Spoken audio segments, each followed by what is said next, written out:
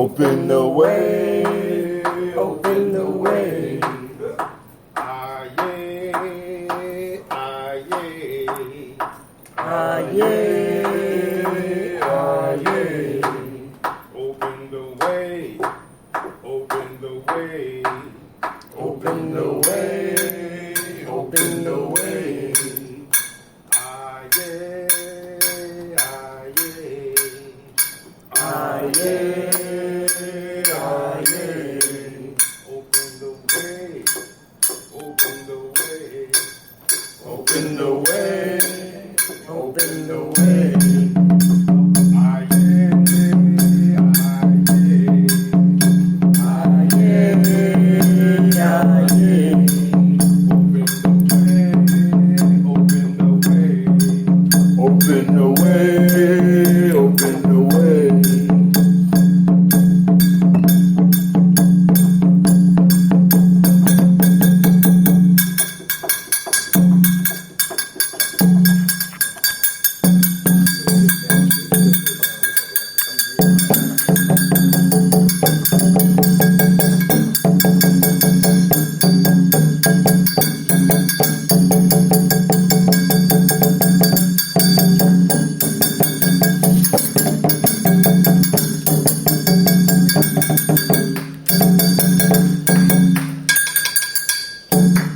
Ah, see. Elder, do we have your permission to begin? Huh? Do we have your permission to begin?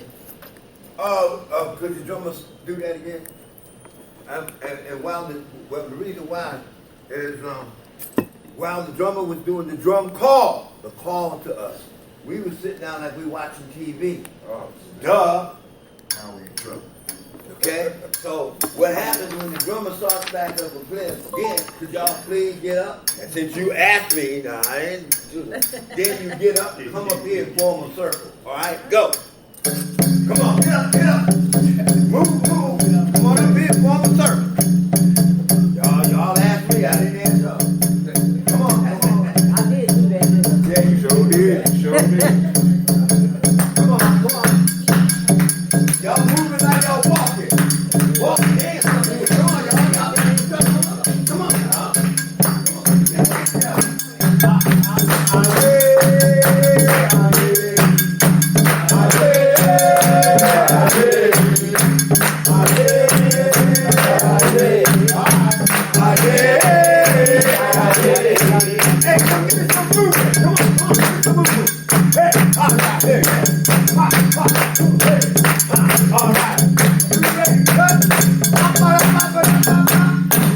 All right. Put your left hand pointed up.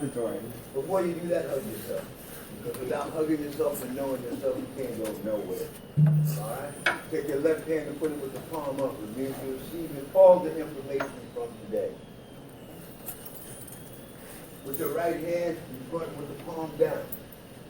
That means you're going to give this information to all the righteous folks.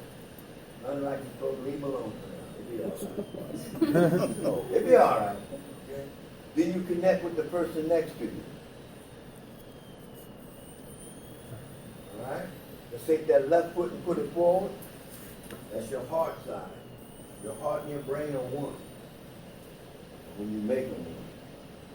Bring that right foot, bring it up. What happened?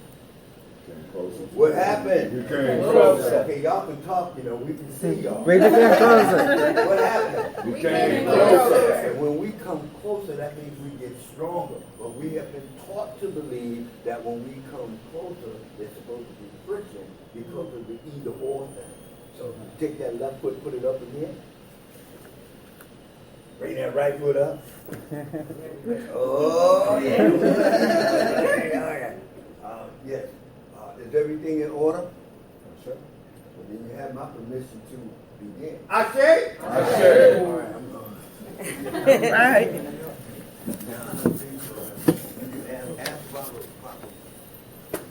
I'm sorry if I screwed it. You guys attracted me.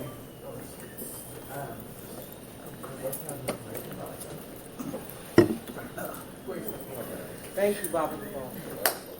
Always there for me. Good morning, everybody.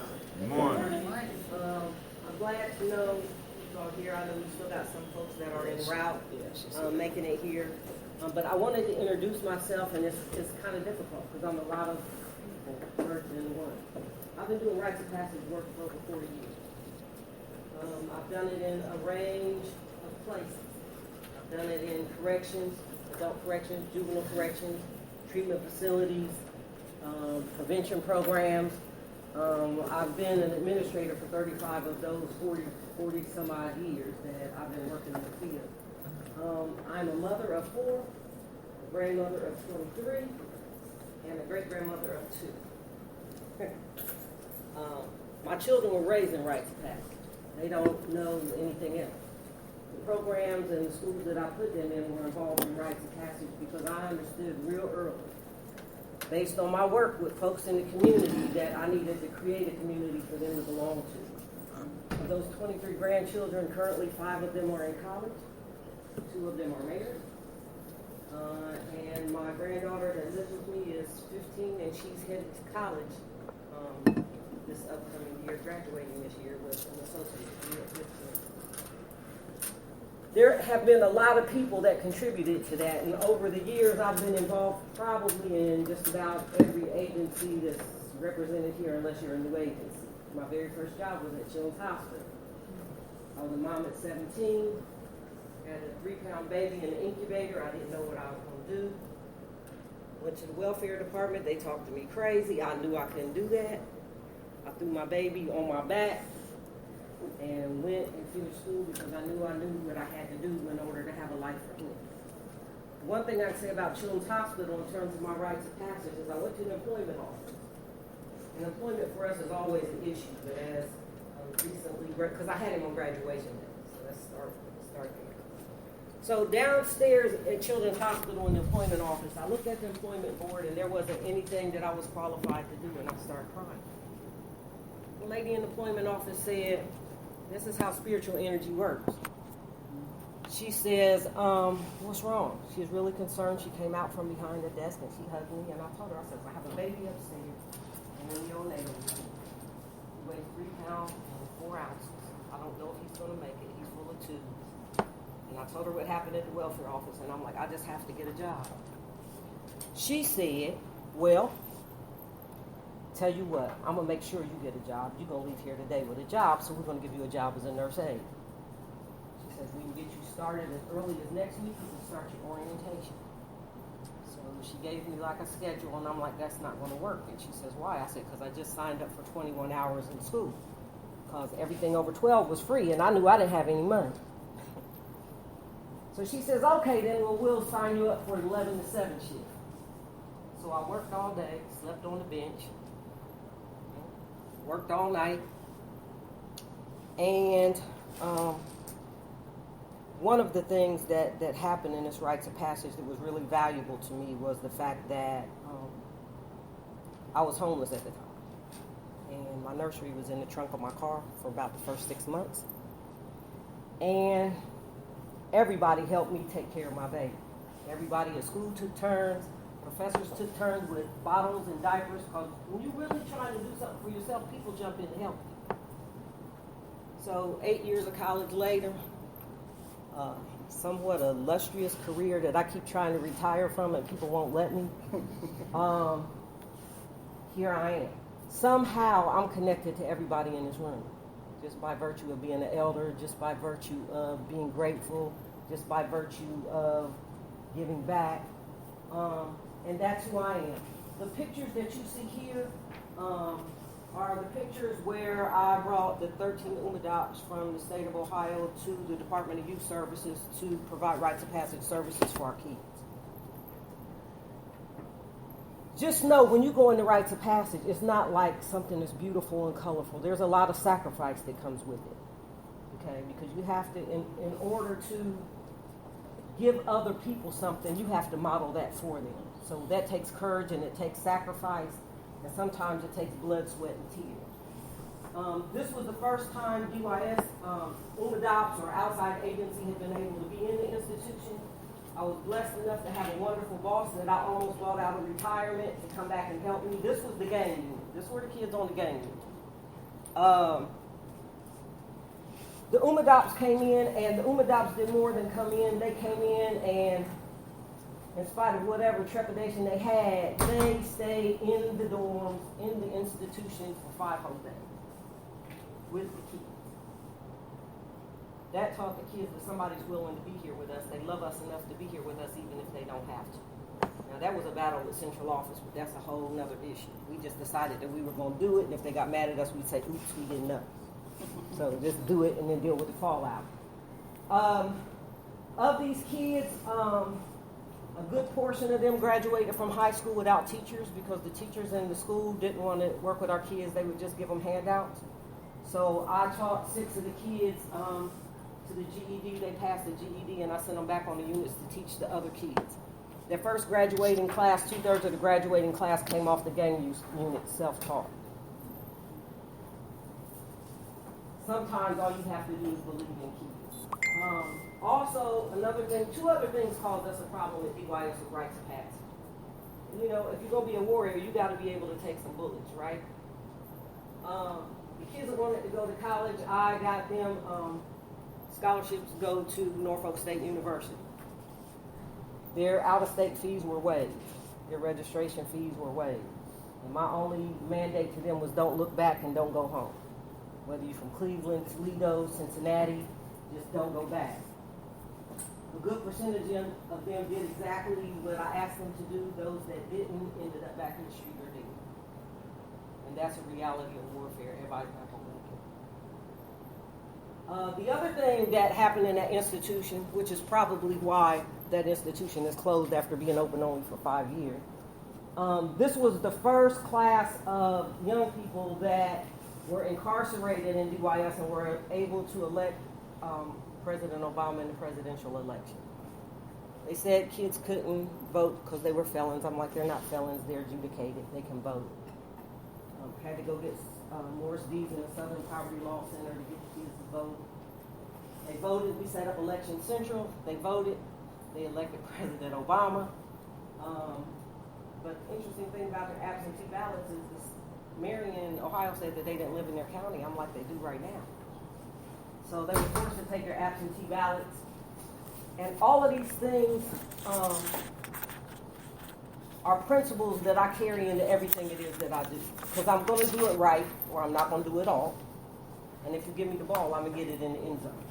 Those are 2 principles that I live by. The process that I use with these young people, and this is the interesting thing, it works with little people in an age-appropriate way. It works with elders in an age-appropriate way. It works with men. It works with treatment. It works with prevention. It works with women. It works with young girls. All you have to do is season the potato salad for who you're working with. But the principles all stay the same. So it's not like you have to keep reinventing the wheel when you do rites of passage. And I guess I've done it a lot of different places, but these are kids that social workers said that they couldn't do group for half an hour with these kids. Last thing I'm going to say about these kids is because we love them unconditionally, they not only did group for 45 minutes, they did group all day long and refused to go to lunch. We had to force them to go back to their rooms at night to get some sleep. And the one thing that they asked us, once they opened up to us and trusted us, was not to leave them. That was the one failure that I had in circumstances beyond our control. But we let them know where to find us in the community when they got home. We did do that. This was probably one of the most rewarding things that I've ever done in my life, with the exception of being a clinical director at Talbot Hall, OSU. After-social treatment program. They couldn't keep their African-American clients. It was at the height of the crack epidemic. Nobody knew what to do with crack. Nobody was being successful with crack. Folks started coming in. I just started doing what I do. I started teaching who you are, what you are, whose you are, who we are culturally, who we are spiritually, who we are to each other. All of the things that nobody ever really took the time to teach them. in their development, right? I had a circle of elders. The elders were there. They were there when you wanted them. They were there when you didn't, because one thing that we did was we gave them their respect. They had the cushiony chairs. Nothing started or nothing ended without their permission. These were the elders primarily. Most of them have passed away now. But when I was at Talbot Hall, those were the elders that were with me. We were affiliated with the African Tree Church, and we all went to the Million Man March, loaded everybody up on the bus. We went. Moya, you want to say a little bit about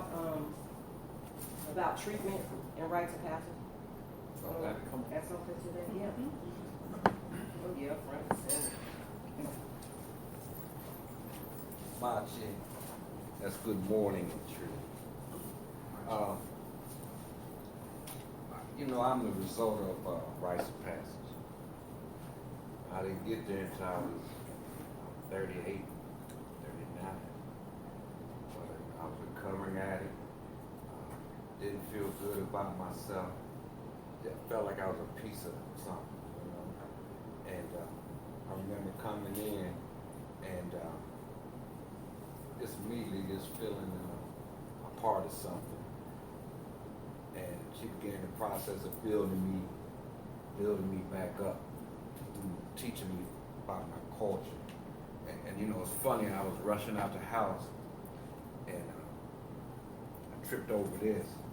And this is the notebook that she gave us. This thing's over 25 years old. I was cussing. And my wife, she found it and set it there for me because she knew this was important. I've had this, and this is all the information, curriculum, the phases that we had to complete before we were able to graduate. And you can look through it. I can pass around and look through it because there's a lot of good information still. I just remember, something I think about it. I was looking up here, there's a brother up here, Michael Finch. Me and him was close to the same age. I remember, brother, he had an NA text, but he couldn't stay clean. He could talk the talk and walk the walk, but he couldn't stay clean, And I remember he came back to the group one time after another relapse. We was all one hugging, say it's okay, and just do better. Trying what we thought being encouraging. I remember Terry Hassel said, "Y'all get away from him.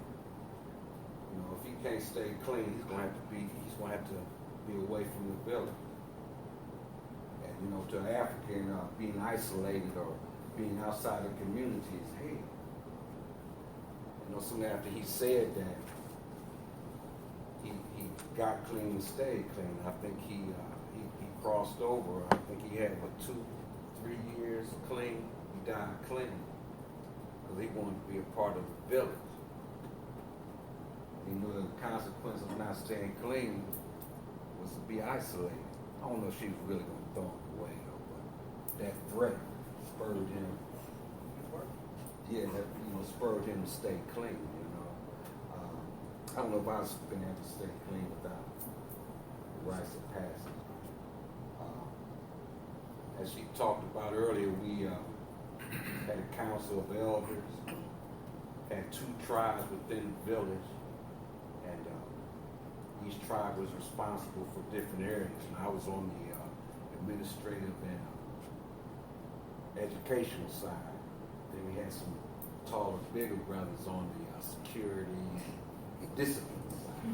I never understood why she didn't put them on that side. But we just, it was the first place where I started seeing the semblance of some order, some cooperation, some level of discipline. We held each other accountable. I can remember times we went up to spots to grab some of our brothers, sisters out the spot and bring them back. I can remember a time in particular we went to a spot. I kept asking Terry House, why are we going here? 'Cause this was over here in the short north, over on 8th Avenue. And we was in, you ever see, what's the movie with Nino Brown, that movie, The Carter Hotel? This was the spot that this was like. And I kept asking, why are we going here? But, you know, the whole village went to grab one of our members and bring him out of that stuff, bring him out of the muck and the mire. You know, we've done that several times. We used to bum rush various meetings throughout the city. As a group, we sat in there and we stayed clean. You know, me personally, I learned interpersonal skills, conflict resolution, in a culturally appropriate manner. Learned about, you know, myself, the shoulders of people I stood on, you know. And it just gave me the courage and strength to do the next right thing, do the best I can, you know. In fact, I'm up here now as a result of me going through and completing the Rite of Passage program. It's not my favorite thing to do, but I was called, you know, so I sure will do the best I can. As a result of me going through the rites of passage, you know, I became more active and involved in the community.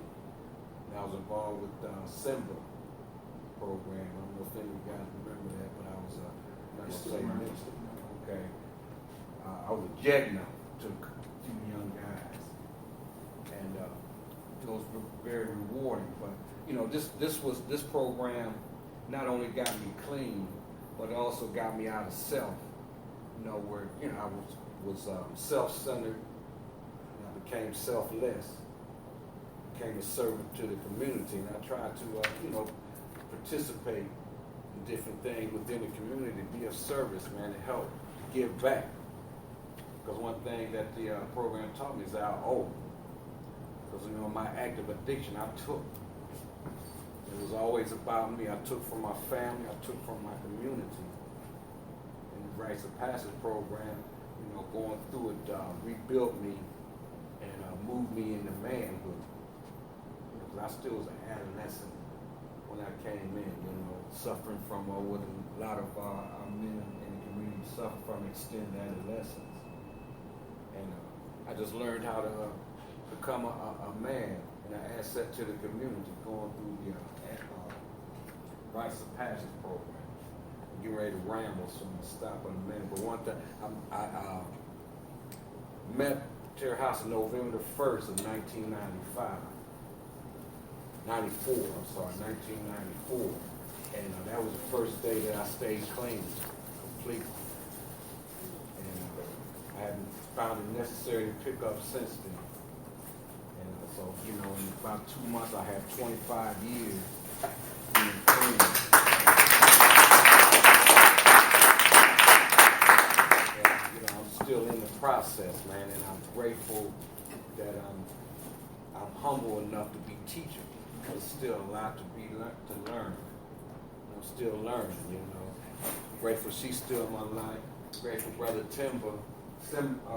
Brother Hatim is there because they're showing me how to put in the work, do the work necessary for it, you know, instead of talking and lecturing, they work. They're showing me, you know, I watch and observe, and they're showing me how to put in some work for the community. I'm just grateful to be here. Like I said, man, if you want to look through it, because I mean, there's a lot of stuff in here. Lessons, lectures, notes, and it's all related to recovery. So if you want to look at it, you know, you can tap it, you know, pass it around or whatever. Just handle it gently. So, thanks.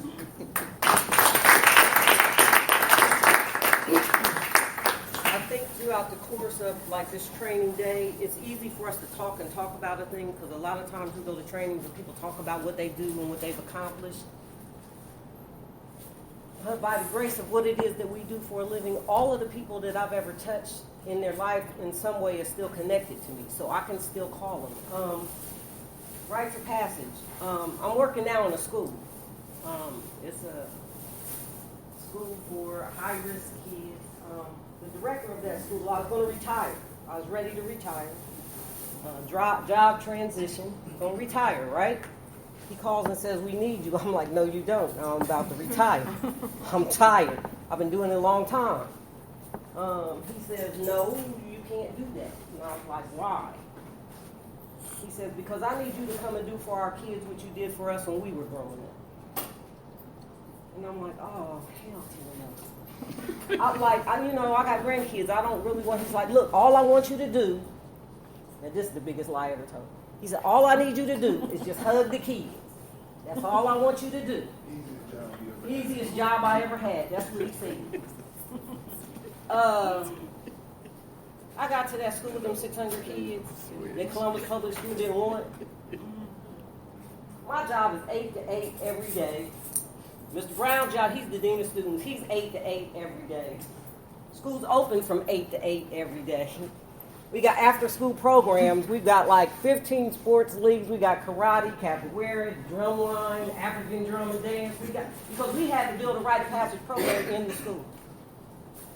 And the blessing is that I've known so many people over the years that all I got to do is pick up the phone and ask for help. And they show up. Because they understand the only way you keep it is give it away. That was kind of drilled into them. What service are you going to provide? Because everything's not about money. So that's the first thing that I want to get to you with my experience. If it's about money for you, forget it. You're not going to make money doing rites of passage, but you will save lives.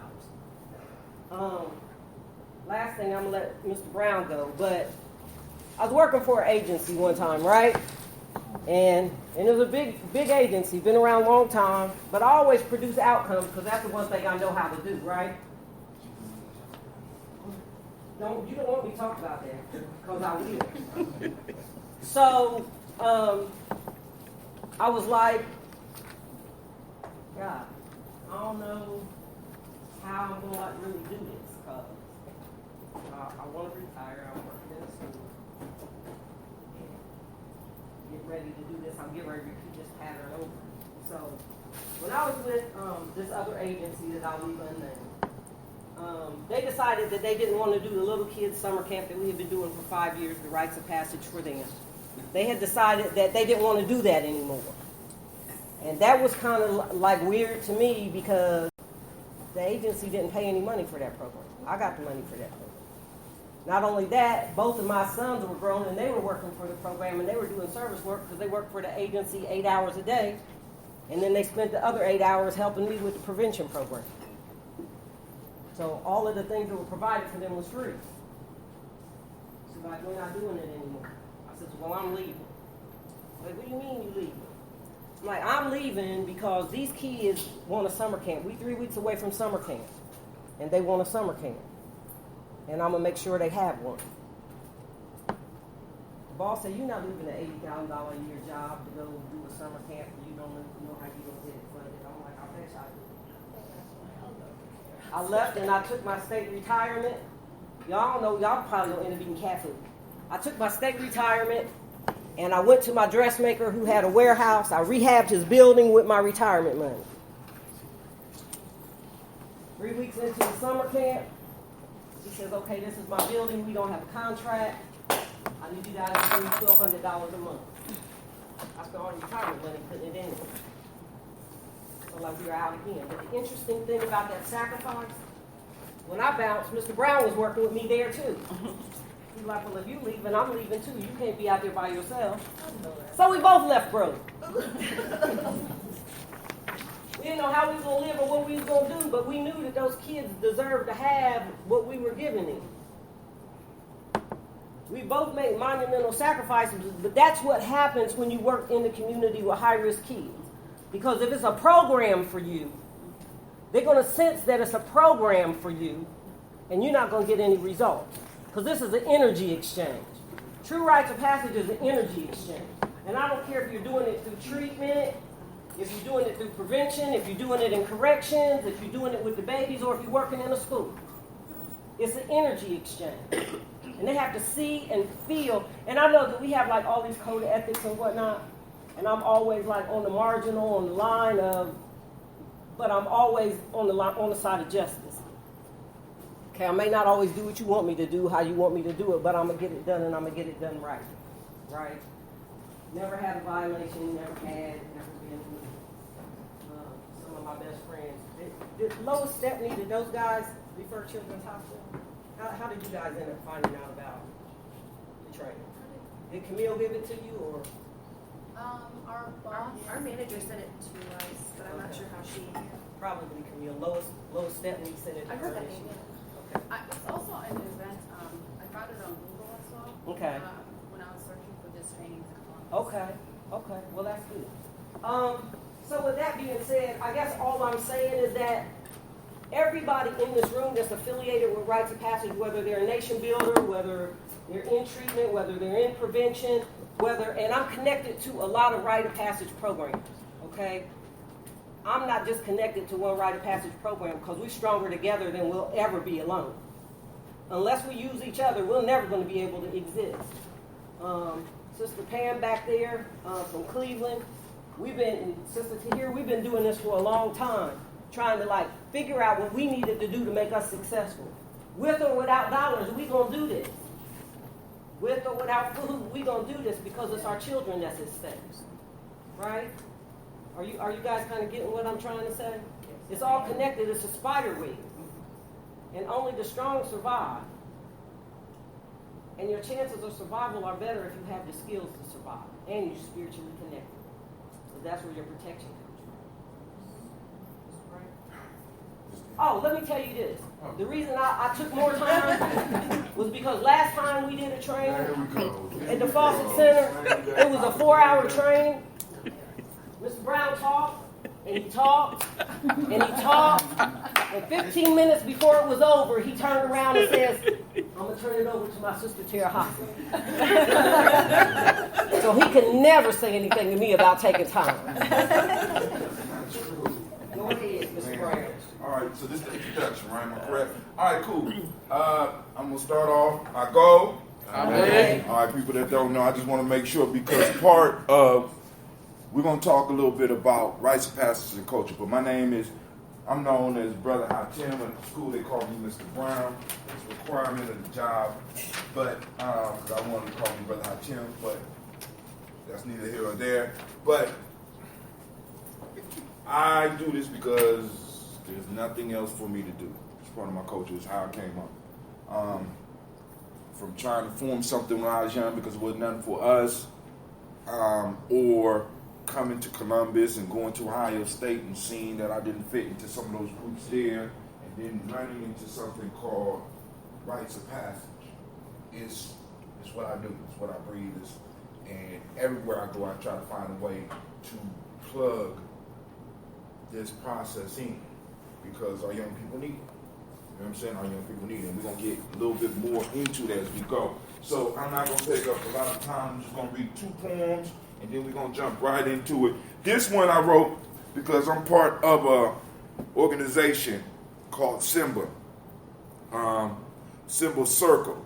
Now, what a lot of people don't know, as far as the Midwest, man, one of the things that troubles me the most about the Midwest is that we got an inferiority complex, people. Because I'm telling y'all, listen to me, everywhere I go, the amount of information I'm able to bring and the stuff that I'm able to talk about shuts everybody down because of our experiences and effects that we have on music and culture. We all think East Coast, West Coast. No, it's us. You know what I'm saying? Because like I said, we got a brother in the back here who in hip-hop messed me up in hip-hop, straight from the Midwest. Because now I can't listen to any groups without comparing it to one of the groups, to the group that he's in. You understand what I'm saying? So the Midwest, and you talk about the funk and all this stuff flows up out of us. I don't know why, but then we go places and we kind of shy about it. Well, anyway, going back, because he said he participated in Simba. Some of y'all probably heard about the Simba organization that's at Franklin County. But there is a national organization called the Simba Circle. And the piece that we was able to find out through trying to find the lineage, Simba Circle actually got their idea from Columbus.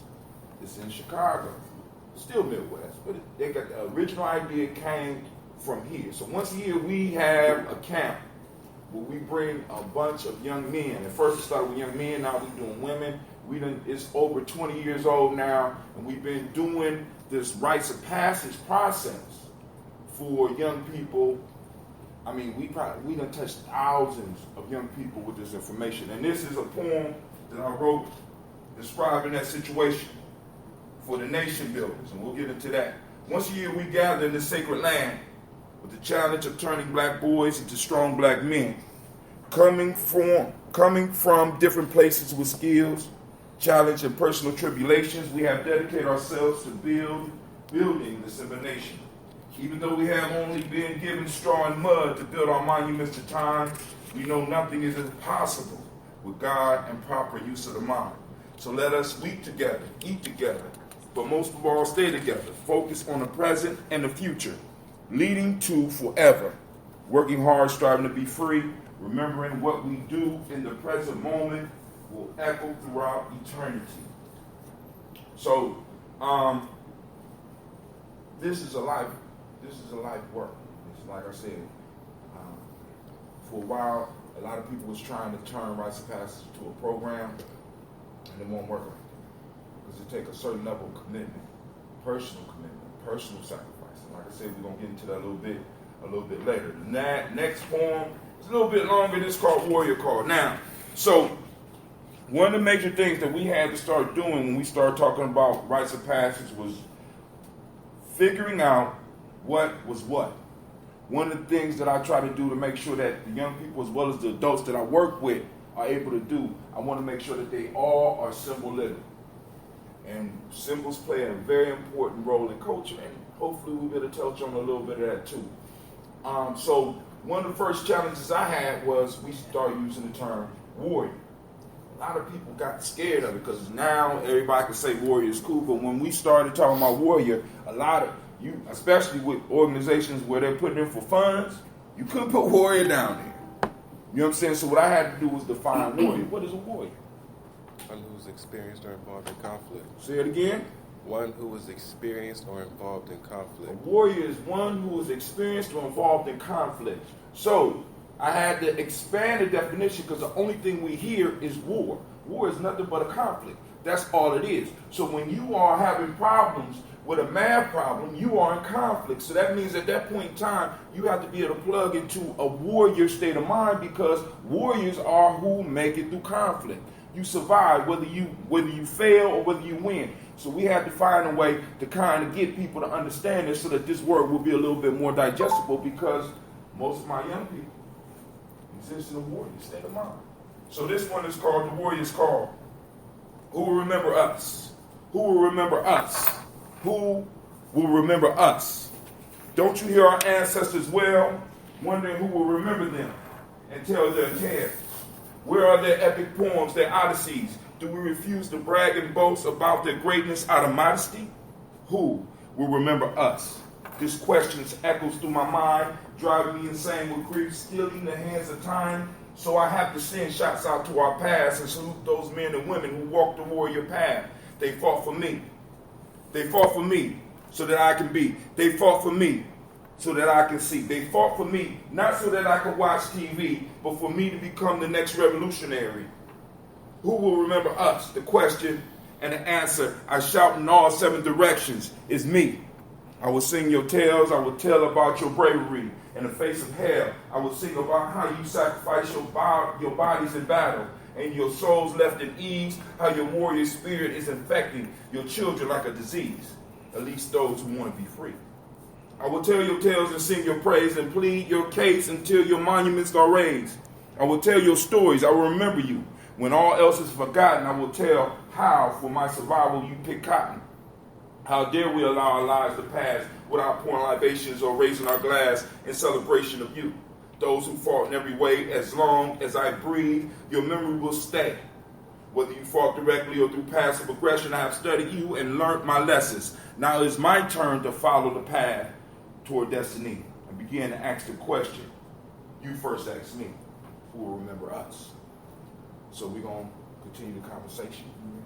Where we at?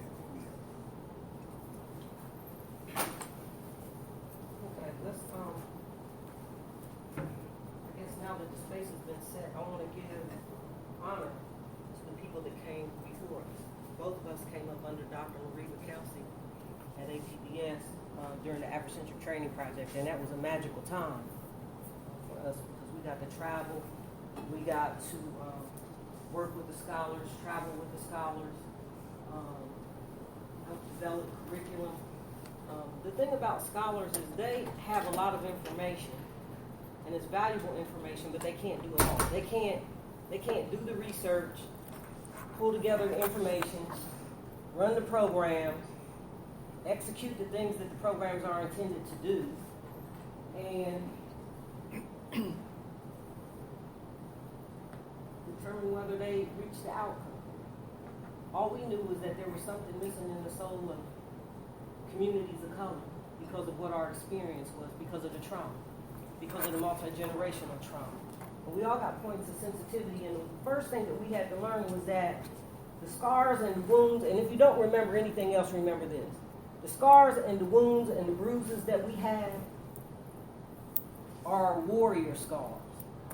Every wound has a valuable lesson behind it. Every trauma has a valuable lesson behind it. And what I have to tell folks in prevention, corrections, treatment, whatever it is, if you don't learn that lesson, you're destined to repeat. And you will repeat it until you get sick and tired of being sick and tired and do something different. How long the pain lasts is up to you. You have control over that.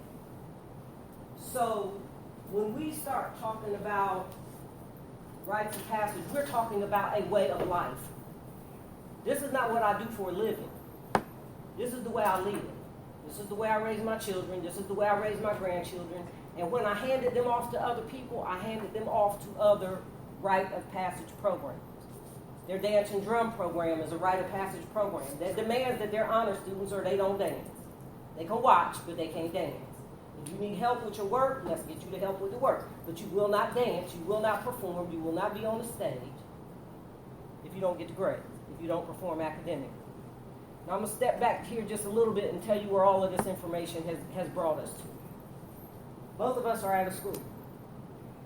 In the school, academics are primary because that's what schools exist for, academics. And we understand that the need is greater than that. And the beautiful thing about the school that I'm in is a lot of the folks that are there are affiliated with or working with or nation builders or warrior and rites of passage programs. So it kind of sets the stage for us being able to do what we do. So when I tell the drummers in the drum line that drummers have a responsibility and an ethical responsibility to the entire community, so drummers don't act up or they lose their sticks. And so when I ask one of them that are struggling, I'm like, why do you not act up? Because I'm a drummer. That sets the tone for something. Same thing with recovery. Are you in recovery or are you not? That doesn't mean it's perfect, but are you working on it? Are you perfecting yourself a little more every single day? Check in with me and let me know how you are or what you're doing.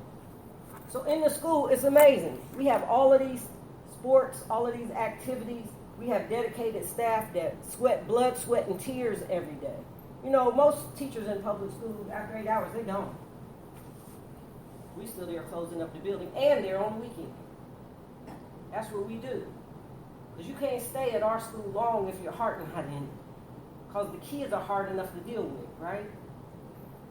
But our school also has, we understand that money is a problem. And there was a video that we wanted to show, but I know we don't have time to give you all of it. I can't force feed you all of it. But Mr. Brown came up with an economic way of life. So he came up with decision dollars. They earned decision dollars. And it was working very, very well. And the middle school took over the bank, and they ran the bank, and the kids made deposits, and they made withdrawals from the bank. We have what they call the golden gyms. What's the gyms? Golden gyms? Urban gym. Urban gyms. Okay, urban gyms. They grow their own food. They grow herbs and vegetables, and they harvest these things. We got one outside, and we have hydroponics inside the school. So we grow aeroponics inside the school where the kids grow food. Big time. And they harvest the food. We have plants growing in every classroom. They harvest the food. They sell the food in the open market. They get to keep the money. We're teaching them how to use money wisely. We're teaching them how to grow your food. We're teaching them how to run a business. That is so important, because if I give people everything else and they don't know how to make money independent, even when nobody else will hire you. It's always been an oddity to me that people go to prison and they hustle up and they make money in prison and then get out and can't get a job. Just engage that hustle into something that's legal and you'll be all right. But you lose it when you hit the street, because it's like, well, nobody will give me a job. Well, nobody gave you a job in prison either. But you made cards, you wrote letters for other people. You did what you needed to do to be able to survive, right? So we come out here and we get dependent, and that's what happens a lot of times with our program. It's wonderful if somebody gives you money for a program. That's wonderful. It's a beautiful help. It gives you another breath for another day. But at the end of the day, you have to know that you could do that with or without any outside funding. And guess what? The funders want to know that you're self-sufficient too, that you can be self-sufficient, or you're working towards self-sufficiency, and what is your plan? It makes it a whole lot easier when you're doing it with nothing in the first place.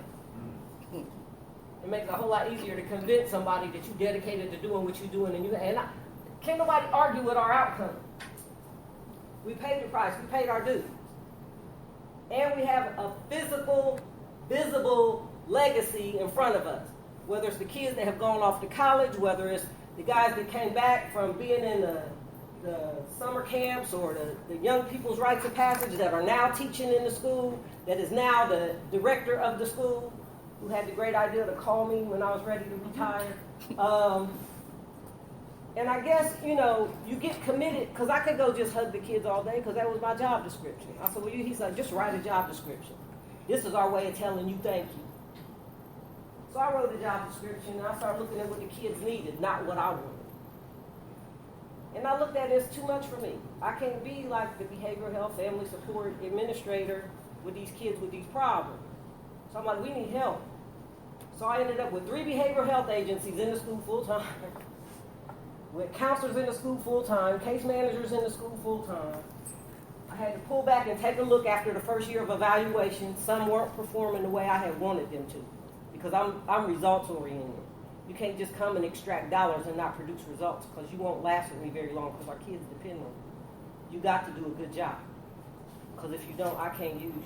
If we all on the boat, everybody got an oar and everybody got a row. You can't sit and rock. Or you can't row sometime and then not row other time. So, rites of passage, everything that I've learned over the years, it allows me to work with parents in a rites of passage way. The way we want to work with kids, but we don't want to work with their parents. Amen. Sometimes we want to work with the parents and don't want to work with the kids. So let me look back at that, because it's amazing. But when you got the energy and the heart for doing this stuff, miracles happen. You get to see miracles happen every day. And somebody said, well, why do you keep doing that? Why do you keep working with addicts? Why do you want to work with the badass kids? I said, because I get to see miracles happen every single day. Every single day. When my youngest son, his older brothers left and went to school, my oldest son went to the military. He started wanting to run around and be with the gang, because at the time I was working with gangbangers, right? So he's going to be a gang member. He's going to be 800 Block Oak Street VTC. He's an artist and a musician, okay? That's not who he is. So he goes around Oak Street. They're like, no, hell no. You come over here, your mama gonna come looking for you, because you know how she ran us down in the street. That's not happening. So he decided he wasn't gonna work on the east side, so he went up Short North. And one of the kids in the Short North was like, you look like somebody. And so I went by for a couple days, and he's over there hanging out and stuff, and I guess somebody new showed up. And the dude asked him, he looked like somebody. Don't he look like somebody? And he's like, oh, hell no. He's like, remember that time Miss Terrahouser ran up in the dope house to get us when we didn't come to group? And called our POs and said that we didn't go to group? That's his mama. She coming after him. So they kicked him out. He couldn't function on the Short North even. And he came back, and his argument was, it's hard being your son. Now we talk about those badass kids out there in the street, they wouldn't let my son join them. They could have easily taken that and taken advantage of that, like I showed you I got your son, right? They spanked him and sent him home. They're like, if we had a home like you, we wouldn't be out. So you going home. So we came back to Oak Street, and the OGs on Oak Street said, look, dude, your mama around the corner. So this is what we going to do. We're going to stay down here and play cards all day. We're going to build your recording studio upstairs and do security for you so don't nobody rob you. You just going up there and do music because that's what you do. And they protected him till my sons came home. That's the outcome. When they take community responsibility, even when they feeling like they doing the only thing that they know how to do, but you know that they learned something and they got something from you, and they may not get it right away, but it sticks to them because the truth sticks to you. Righteousness sticks to you. When you see it, when you feel it, when you experience it, and it's more than a program that was in a book.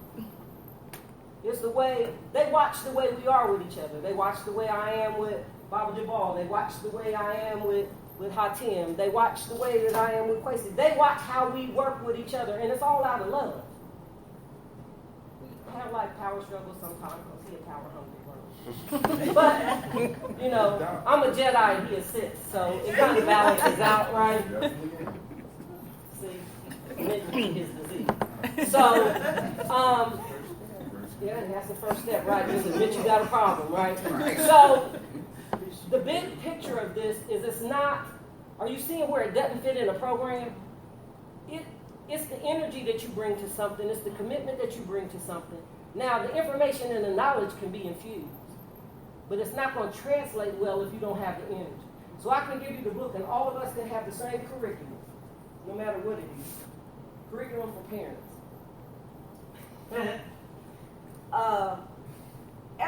You got to season this. I can't go look, okay, today we're doing, I don't know. Do I have a parent in here who want to talk about that experience? What it's like working with somebody that's not coming out the book? Come on, Miss Vegas. See, I got to show you. If I just talk about it, you won't get it. I have to show it to you. And then when we start talking stats and numbers and processes, then it'll make sense to you. I gotta come up there. Mm-hmm. You come with it, since you smiling. We both in trouble. Well, happy sunrise, everyone. It's nice to see and meet new people. I'm Rosie. I'm Rosen's mom. Hi, Rita. Michael's mom. You want to start? Okay, sorry. Well, my first time meeting Miss Terahasa was because my son had explosive expressions with his emotions, and he goes in when he feels something's not justified. And what caused him to have these things, he would get embarrassed with anger. And I would try to get him to understand, well, baby, you know, anger is a device that can be used to burn out old root systems that are unhealthy. First off, because my daddy always said, you better inspect the root before you eat the fruit. I'm not playing with you, okay? That's how you catch worms. But he would just get extremely angry. Then it would embarrass him. Then he'll go into this downward spiral of, do I call it? It wasn't self-mutilation, but he would beat himself up. Like literally punch himself. Self-harming behavior. And that really, really bothered me. Because, you know, teachers are stuck in between a rock and a hard place where they want to restrain the child, but then they don't want to break rules either. So I was like, look, it takes a village. He's my only child. I'm open to suggestions of all you seasoned mothers up in here, including the fathers, because there was times at home I would take him across the street to Mr. Thomas, like, can you get through to him? His daddy's active, but we're not in house together. And with his dad being Asian, there's another way that they handle things as well. Me being Portuguese, there's a way we handle things as well. And we had to find a blend.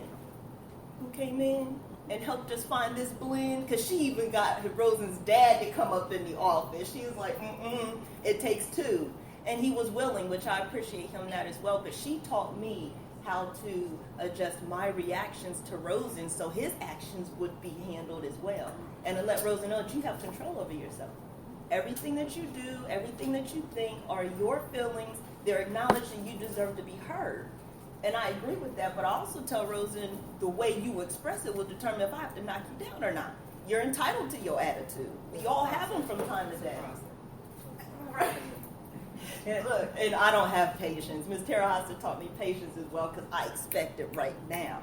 That's how I was raised with a military dad and a crush your T's and dot your I's type of mom. My mom's, I don't care how you feel, don't make me look bad in these streets. So Ms. Terahasa, he's a little more sensitive than that, and I'm not accustomed to.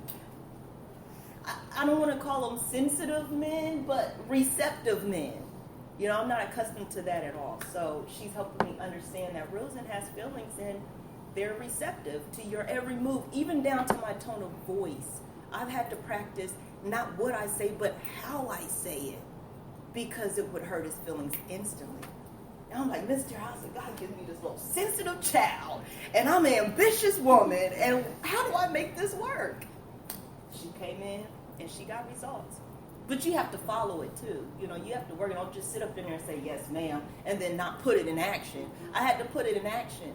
And I even had to, I don't want to use the word check my mama. I had to redirect her generation's level of discipline. It's not always about the strap. Because we got the strap. Shoes, extension cords, everything else. But what they fail to realize is the trauma that comes from it. The trauma that comes from it. I found out that I got trust issues starting with my mom when she would say, come here, I'm not going to hit you. That's where my trust issues started. So I had to let Rosen know when mommy says something, I mean it. But it's not going to be hurtful. Thank you for listening. My son he's a wonderful child. He has to get me together sometimes. He has to tell me, Mommy, calm down. It's going to be okay. He's 10 and I'm so proud of him. He's a perfect child. And both of them are just wonderful. When it comes to kids, if you have a problem, they bring you in, talk to you, find some resolution to what's going on, and it gets better. We had a couple of bumpy roads last year. Got through with it. And he's been perfect ever since. I like her insight, though. You know, because she checked me. I ain't got no issue No, being she checked. does. She does. Miss Terahasa And will the way come she right does in. The way she does it. I need the Apollo with the hook thing. Yes, you got But the the way staff. you do ready it, to though, the way you do it, it's so much class. And it's in love. It's out of love. It's not nothing that anybody that takes offense to it. I don't know. They have confidence issues. Thank you. Thank you. Thank you, Mr. Brown. No problem. I didn't always have that calmness. One of the gangbangers gave me that calmness. One day on Main Street when we were working with kids, and it was like it was the Hatfields and McCoys on Main Street. But I used to get upset because kids were dying. At one point, Tim and I were going to more funerals than we were graduation. And it was extremely, extremely painful. And I kept talking to the boys about, how painful it was for them to keep doing what they were doing and dying. And I was like, you guys really don't understand. You got like people here that will die for you. I die for you. That's why we're here. That's why we risk this every day. Even with my sons being mad about the fact that I was there. And he's like, and it's a lesson that I'll keep for the rest of my life, so don't ever think that you can't learn from the people that you work with. This is what he said to me, and it was the most valuable lesson that I ever heard. He says, Ms. Terahasa, quit being emotional. You can't think when you're emotional. Being emotional in this warfare will get you killed. You have to stay calm so you can think. In this arena where we are, what we're doing, you have to stay calm so that you can think and you can feel, and you can't do that when you're emotional. And I kept that. So at times when I feel like I really need to get emotional, I get quiet so that I can hear the ancestors, so that I can hear what it is that I need to do so that I can feel energy coming my way. It was the most valuable thing that anybody ever gave me in my whole entire life. DYS, the kid said he had a definition for warrior. And the kid in the corner, they kept wanting to put him out of the training because he wasn't saying anything. I said, he's not saying anything, he's not doing anything, he's not disruptive. Leave him there, he gotta absorb something. And so about day 3, anybody else got a definition for warrior? And he says, I do, and everybody got quiet and turned around and looked because he hadn't said anything in 3 days. And he said, my definition for warrior is somebody who would risk anything and everything for something bigger than himself. Wow. That definition stuck with me for the rest of my life. That was his definition of warrior, and it kind of kicked ours out the bucket. Like, he was thinking, it kicked that other definition out my bucket. Because that's what we do. That's what we do every day. If you committed to it, it's got to be something bigger than you. It's not about your life. It's about what you came on the planet to do. Make sense? So let's get into the nuts and bolts of rites of passage. Is that where we at? Defining rites of passage. So let's say we a tribe. We found each other, several different families coming together. Yes, sir. I have a question. Yes, sir. Is it by coincidence or by design the rites of passage possesses none? Design, because there's a lot of 7s, there's a lot of 9s. Once again, remember, we talk about... I'm just asking. Right. I just wanted that's the only thing, when I saw that, and I was right. like, okay, cool. So Symbol literate. Get into it. Symbol literate. All right, now, so imagine we're a group of people that come together, because we got to understand, as human beings, we are some of the weakest and the ugliest animals in the animal kingdom. Please understand that. Because if it comes down to it, a 90-pound cat can whoop a 150-pound man. If they're really hungry. Most animals out there that are hunters can beat us. Matter of fact, raccoons, I don't know if anybody ran into a raccoon. But a raccoon will whoop a full-grown man. So we have to be clear that human beings can only survive and have only moved to where we move because we started learning to live in groups. As a matter of fact, us working as groups is what made it possible for us to move to the level where we are now. But this is the other level. It's cool that we come together because us working in a group makes it easy. But what starts to happen where if we are a village and I just by happenstance, mistakes, survive long enough to where I'm good enough now where I could bring meat in for us on a regular basis. Meat increases the protein. That means our kids are better. We're healthy. And I got this information. I can track a deer from 20 miles. I could look at the footprints. I could tell whether the deer is pregnant, and we should leave it alone because that means that's more deer for us in the future. Or I could look at the footprint and tell if it's a man. I could tell by what it's eating and the way it dealt with the tree, what's going on with it and where it's heading. I could tell whether it's thirsty. All this stuff I can figure out just by looking at the tracks. Not because it's some mystical thing, but because through trial and error, I have figured this thing out. Tracking deer, I'm able to catch elk. I'm able to do all these things. And we living good. Then one day I go out hunting and I don't return. What happens to the tribe?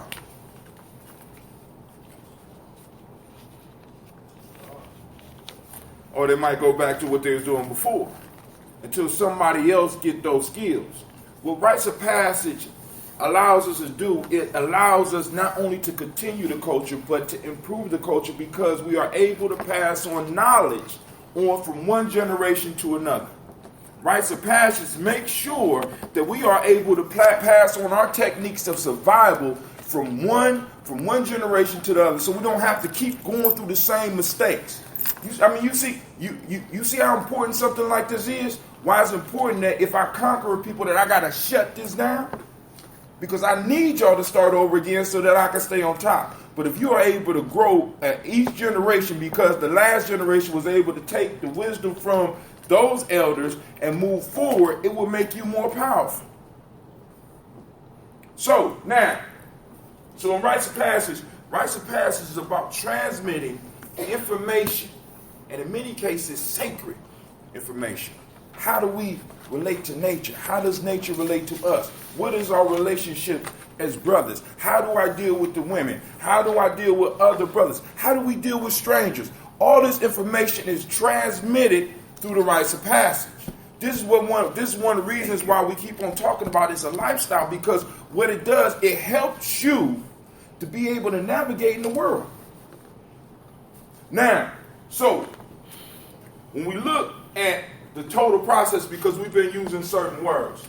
Now, first off, in most of our systems, we always start with the creator, regardless of what you might call that name. We got that creator first.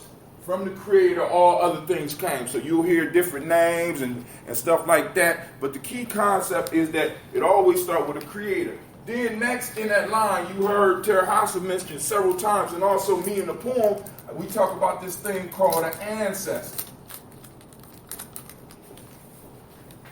Anybody know what an ancestor is? Go ahead. Our forefathers have gone on before us. Somebody that made the transition. You hear people in the community, practice community, the rites of passage, we use the term transition. Anybody know why we use the word transition? We move from one life form to the other. Scientifically, no energy ever leaves the universe. You understand what I'm saying? It's a closed loop. Once that energy is here, it's always here. So for us, spiritually, it's always been like that. So the ancestors, as part of the culture, never really leave. They are parts of the family. Right? So we have to celebrate them. We have to remember them. Why? Because from them, we got good feelings. From them, we got lessons. And we always got to reflect back on that. And that's where a lot of this stuff comes from. So it comes from and through the ancestors, because that is the closest link that we have to the Creator. From there, of course, we got birth and we go through our childhood process. And for many of us, this is the only freedom we ever get. Childhood. You know what I'm saying? Where we coming from the ancestor realm into childhood. Now, in childhood, I develop a certain relationship. And those individuals that I developed a relationship with have, in a sense, went through a process that have made them able to deal with me in a proper way. One of the issues is because we eliminated rites of passage, or it was eliminated from us, we all did, a lot of us, we deal with our children in different ways. This is my child. No, this child, in our tradition, it comes from the ancestors. As a matter of fact, some of y'all might got families where y'all still might not name the child for a couple of days because y'all might want to check and see which ancestor is coming back through here. This child belongs to the family. Deeper than that, this child belongs to the culture. Which means, that's why we say it takes a village to raise a child. Not just a catchy phrase, but an actual reality. When I see somebody out here, you know, these are my children. When I go to school, these are my children. I have kids call me uncle. I have kids call me dad. I got kids. These are literally my kids. I'm responsible for y'all. Why y'all showing out like that in class? You're not representing us. What are you doing? Boom. So now they move through the childhood. Now, with the childhood, what has to happen is they come into a whole nother phase. After they go through the childhood phase and they develop the proper relationships with the adults. And it's important that the adults have a certain, because I seen a movie called The Crow. Anybody ever seen The Crow? Yes. Anybody remember the scene in The Crow where Brandon Lee found a woman doing the drugs in the bathroom? Y'all familiar with that scene? What did he tell her? Nobody seen it?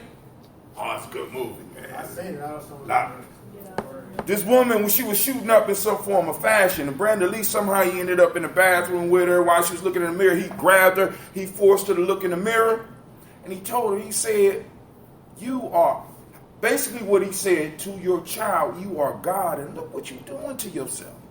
To our children, we are the closest thing that they know to God. So we got to have appropriate behaviors because we are the first experience that they have with the divine.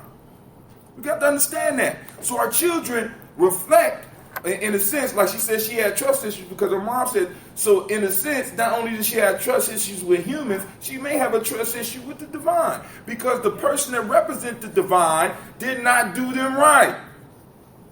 How do you live a good life if you don't have a good relationship with the divine?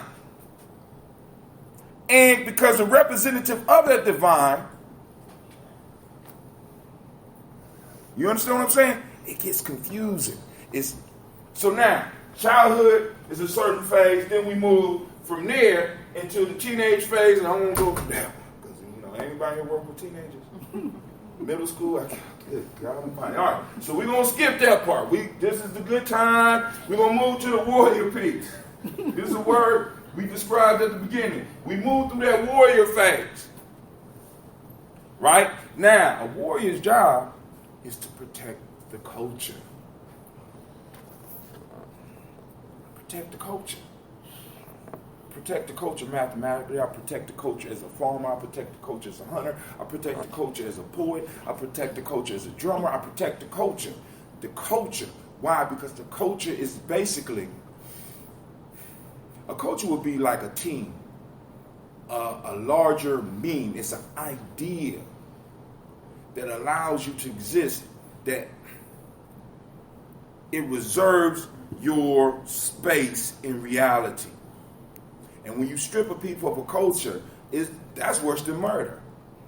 Because I'm basically a zombie walking around here. So the warriors are supposed to protect the cultures. What is a warrior? One who is, what is it? Again, I'm confused. What is it? One who is experienced or involved in conflict. One who is experienced or involved in conflict. Warriors put themselves on the line to protect the culture. That's what we go to war for. That's what we go to peace for. That's what we raise our children for. All right? So now, from the warrior phase, we move to the nation builder phase. This is supposed to be a circle. Please excuse me, I'm not a good artist. And we move from the warrior phase to the nation builder phase. And I like to throw the term on nation maintainer because you do a lot of building. You can build, but you need people that know how to maintain that. Nation builders are individuals that help build and establish as well as maintain the culture. Which brings us to the root of why she put me up here.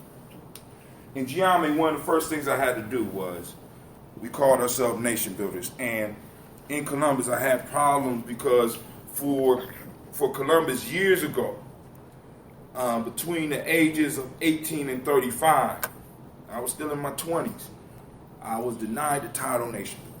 Couldn't do it. I mean, you know what I'm saying? I had elders that would support me. I ain't gonna say no name, but I had other elders, no! I'm like, yo, I need, what's going on here? I mean, we're the nation builder. I want this title, boom, boom, boom. So I ended up hooking up with Simba, and Simba is a different process. Based on our process, but it's a different process. So all of the leaders there are known as nation builders. So you get this little hoodie, you got the nation builder on the back, boom, boom, boom. So I say, all right, that's hot. That's hot, okay, cool. But when I formed Gye-Nyame, the first thing that came to my mind was, I need to be able to define this thing. What is a nation builder? Well, we know a builder. A builder is somebody who puts something together. And I got all these organizations. I got the Nation of Islam. I got all my brothers and sisters screaming about nation. But then you start talking about what a nation is, and they can't really break it down. So what's a nation? A nation is a stable, historically developed community of people with territory, economic life, distinctive culture, and a language in common. Nation. Nation. So, we're not really nation builders because we don't really have a nation. More family builders, because when you look at the definition of nation, stable, historically developed community, or stable, historically developed, you could take community out and you could put group. The same definition that you can use for nation is the same definition you can use for tribe or family. Stable, historically developed community or group of people with territory, economic life, distinctive culture, language, and common. As black people, we got two of those. Language in common, distinctive culture sometimes. Just sometimes.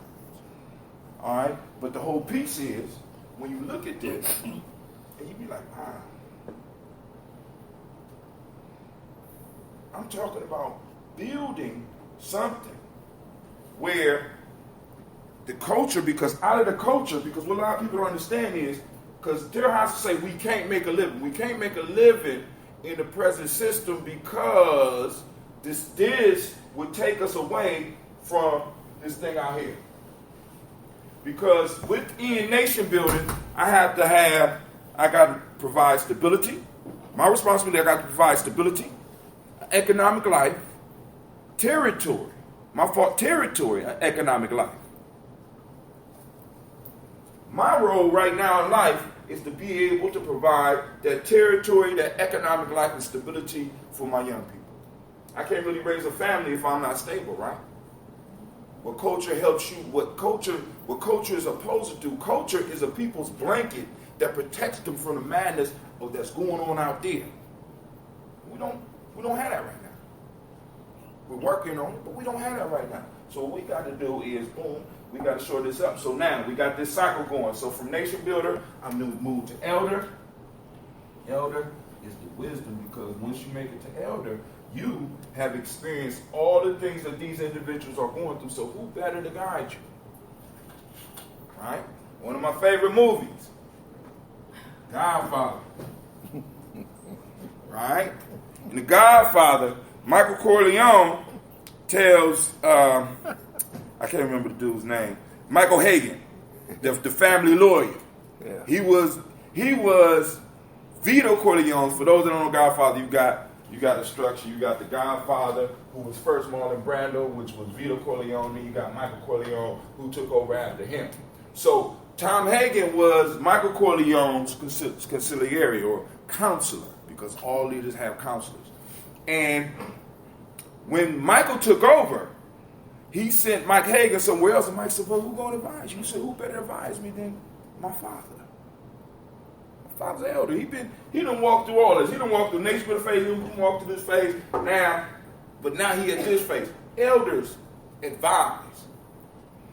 Elders advise. And they should be able to contribute to the stability and economic life. And once the elders graduate, because it's not death, it's a graduation, they move right back into this pool, and this pool moves right back into the childhood, going right back through the bloodline like this. So rites of passage is about the overall culture, preserving the culture, building the culture, because each generation has a responsibility to not only embrace the culture and protect the culture, but also what improvements are you bringing? What new skills are you going to transmit to the next generation? Because any group that's just stuck in the past, just constantly stay stuck in the past, we already know it don't work. It's sort of like having an 8-track today. How many of y'all go somewhere right now with an 8-track? And you know what I'm saying? I'm old school. I want an old track. I want an 8-track. You know what I'm saying? But I want to listen to Meek Mill. Can I get Meek Mill on an 8-track? No, you won't. Put him on one. But that's how some people are with the culture. It's like, boom, we supposed to be stuck back in Egypt. No. We need to take those experiences and expand on them. And we're going to talk about that in a little bit. She claims I take up all her time. Are there any questions before I move on? Any questions? No. Okay. What's that? Is it on you or is it on me? I need to wrap rites of passage intervention around this piece here. This is the way it looks when it works the way it's supposed to. But you guys are going to talk now, so tell me what happened. Yeah, he pushed it on there.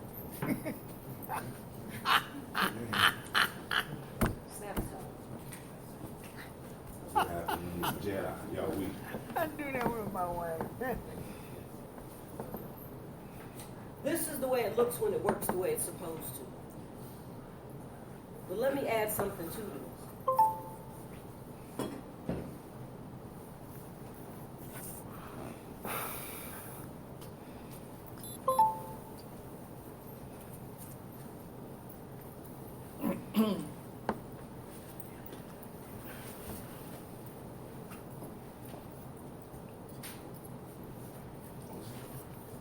Trauma.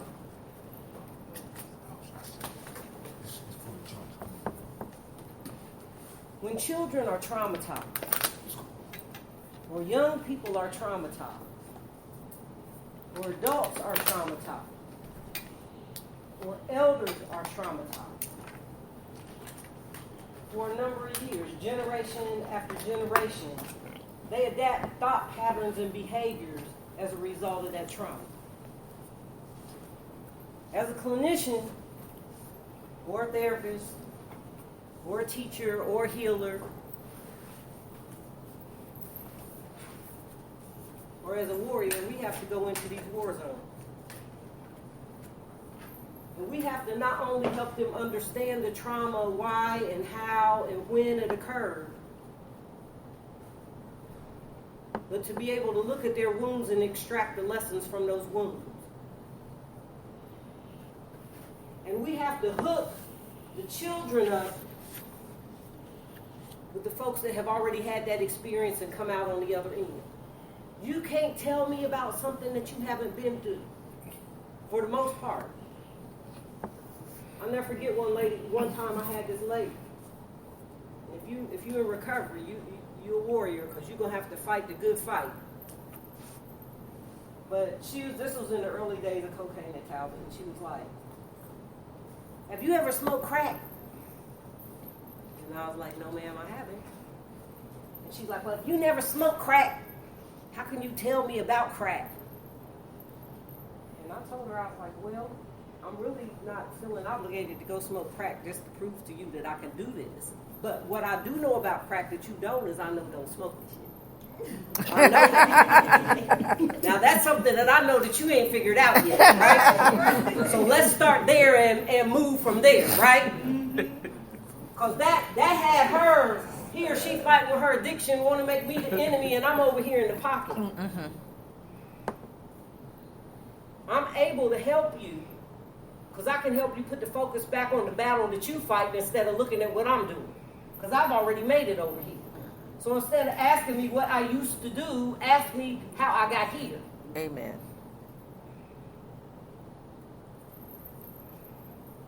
One of the things that happens here when you help children, I've got maybe 2 or 3 third graders that came to me, little girls. And their product, their environment, loving hip hop, their moms, they come to me, they got a problem. New girl comes to school. Her other little friends wants to be friends with the new girl and doesn't want to be friends with her anymore. So now it's a riot in the 3rd grade classroom. She comes to me and she's crying. She doesn't want to be my friend anymore. I'm like, okay, why don't everybody just come in and talk to me? So they came in and I had to talk to them about sisterhood. Wouldn't it be much better if all of you were friends, rather than you're friends with her and she's friends with you? Is there any way or any reason that you guys cannot all be friends? Look how much more fun you would have if you were all friends. They've been all up and down the hallway doing conflict resolution, and when it don't work out, they bring it back to me. A lot of times people that are suffering from trauma or going through things are only looking for the solutions because they want to fix it. They don't want to be miserable. They don't want to be in conflict all the time. But children are picking up patterns from television. They call it programming for a reason. Amen. And here I can find the value for programming. Because if the television and the telephone and the digital media is programming your child. See, it's not a question about programming, because you're going to be programmed one way or the other. The question that I have is who's doing the programming. Yeah, I'm the programmer for mine, and I'm the debugger for mine. And when the kids come to me, it's like a computer. I'm debugging the computer. But I never, ever, ever talk to them about their parents. I talk to them about survival strategies. And then I call the parents in and find out where the wounds are. Because if I can find out where the wounds are, I can find out where to help them find out where the gifts are, and they can take that back to their child. Because you've never seen a child in trauma that wasn't connected to an adult that was traumatized. They come here a clean slate. When the baby comes into the world, they come into the world a clean slate. And when they're first born, oh, they're beautiful, they're wonderful, they're precious, they smell good, look just like mommy, look just like daddy. And by the time they turn 2 and start getting into stuff, they start getting called names. And this is what I'm seeing in school. They start feeling rejected. They don't understand transitions. Parents go through things that they don't really feel obligated to speak to the children. So the children come up with their own ideas of why things happen. And 9 times out of 10, when something happens in the family, the child takes responsibility and feels it's their fault. That's a secret that a lot of parents don't know. You want to talk to the kid about it so the kid internalizes the pain that he's in because of what's going on at home, and he feels like it's his fault. Maybe if I got better grades, and maybe if I, so you got this kid with all of these wounds. So what you have to do is send the kid to get some help. You send the baby to get some help, but what has happened is he's gone through a series of people that attack him because of his trauma. They back away from the trauma and build a shield to protect himself, and the kid is already well defended because he don't want anybody to walk into his points of sensitivity. And so by the time he gets to the counselor or the teacher or the intervention specialist, he's well defended because he's had a lot of practice at home. And sometimes the best thing that you can do is like sit and listen. If you don't want to talk, don't make him talk. Just sit with him. Because something's happening even when it looks like nothing's happening. He's feeling that you care enough to sit there and listen without judging or provoking or pushing him to do something he don't want to do. And eventually one day he'll say, you know what? You know what's going on here? And he'll start talking to you, and that's the window for you to be able to walk into. But in a perfect world, we're standing on the shoulders of the ancestors. We all should have, not even our personal ancestors, but I have so many ancestors that I have to be grateful for because they left a legacy that I walked into. And I feel really responsible because if I live to be 1,000,000 years old, I could never pay that back. And a lot of the ancestors that taught us died broke and poor and in a nursing home, neglected, with people fighting over what meager resources they had. This is most of the elders that taught us. And you have to watch that and there's my trauma. It's like being an elder ain't such a real good thing. Because you sacrifice your whole life not to be able to sustain yourself when you get old. Does that make sense? So then there's trauma even here looking at the journey here. Knowing that when you were here, you sacrificed everything for them, and for them, and for them. Now there is a bright light to this. We used to ask ourselves, because there was a time, like I said, there was more people dying than were graduating. More people using drugs and selling drugs than wasn't. In the hood, either you was using or selling because everybody's using and selling each other. So we started, I'm talking to Mr. Brown, talking to Hatim, and I'm like, man, I'm tired. Tired. They dying quicker than we can get our hands on them. They relapsing quicker than they go into prison before we can get our hands on them and get a grip. And he gave me this story about the bodies going down the river. And bodies kept going down the river, and folks were like, I'm kind of shortening it, but coming down the river and wanted to know, their job was to get these bodies out the river. Tired of getting bodies out the river, and so one day one of them said, why don't we go upstream and see if we can figure out what's causing these bodies to die and float down the river? And that's where we are. we're moving to wherever we need to be before they make that transition to figure out what it is that we need to do to help people be whole and healthy. And so when you start talking about rites of passage, you can't talk about it as a module like I work with kids. Sometimes you even have to work with your own staff. They sent me to work with kids. I had to get counselors to come help me work with kids because I had to try to work with the parents. Now my parents can't get in the office because every time I turn around, there's a teacher in my office crying. We all suffer from trauma. And so I have a responsibility to them, but I have a responsibility to myself to have faith and to be competent and to use the tools that I have and pull up and take a break when I need to. I'm no good to anybody dead.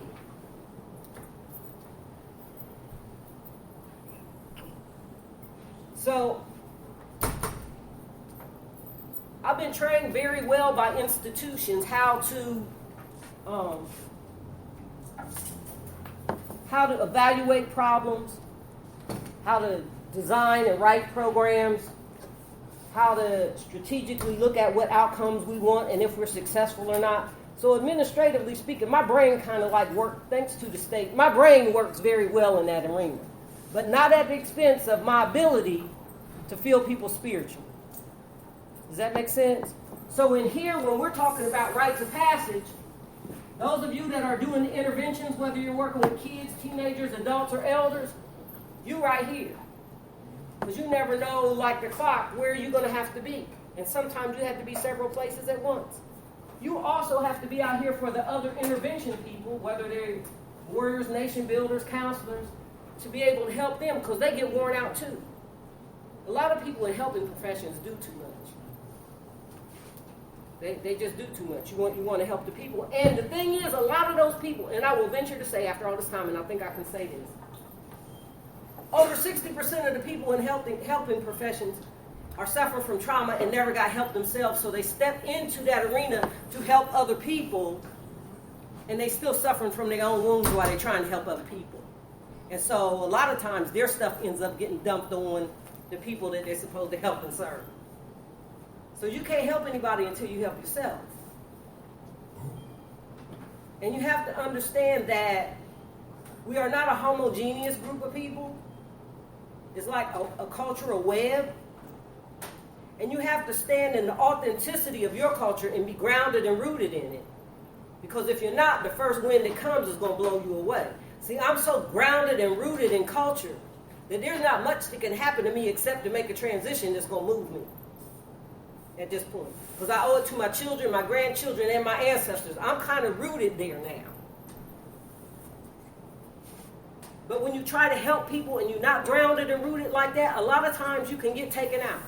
I know my first year at DYS, we walked out 12 social workers for having sex with kids. And that was in one institution. Because they were, I just want to help those like little. And these boys have been having sex with grown women since they were 13. And while you're doing an assessment, people in the street are much better at assessing than you are. Because it takes you 2 hours to do an assessment, and it's kind of a surface assessment. They figured out where all your soft spots are in 10 minutes. And so when they would send us an 18, 21, 22-year-old person to work, especially to be security on a unit, it used to really like disturb me. And I was so glad to move from social work to deputy so that I could control some of that. I didn't know what to do. Because you're setting up young women who want to just take care of you. It's trauma. They want to help. So you set them up. You set them up to go work on a unit in security with gangbangers because you know the best jobs are picked with by those that got the most seniority. So when you're the new guy on the block, you're going to get the jobs nobody else wants. So the gangbangers meet you on the unit when you come on your shift and you got another young female with you. Generally, most of the time, they're white. Generally, the kids in the institution on the gang unit are usually black or Hispanic, and the kid taps her on the shoulder and says, what kind of day we going to have today? You're going to decide what kind of day we have today. And so then you see her on the camera coming off. All she want to do is make money, take care of her family, and go home safe. But you put her in a bad situation. people trying to help people get traumatized if they're not very aware of their space and what they do and what their rights, roles, and responsibilities are. And as people that manage and control other people, we have a responsibility to keep them safe. Everybody is not fit to do all work. You can't just because you got a license, this is what you go do. You got to be specialized in doing what it is that you do, or you could get hurt, especially with certain populations. So if you want to, you might even get hurt in our school with the babies. Last year I had more bumps and bruises and bite marks than probably all of the parents in the school put together, because when they would explode, what do they call me in school? Grandma. I'm grandma to 600 kids, right? So they explode. Instead of spending all that time in the classroom, disrupting the classroom, I have to put CPI down for a minute, pick the baby up, because I'm grandma now. I'm not the administrator. I'm grandma. I pick that baby up, I take him to my office, I sit him in my lap, and I rock him until he calms down. He calms down, he strokes my face and says, Grandma, I'm sorry. A lot of times he don't even remember what happened or what triggered it. A lot of this I can contribute to parents' drug use. A lot of it, especially with the real little tiny babies. But do have a good relationship with Children's Hospital. They take my referrals right away. St. Vincent's does a really, really good job with my high-end kids, taking them, getting them leveled out and transitioning them back to me. So having those relationships are real important, because I cannot do it all myself. It took me a long time to figure that out, that I can't do it by myself, because like a bar of soap, trying to do that, you'll waste away. Yes, sir. I have two questions. Yes. The first one is, the linear school that you're in is, what's the ratio of students that you have that have behavior problems? Well, we have 600 students in the school. Well, we have a capacity of 600 students in the school. 218 are on the behavioral health caseload. So approximately 45% of your students. Well, have some type of. Now, all of them that have problems aren't on the behavioral health caseload. Because a lot of those we try to like manage. Because Miss Amber comes and sees some of our girls that have like higher end like sexual abuse issues and whatnot. I try to route kids to where it is that best fits what they need to do, because I'm not setting us up to try to do everything. But probably 1/3 of our kids in the school have diagnosable behavioral health problems.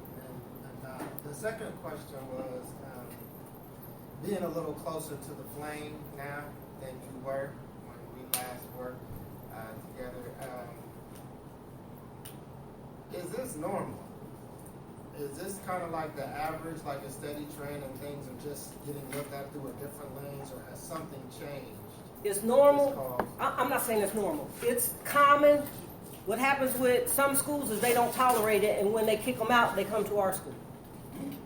And what they get is love and acceptance, and and sometimes we have to suspend them, but we try very hard not to. We try to do everything that we possibly can. And when we do suspend them, we follow them at home. We send counselors to the house to work with them. We send their Chromebooks and their homework, so we're still tracking what it is that they're doing at home.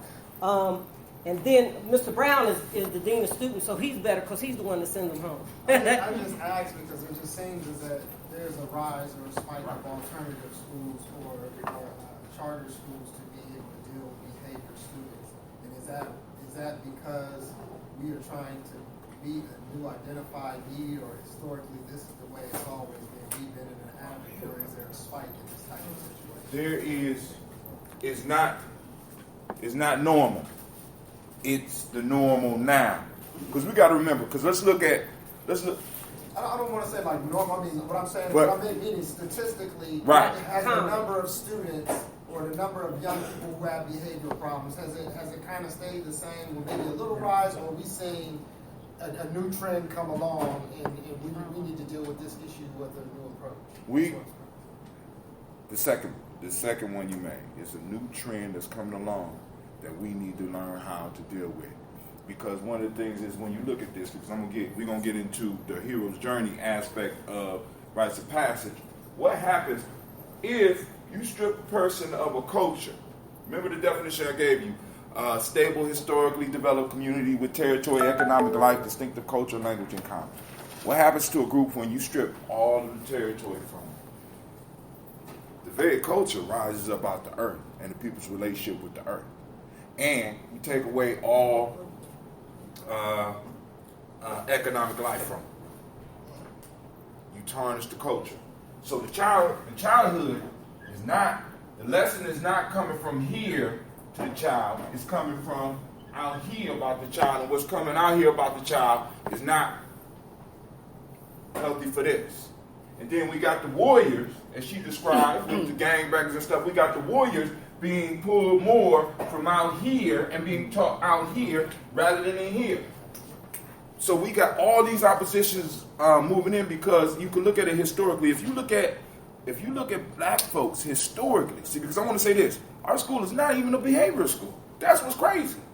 She thinks it's a behavioral school because when she came in, the kids was waiting for her at her door.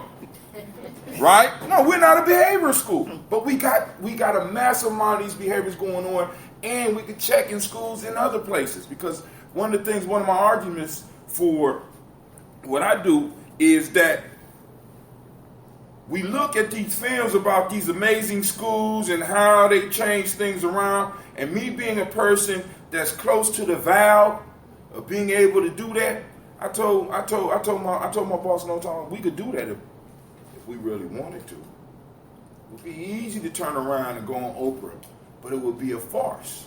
Because I challenge all these schools out here that talk about how they change around the culture. I want to make sure that you change around the culture. Did you change around the culture, or did you change the population of children that you're working with?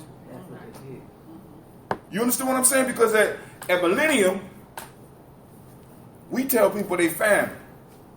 We expel people, but they can come back.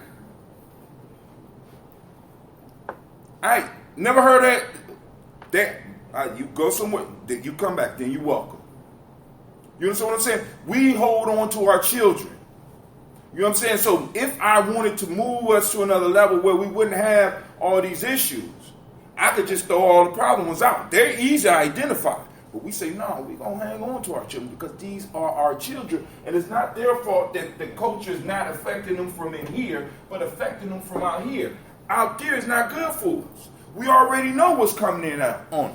So what we're dealing with is something totally different, because if you look at us right after slavery, right? I mean, the worst trauma in history.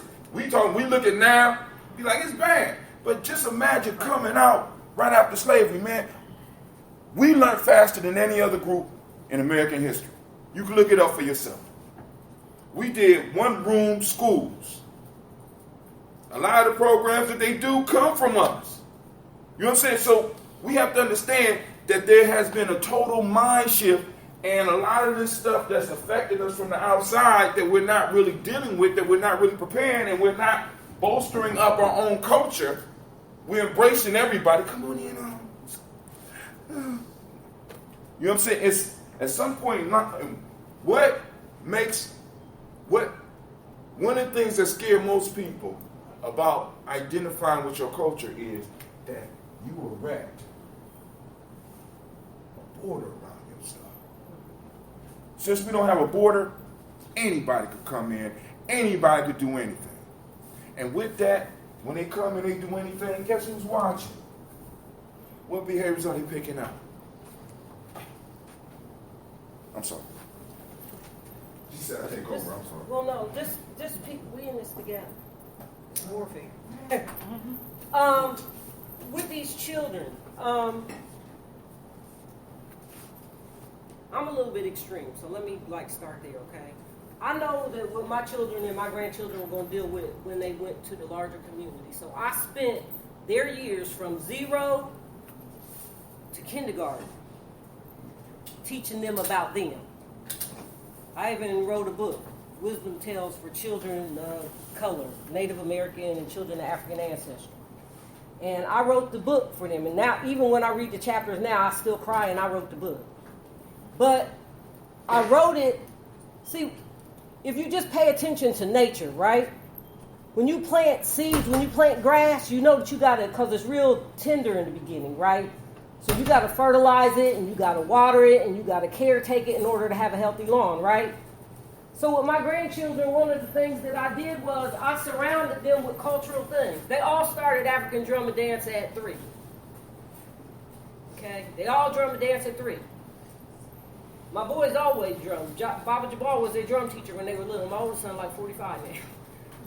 But my grandchildren never saw a book with other people in it until they got to school. By the time they got to school, they were so grounded and rooted in who they were, they could ask critical questions about what they were being taught in school. It wasn't anti-anything, it's pro-me. Because once I get to the school system, there's not going to be anything that's pro-me. So we have to begin to create a barrier for our children where they're going to interact with a whole world of other people and other characters. I explained to them when they little about programming, why certain cartoons they can't watch. SpongeBob they can't watch. The Simpsons they can't watch.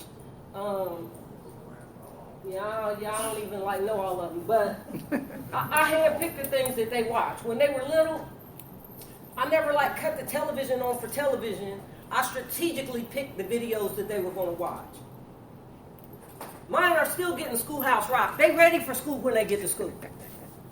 Schoolhouse Rock was probably the most articulate thing that could have happened because little kids remember songs and they remember concepts from songs. And I'm still using Schoolhouse Rock for the planet, Schoolhouse Rock for science. So while teachers are struggling in the classroom, I'm running around singing when the class is going on. Because they know the information because I was in control of their programming. They don't have the capacity for some other stuff. They look at it and say, that's not mine. It's kind of like an automatic boot out. That's not mine. Now, responsibility for the adults comes when the teacher calls and they're talking about the first Thanksgiving. And it's a little bit overwhelming sometimes, but you have to be willing to back your kids up when they're in school. And they have to know that you're coming. They got to know that backup is coming. So then you walk up into school with Destruction of the Indies by De Las Casas. He was the priest that was on the boat. And he told the story. And at the end of the first Thanksgiving, all of the Native Americans were dead. The males had their heads chopped off and they were kicking the heads around the gang, took the babies by the feet, bust their heads on rocks. And it was funny to me that they didn't have any food, but they had liquor. So at the end of that first Thanksgiving, the question was, what happened to the Native Americans? And we wasn't even at the, how abusive is that to take an African kid, have him dress up like a pilgrim or an Indian in school? Especially to a knowledgeable kid. You don't mean any harm. What you're trying to do is teach history and have them experience history. But that was not the history of the African American kid. And the history for the Native American kid, that's why these textbooks, but you got to be willing when you do that education to your children to back them up because the school's going to tackle them. But that's a small price to pay because the result is if you don't do it, they get eaten up by a system. And they're fair game and fair pickings for the people in the street, for sex trafficking, for drug addiction, for going to prison, for ending up dead because he can't manage his anger or his behavior.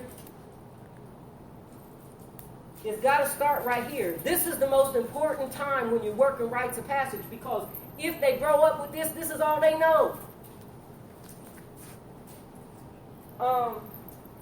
My granddaughter that lives with me, I sent her to the Somali school, and it was an English as a second language school, Zenith Academy on Hamilton Road.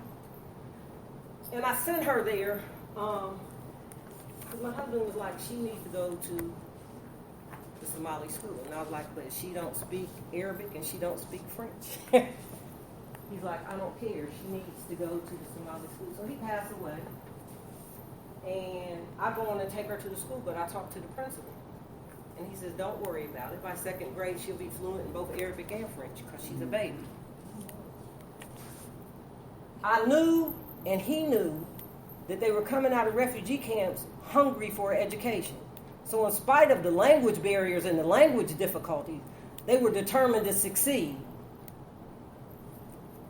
And there are strict rules for boys and girls and how they conduct themselves in the classroom. By the time she graduated from that school with the rest of her class, and most of them graduated from the 9th grade 2-3 years early. Half of them went to the new high school, the other half went to college. Going to college was a culture shock for her. She had been eating home-cooked meals at school since kindergarten. And she called me from school like, who eats this food? Like, you know, she had a kitchen with people that cooked jollof and rice and beans. I mean, she had real food in school. And she's like, whoa, like, what food is this? So since she started school, she's been ordering DoorDash every day at school. She can't eat the school food. She can't even tolerate the way it looks. But she's used to live food with a live vibration and made with loving hands. You don't think about that. Food tastes different when people make it with love. You know your grandma stuff. You can't even make your grandma stuff today. You be trying. You watched her. She showed you. You got to be an elder for it to taste like that. Then you got to act like your grandma for it to act like that, right? For it to taste like that, right? But being raised and steeped and seasoned in culture, culture is the people as water is the fish. We die without it. That's Wade Nobles, Dr. Wade Nobles. Culture is the people as water is the fish.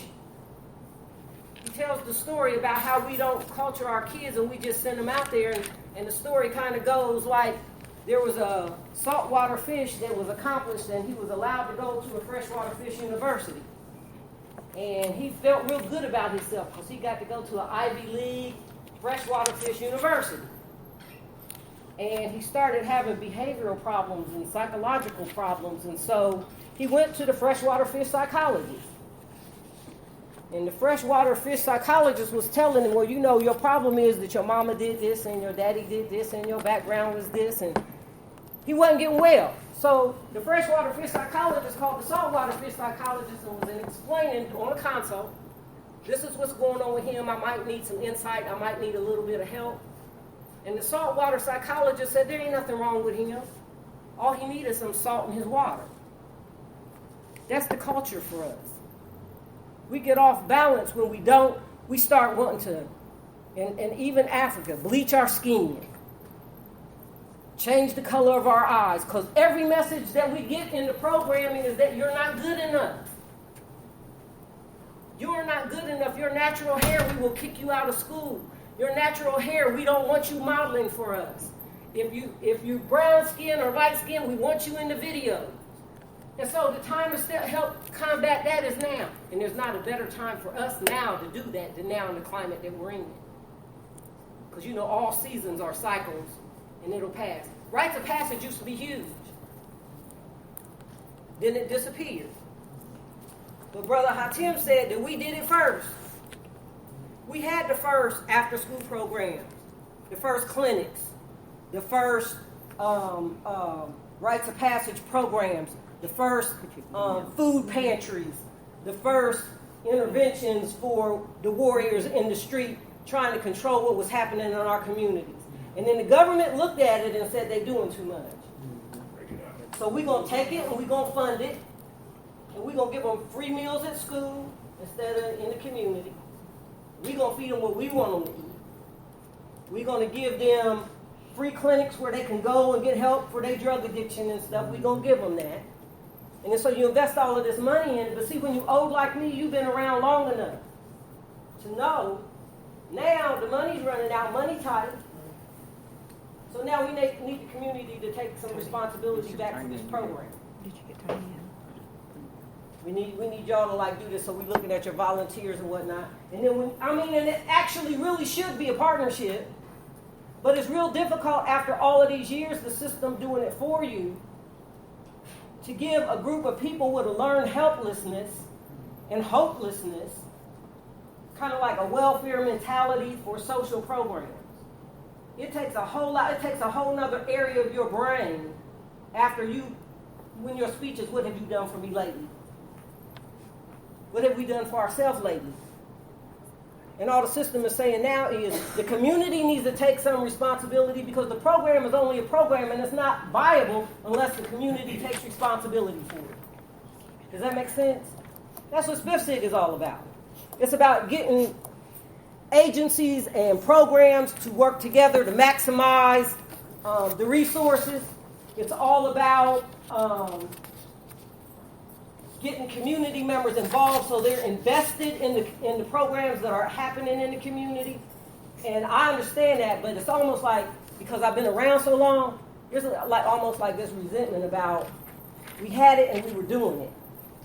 And we gave it up. But somebody said we'd do it for you for free. And so now we got to get back involved, and we have to re-regulate and reprogram people like, this is our community, these are our kids. And so we start by modeling that ourselves. We work our 8 hours a day, then we stay late at night. We talk to parents in the middle of the night. We don't have rules around no calls after, because we don't know when the crisis is going to happen. And we want to catch it early. For that reason, in the school, we need parents as partners. So I've redone my Talbot Hall thing. Got a circle of grandmothers. Because last year we had a PTA meeting. Don't talk about my PTA meeting. We had a PTA meeting. They went and got chicken and mashed potatoes. Now, I don't eat chicken and mashed potatoes. But they went and got chicken and mashed potatoes. 600 students. We had 3 parents show up. Well, that was 200% better than the year before. So. Oh, there you go. 3 parents showed up. Now, what I'm doing is I'm hand-picking my parents. I'm hand-picking my parents. I got my circle of grandmothers together. Most of them are retired professional people. One of my circle of grandmothers, she's the T-Mall that run through the school with a belt looking for one of her grandsons because she got about 15 of them in the school. Where he at? Where? I'm like, hold on, T-Mall. We got mandated reporters in here. You can't just like walk up in here. You know, now if you want to have a conversation with him, we will like let you in the office but you can't just run up and down the hall with a belt looking for him. You know, I go to my office. He's sitting in my office. They hiding him in my office. I'm like, why is he in my office? T-Mall out there. I'm scared of T-Mall. You know what I'm saying? Let's out there looking for him. That was their security. So I get ready to jump over them to go out the door because I know she's coming, and she busted in right past me. I didn't want to be there to see her hit him because I didn't want to have to report it. So we finally talked to her, and Mr. Brown and his decision dollars. I act like that was real wonderful, and it is a wonderful concept, but we have to go to a cashless system because his older kids like robbing people for their decision dollars. So we got to go to checks now in a cashless system. No, I already But negotiated. We're not doing it. You're going to do the dollars? We got dollars. We need the police. 5s, 10s. We need dads to come and be the police. Anyway, this kid had a wad of money in his pocket, right? Decision dollars, because it was just before field day or whatever it is in the school. And they can buy things. They can purchase bikes, all of that stuff at field day. He had a big wad of money, and I asked Timo, what did he do? She said, he hit me. Whoa. That brought out my green-eyed dragon. I wish one of mine would. So she said he hit her.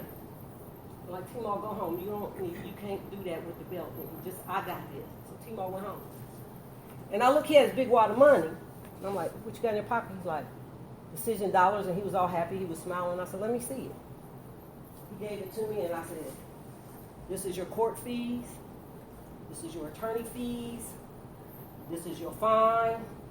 This is the money for your counselor. This is your release money. And this is what you got to pay the counselor when you go see them. So you have no money left. So you will be in the gym with me for field day while everybody else is having fun, because this is what happens in the real world when you hit somebody. He just cried, asked Ms. Brown, what do I need to do to earn my decision dollars back? I'm like, you don't have enough time before field day to earn them dollars back. So T-Mall comes in, she's like, what happened? I said, I took his decision dollars. He's not going to field day. And she started crying. She's like, oh, thank you. I said, you got to hit them where they hurt. That belt ain't going to get it. You got to snatch that iPhone. You study your kids and find out what they're interested in. You don't have to take it for good, but make them feel it. See, that hitting people with switches and belts, that came from our trauma history. That's a part of the trauma history. Go get your own switch and bring it back so I can whoop you with it. The minute you have to put your hands on a kid, you've already lost. The minute you have to put one, you've already allowed him to outthink you because you're never going to win that battle.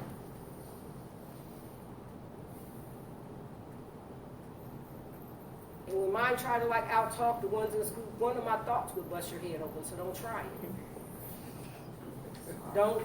And it's less about what you say and more about the energy that you bring to it, because I be confident in what I say. If I think about it hard enough, you'd explode. So what you need to do is calm down.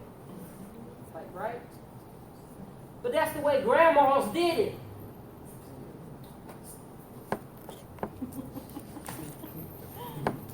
You got to step in your womanhood and step up into your manhood and be confident in who you are in order to transmit that to the next generation. And that's what rites of passage is all about.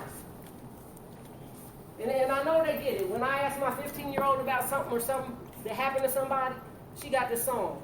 And I've adopted it because I learned from her too. She's like, none of my business, none of my business. You can't ever get her to talk about nobody with it. None of my business, none of my business. So I know that I'm teaching her good about boundaries and being responsible for yourself. And it get on my nerves because sometimes I'll be going to scoop. You know what I'm saying? But, the other problem that we have in school, and then I'm going to let it go, is boy-girl problems, especially in the middle school. Major, major, major, major, major problem. They're the product of what they're seeing at home and in the community and on TV. They're the product of this not original hip-hop, but this twisted, confiscated hip-hop, right? Where they all is beef and twerking. And it's kind of like, and I have to explain to them because it don't make sense to them until I tell them. It's like, okay, so you take a picture. I'm sorry, I don't want to offend nobody because I'm upset. So you take the picture, butt first, head second, lips next. Everybody taking that same picture, right? What you saying is I'm a butt first, then look at my face, and I don't know what they're going to do with the lips. But when I say it to them like that, then they get a picture of what I'm saying. Might know they bet not ever, they will lose lips, booty, and neck. That's not the way evolved women present themselves to the world. You've been effectively programming when you think that's normal. When all you are is a behind, a face, and a neck. And I teach them early. Have sex with my intelligence first. Then I might be impressed. You know, let yours match mine and then I'm impressed. But if you don't teach them that before they get to here, hormones run amok. My granddad, you don't trust me? Another good thing about a Somali school, they have supervised dates. They don't have you just go off with who you look. I know I'm old, but when you came to get me, you had to come to my house, knock on my door. Yes. Yes. Get past my 12 brothers to get to my dad to get me out the door. This whole, you know, when my dad used somebody home, he like, if you head for that door, I'll break your legs. If he's not brave enough to come in this house, he don't need to take you nowhere. Because then once he got in the house, the rules of engagement were explained. She will be home by 10 or we will be looking for you. Now you just and we used to always ask who's your people because we wanted to know who they was connected to. There ain't no rules no more. We got middle school girls having oral sex in the movie house, videotaping it and putting it on Snapchat for all the kids at school to see. Not understanding that one is a violation of your soul and the other one is a crime. Looking for love in all the wrong places. But I could take that right back to what was happening at home. You know, I don't like going to the skating ring for 3 hours. I don't like going places they eat and watch them eat and stare at each other all day. She's 15. I had to let her date. She's leaving for college next year. I couldn't send her off with no boy experience, but I'm there for every day. Whether it's the skating ring or the jump house, they just had their first year anniversary. Go figure. does that. They want to go to dinner. No, they won't go to dinner. They want to go to get air wherever they should jump around for their first anniversary. But they're supervised.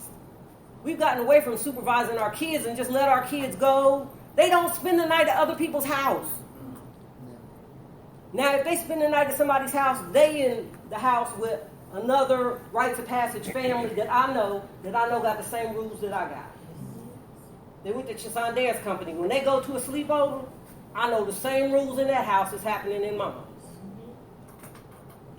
And I know the people there because I watched them grow up. And so I may do, but I never send just one. I send a couple because I need some snitches. So I send a couple. I send a couple. That's the rule. You don't ever just send one. Secret's easy to keep that way, right? But I guess I'm saying all of that to say all of this is rite of passage. This is not what you do at work. It's what you do. It's how you live. It's how you raise your kids. It's how, because people watch you and your kids, and then they say, well, how did you do that? How did you do that? She's 15. 6 o'clock in the morning, I take her to the bus stop. Her bus is on 20th and Mount Vernon. You think I'm let her walk in the dark to 20th and Mount Vernon and wait on the bus? That's like I want to be sex trafficked. No, I take her and I wait till the bus comes, and I pull off when the bus pulls off. Because I'm into prevention and not intervention. I don't want to be on TV saying, please bring her back. Don't know who I'm talking to. Please bring her back. Her family needs her. Because I know that's not what I want, I take the measures to make sure that that's not a reality for us. Does that make sense? All of that is rites of passage. What are the rights, rules, and regulations in your community, in your household for kids? When my boys grew up, I always had a house full of kids because back during the crack epidemic, parents were struggling. So I always made sure that they had somewhere to eat, somewhere to sleep. Sometimes the parents would lose their housing or whatnot. They always had a place to eat and sleep. But the interesting thing that happened was once my kids got older, like teenagers, my boys, the kids in the neighborhood started having a different kind of look toward them, like envy.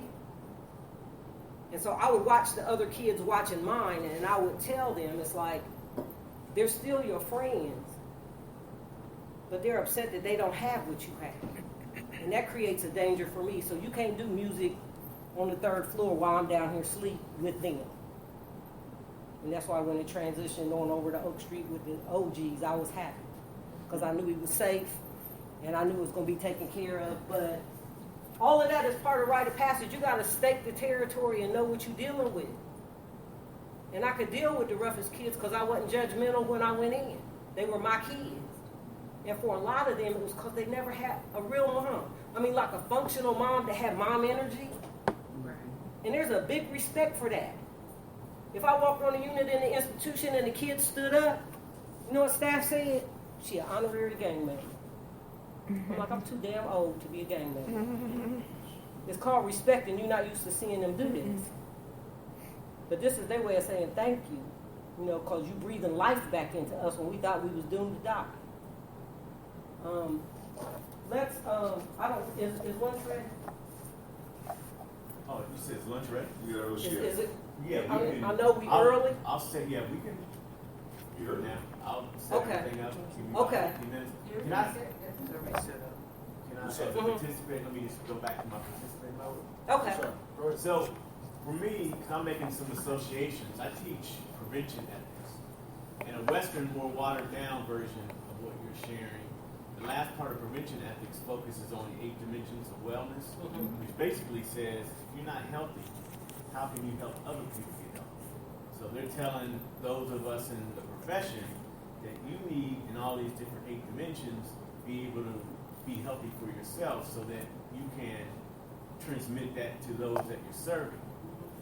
But you're sharing a fuller version, and that's why your personal experience is blending into your work experience. But basically, the fuller version of that is I'm transmitting culture from my generation to your generation. There is no separation. Right. So that's much stronger than what the Western approach is. It is attempting to do something like It is. And the benefit and the blessing, I guess, that we have is we grew up in rites of passage. We worked with the scholars. So we were kind of like seasoned in this. Baba Jabal seasoned in this. Sister Ziza seasoned in rites of passage and all of the things that go with that. Health and nutrition and dance and drum and history and you know, then it kind of like faded out. And now it's back because nobody knows what to do with our kids. And I guess maybe this is why I'm still here and not retired, but I'd probably still be doing this retired. But the reason that I'm still here is because if I walk off because mine are okay, or at least look like they're okay, relatively okay, who will my grandkids engage with? If I don't stop and help other people with their children, who will my children engage with? I can't separate their struggle from mine. If my kids are eating well and the kids next door are starving, what's going to happen? They coming in your house to get some food. So we're a community whether we like it or not. We are in a rite of passage process whether we take control of it or not. We are all being programmed. The only question is who's doing the programming. You know, we're in systems every day where we have to fight the intended programming to override. We have to have override buttons. You know, some things you hold, some things you fold, so you got to know when or where to do what. Because you're not going to actually really change the system because it's by design. So one of the most important things that we do is we teach kids how to do critical thinking. And Mr. Brown is very good at explaining that because he had added whole new dimensions to my way of doing this. And as a result of it, I'm able to think deeper and wider about any situation. And, you know, we'll share that later on this afternoon. But that critical thinking piece, because our kids tend to be very reactionary and impulsive, and you have to help them to create new mind maps that are automatic when a crisis happens. And that doesn't happen overnight. That's something that's a process, and Mr. Brown found a process, bless his heart, that works. And so we're going the second half we're going to talk about program development and statistics and outcomes, all of the dry stuff, and because what we try to do is give you the soul of it this morning. You know, the history of it and the soul of it this morning. Now how to do it, how to make it work, and what are the bits and pieces of and elements of it. That book that I wrote, the Hero's Journey book, this one, this was the book that I wrote for the kids in DYS. And for years it had been floating around and everybody was using it. And I didn't care. I just wanted the information out there. And finally I decided that once the treatment centers and women's programs and corrections got a hold of it, that I needed to publish it. But the reason that I wrote this book was because I knew that in the institution where I was, and even after they got dispersed, that the counselors were not going to be able to do what I needed. So I put this book together and I gave it to them so that they could teach and heal each other. Mr. Brown said that my stuff is in the adult system, and what did you say they call it? The Hero's Journey stuff that's in the adult system that left juvenile. Young felons? Yeah, heartless felons. Heartless felons. They run in the institution with my curriculum because they're able to do critical thinking and manipulate energy. The little kids, they grown now. I'm not. So I mean, now let's be clear. Y'all do understand that gangs are rites of passage. Yeah. Criminal organizations are rites of passage. Political parties are rites of passage. We just got that. We have to understand this because it's bigger than the youth. You want to say something?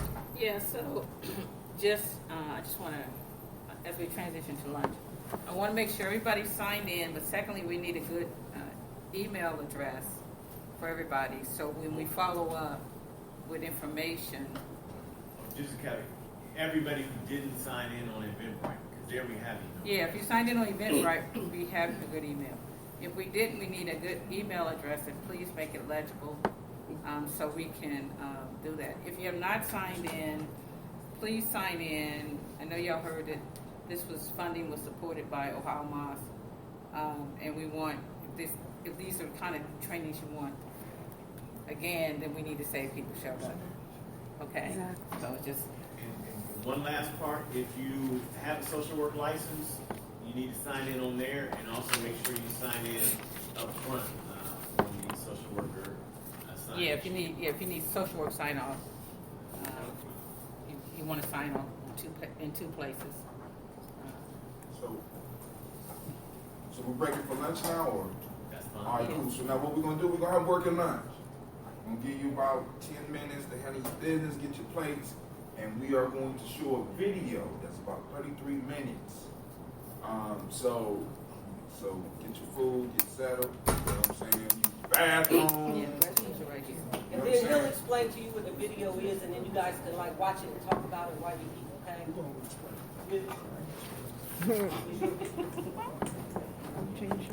Yeah, you guys really don't know how much like genius you got in front of you right now. But it's a PBS special that we've done on Mr. Brown and his right hand. Yeah. I'm gonna plug it in there. Grab your lunch and enjoy.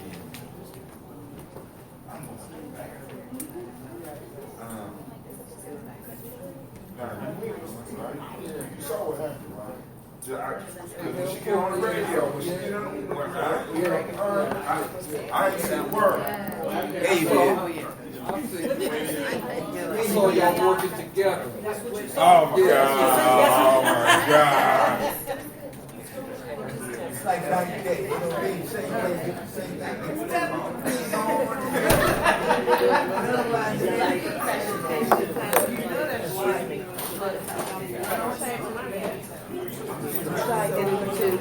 Oh yeah, you good. Okay, You signed in. yeah. Come on, man, dealing with this flat tire. Dealing with this flat tire.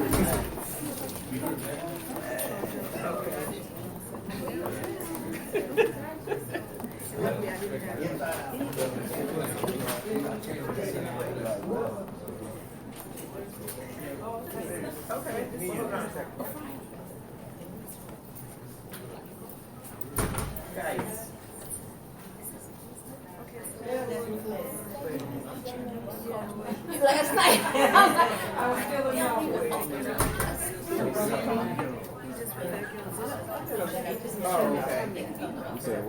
Let me just check it.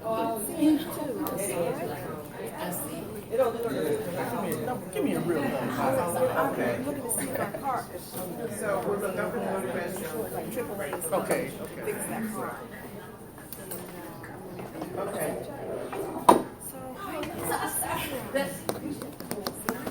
All right, I'll call you back later. We don't need somebody gonna drop me off.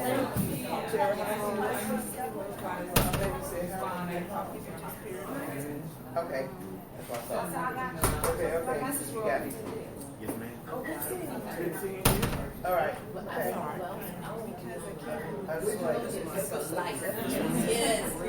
This one So, right okay, you want some of everything? we're gonna have to do the next one. Look at God. So what I'll tell you another part. I actually do. Tony went back out. I'm a family disability. So we actually do community disability. So Did everyone sign? ever need I know what the African American Teachers are going to teach already, and they're going to do this. Like if you're interested in really training people on how to do research and all that. Yes. I'm in that group, and whether we want to come up or in your county or however. I will reach out to you. I don't know that, but it's so funny because I want to connect with people like,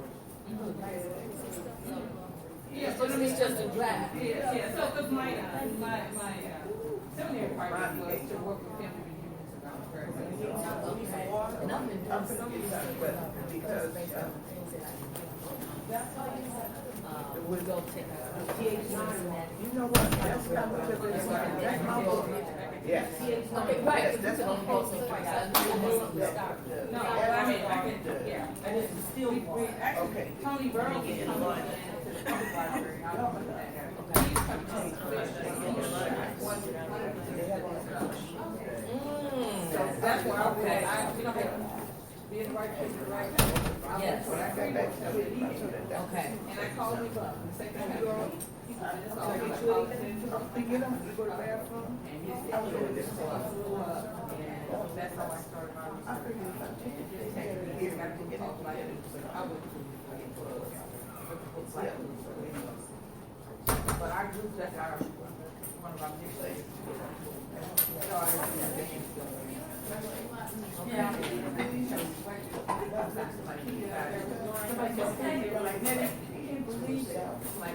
And Aziza, she's my girl. Okay. She's there.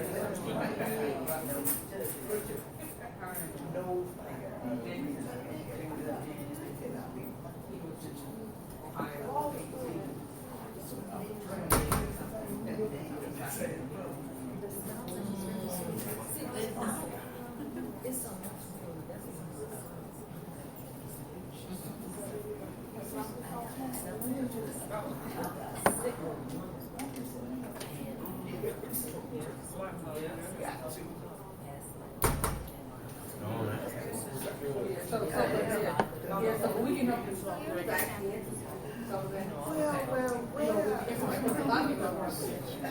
Okay. Yeah, I'll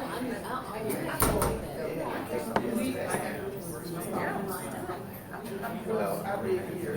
I was excited about the people. She come for it. Like, get your stuff, let's go. So I didn't have Yeah, I agree.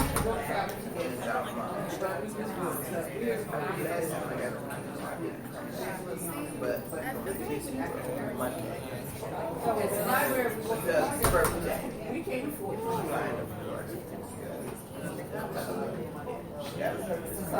So we work in partnership with them, and they are every day bringing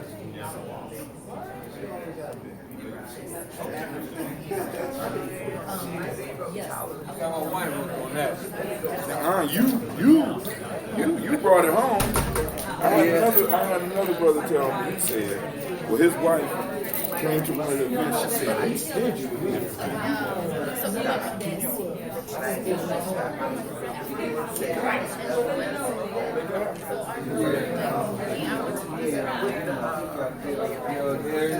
Okay, cool. I got you. I got Cries of anger, she's on feet. But when people stand together, there's a chance of making peace.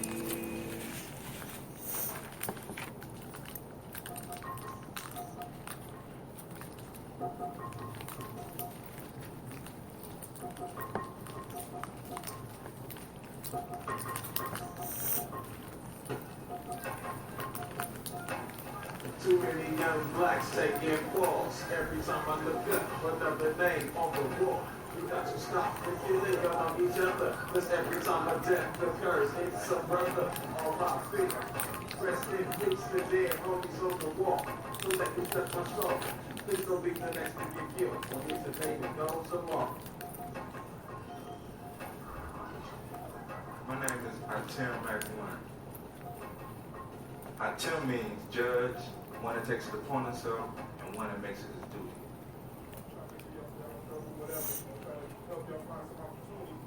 Mac means man acquiring courage and knowledge. And one is the unity I bring to my people. The majority of these young boys that you work with, they don't ever see themselves living past 22, 23 years old, and that's the way they live their life. And there needs to be some type of safe haven for brothers that don't want to get involved in none of that madness. Atem. Is that Kai?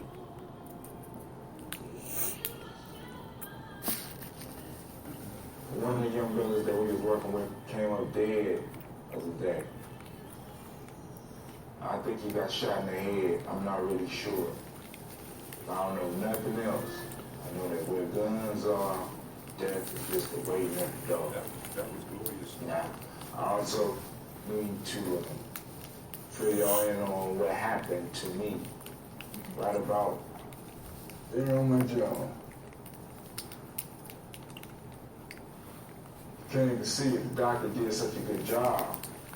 The doctor did a real good job. I got shot on November 10th while trying to help a sister. Her daughter starts screaming, please don't shoot my mom, please don't shoot my mom. And he pointed the gun at them. So I'm like, yo, man, it ain't got to be like this. You know, we don't have to go out like this. He was like, fuck that. And I said, well, then, you know, I ain't got no feet. And he pulled the gun up like this, his face like that. I went like that, and then he went like this again. And you know, I seen the blood flowing out, and I was like, damn, this is a fucked up way to die. And at first I was scared, but then I said, well, this ain't what I teach the kids. Explain a little bit about the rites of passage. Rites of passage is a process that young people go through to become adults. You know what I'm saying? And it's an ongoing process for the rest of your life. The closest thing that you're into is like the John Street organization. The only thing is, a lot of these street organizations disconnect from the community. So instead of building the community up, they're tearing it down. So what we want to do, we want to connect young people back so that we can start building this up. We can own the corner stores. We can have the businesses that are going on around our community and build it back up to where it needs to be.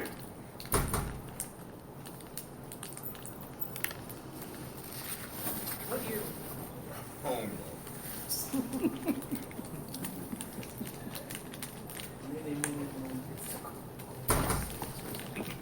The Underground Railroad basically is a rites of passage organization that helps take young African American males out of the streets and give them constructive things to do. Carter G. Woodson, he was like a historian and an educator. And when he wrote this book, it was the early 1900s. We deal with culture, we deal with history, we deal with giving them principles so that they can live by. Can anybody tell me with that line? You learn the history of slavery, you don't learn the history of unfortunate. Go ahead. Listen to what he's saying. We picked that name because the Underground Railroad is synonymous with freedom. The first paragraph tells you all about the whole chapter. You know what I'm saying? If you don't get a basic understanding from there, then when the rest of the stuff you're going to be reading ain't going to make no sense. All right? I'm going to take all the Supreme Imagineer. And what meditation does, it allows you to learn how to focus. I'm like the spiritual aspect of the whole train. We took the word engineer out and put imaginary there. Breathe out. Then you had a mechanic. Mechanic is the one to make sure the train is constantly running. What's up, Elder? Huh? What you say there, young man? Hello? Tell my wife to come out here. I got the people here for the tire. You're Yes, sir. Yes, sir. Oh gosh, Yes, that sir. got punctured. Oh, we need to get a new tire. Yeah, I'm calling right now to see what I can do. Okay. To write the grants and to solicit the corporations and the foundations for the money to make it possible, if you will, to generate the steam that the train runs on. Then we have the navigator.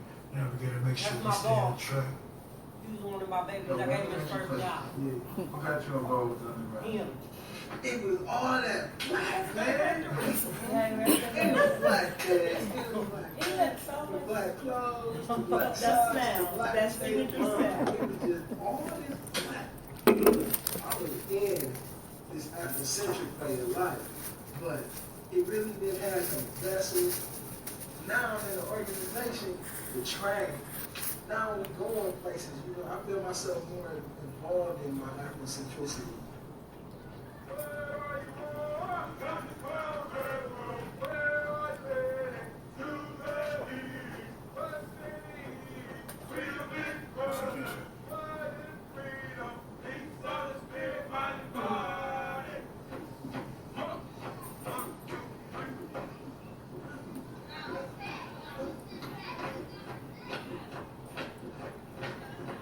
That is what we need for our communities, is to take an Afrocentric perspective to heal our community. Marco. All right. Brothers and sisters, I want all of us to join in together because it is our culture. To put back into perspective our own history, our own values, our own rituals. Dr. Kelsey, he's my elder. He's the wisdom of the community. every African person to stand up and say that our culture for more than 10,000 years has stood on its spiritual base. And so let us now pour libations, and as we pour it, we want to first pour it to the Creator, or whatever name you know the Creator. And I would like all of us to join in together with an Ashe, which represents that we are one, as we say together that it is done. Ashe. Now we move on to all those that died during the Middle Passage, because it's important that we remember our people went through a Holocaust. Our people are lying at the bottom of the Atlantic Ocean, in between here and Africa. So it's important that we remember them souls. Ashe. Brooklyn!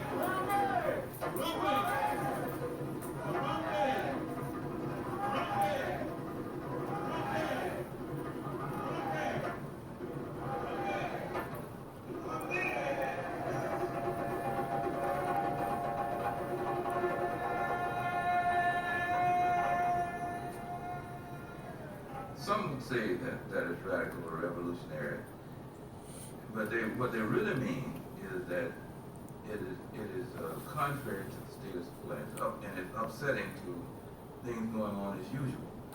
Marcus Garvey was doing much of the same thing. He was developing cadres of people who loved them and community and become economically self-sufficient.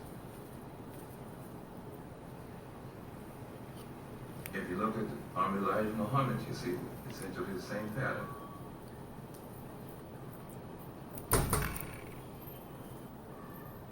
Look at Panther Party, they were just talking about the same thing.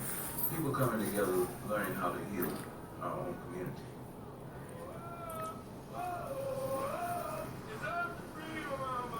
The Underground Railroad is a model that comes out of us as African people.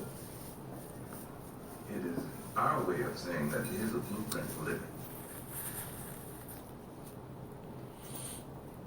My name is Chris Mateen. I'm 16 years old. I live on the north side of Columbus. I live with my mom, my two brothers, and one of my sisters. I've been with the Underground Railroad for about a year and a half.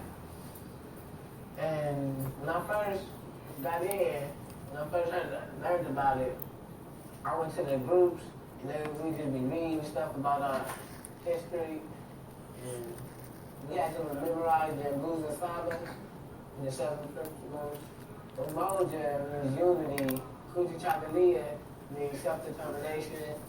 Umoja, Kujichagulia, Kujiba, Java, Dia, Kabuba, and Yamar. Kujichagulia to the right. March.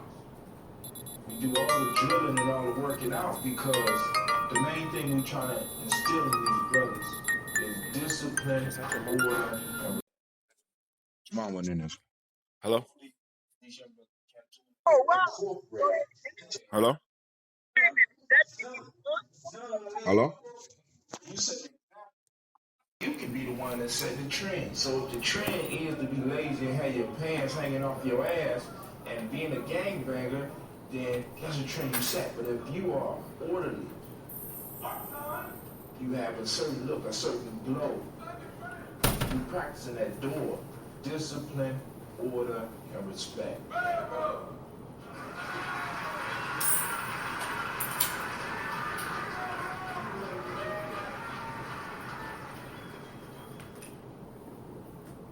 If you want to be free, say Ashe. If you want to be free, say Ashe. If you want to be free, say Ashe. Words of power rise up in me, crushing jealousy, hate, and envy. Move me to the end so now I can see my Afrocentric destiny. Ashe.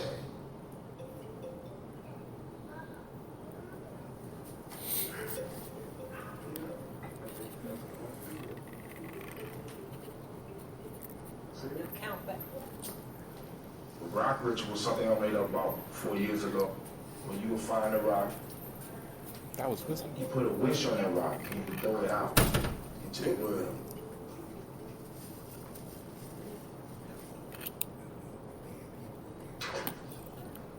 You symbolically throwing your troubles away, or you throwing your positivity out into the world so that it can spread out and bless everybody.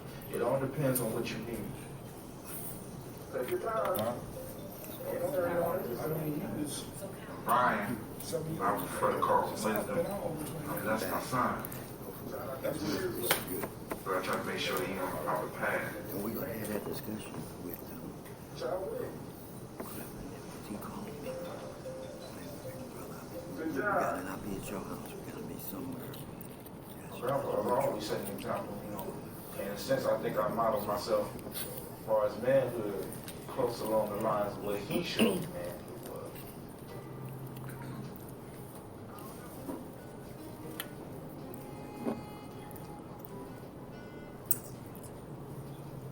My grandfather was hard working, caring, stayed out of trouble, stuff like that.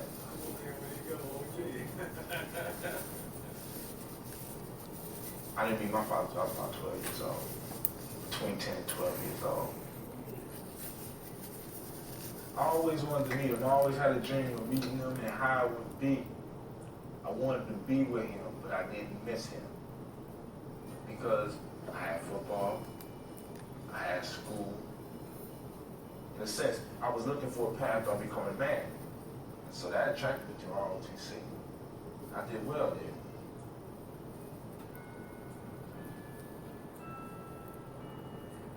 And then when I got to college, I just locked myself in the room and I just started reading.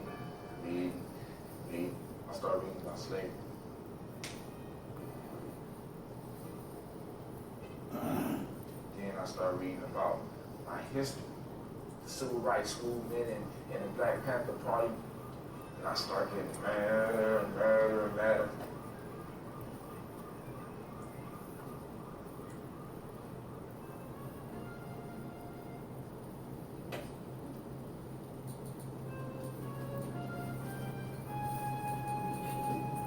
Then I started getting deeper into the spirituality. Through spirituality, you realize if you hate anybody, if you hate anything, what you're truly doing, you're not destroying what you hate, you're destroying yourself.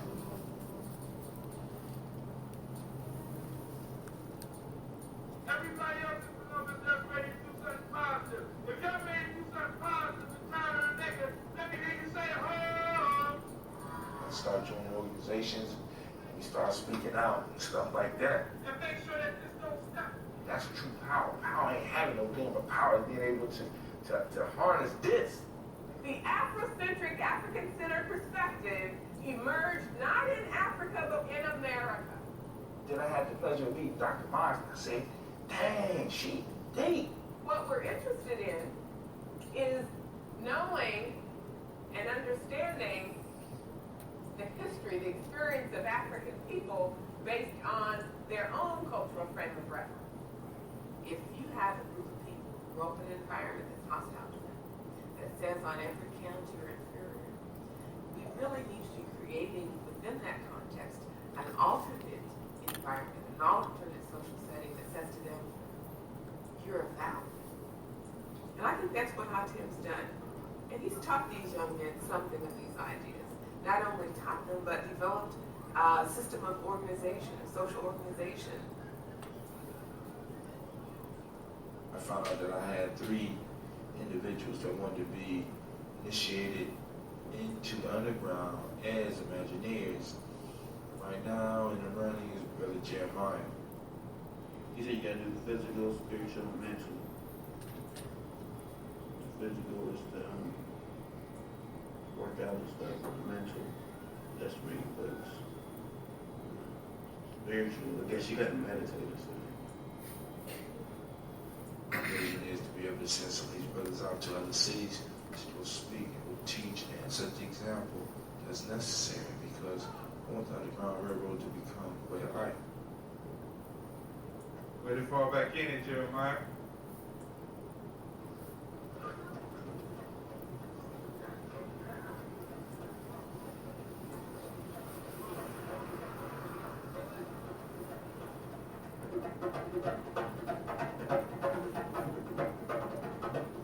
A lot of these brothers were me 10 years ago, 12 years ago, 15 years ago. and they're at the same crossroads I was at. And I don't think I would really be a man if I didn't go back and try to help them make a healthy decision, a positive decision, a community building decision.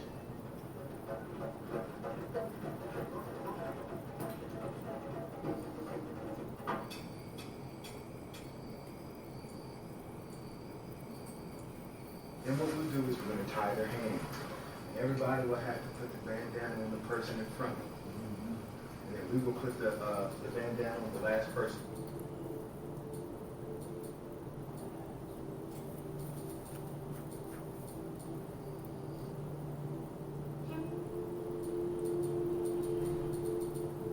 Sankofa March. We take our youth back by assimilating the capture of our ancestors.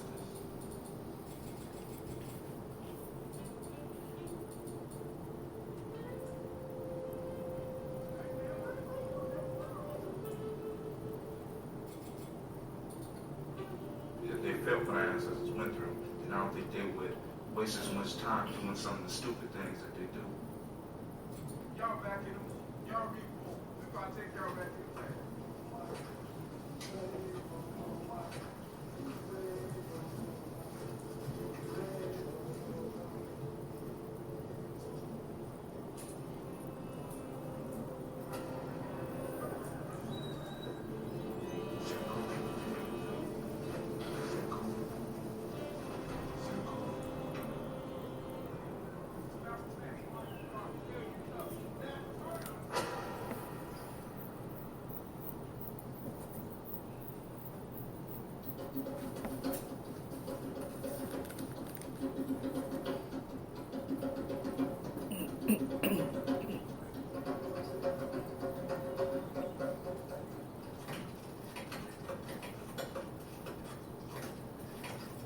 Last night, they blindfolded us, took us into the woods, left us. He teaches you about your African heritage. And I already told me and kept going. She was determined to be some slaves. She didn't care if she was gonna die or not. I'm like, somebody gonna do all that, so just to be some slaves. Imagine those lives today. Violence arises when the individual feels there is nothing else that he can do. The main thing that we like to do is teach brothers how to focus on something else, to give them methods that they can use to deal with the anger. What's the difference in being just an adult, male adult, and being an African man? What's the difference?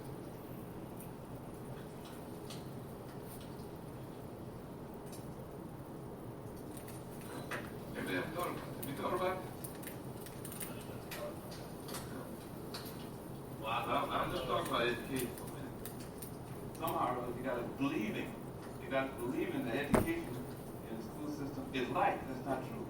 The fact of the matter is, if we think about it for black people, it is to keep black people under control. If you ain't got the green, you ain't got it. If you ain't got the green, the dollar bill, president sign on it, you ain't gonna be about too much. And you know, I'm gonna help out the black community. But if they're right here, they won't pass by to somebody else that wanna be helped. You guys got to have as much broader vision. You've got to see that Africa is in need of whatever you got. If you become a Michael Jackson in 10 years, have the kind of money he got, you got to have Africa up here and the survival of your people up here.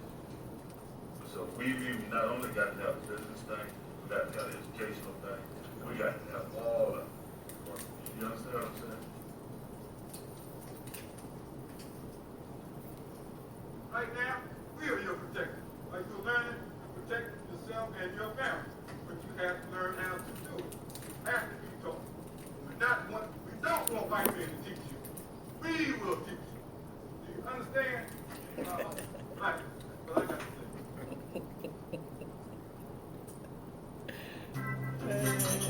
Going back.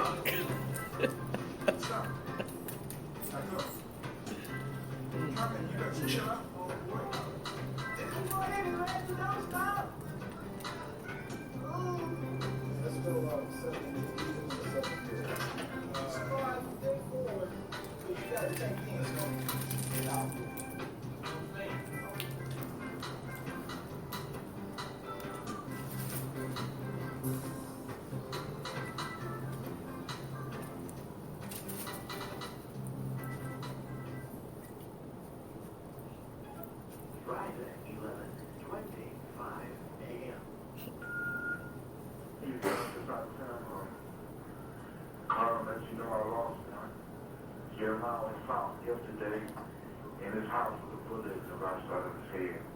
So I'm about to go out here and I'll go pay for my visit. God say peace.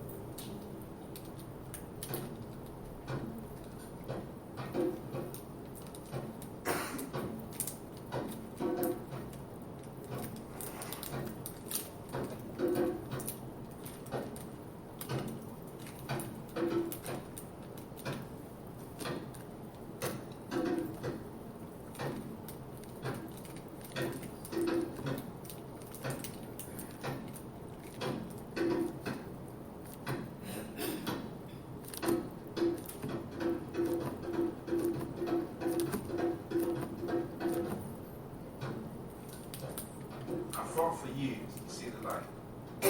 Now that I have reached it, it blinds me, it takes all that I have. Is there no justice? Is there no peace? Be right back.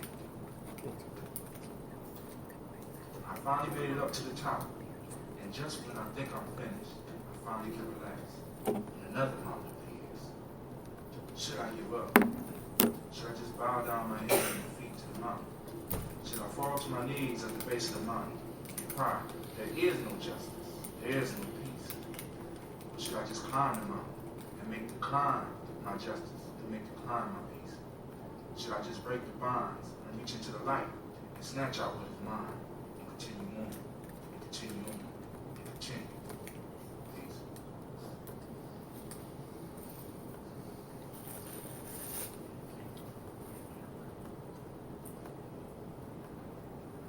Now, since he's gone, I feel that since I need, I ain't got no big brother that live in the house with me, and I have big brothers right here. So I can be with these big brothers. As if it was all, my fault. Here I am, rapping about black on black crime. And here it is taking place, in my own family. It just makes me mad that he's gone. I mean, it doesn't make no sense. I got mad talking about retaliation, but We don't do things like that. We can't, if we continue doing that, then we ain't no different than the Crips and the Bloods. We gotta get some thought to what we do. We could retaliate by saving 10 more brothers. We could retaliate by building up the underground and making sure that nothing like that ever happens within these circles again. And I see, Jeremiah is being called home, a call to order, as well as confirmation for the work that we're doing. And we can't call and dial up somebody else and ask them to come in and fix nothing. That it's going to start right here. And we ain't starting with the brothers and sisters that supposedly got the good job. We starting at the grassroots level where we are affected the most. Doing the most with the least, but with the most love from the heart. And that's what matters.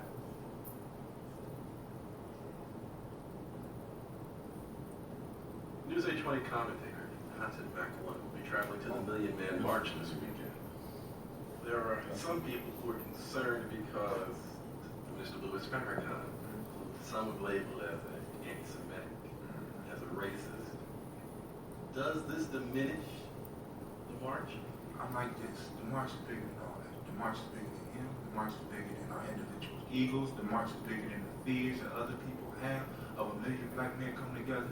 It's about us sending a statement to our people. It's time for us to wake up. It's the wake-up call.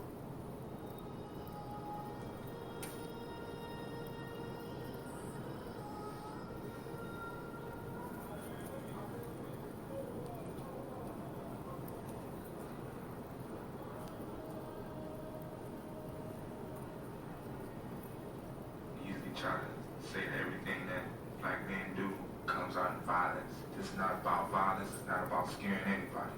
It's just about showing our people, showing ourselves that we can organize to come together for one idea, for a purpose.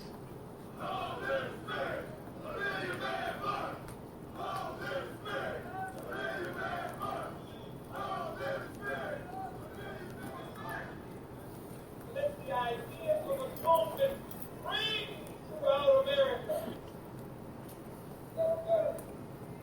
The secret slave has come up. Five million men come together. We showing that we want to take our youth through some type of structured rites of passage. It wasn't no white boy or white man or the sister that put my brother in the casket that I just buried. It was our ignorance that did that. We need brothers to come back and get to work to build our community. And hopefully the statement will be made and be heard around the world that, you know, black men, we take a responsibility.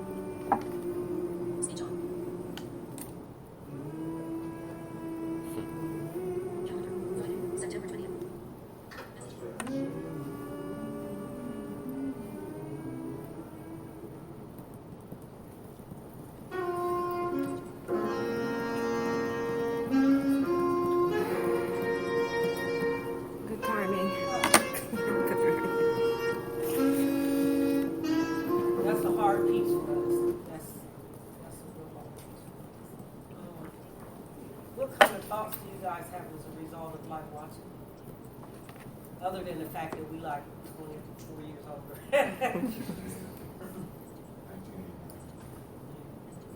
was in 1989? No, that was, what year was it? 95. 95. 94, 95. I didn't realize, one, I know so many people. That really hit me. Including my oldest child was in that video. Right. Really? Right, yeah. Wow. You ain't know he was in there? No. Sit up there shivering. Yeah. I was gonna let you say that. I wasn't gonna say nothing, man. Yeah. So that. Wow. Okay. So, but for me, looking at, you know, those that I looked up to that were older than me in the video, one of the things that often is missing from a lot of our programming, which ends up being individualized, is you had a collective of people that you can bond with, and everyone has their different personalities.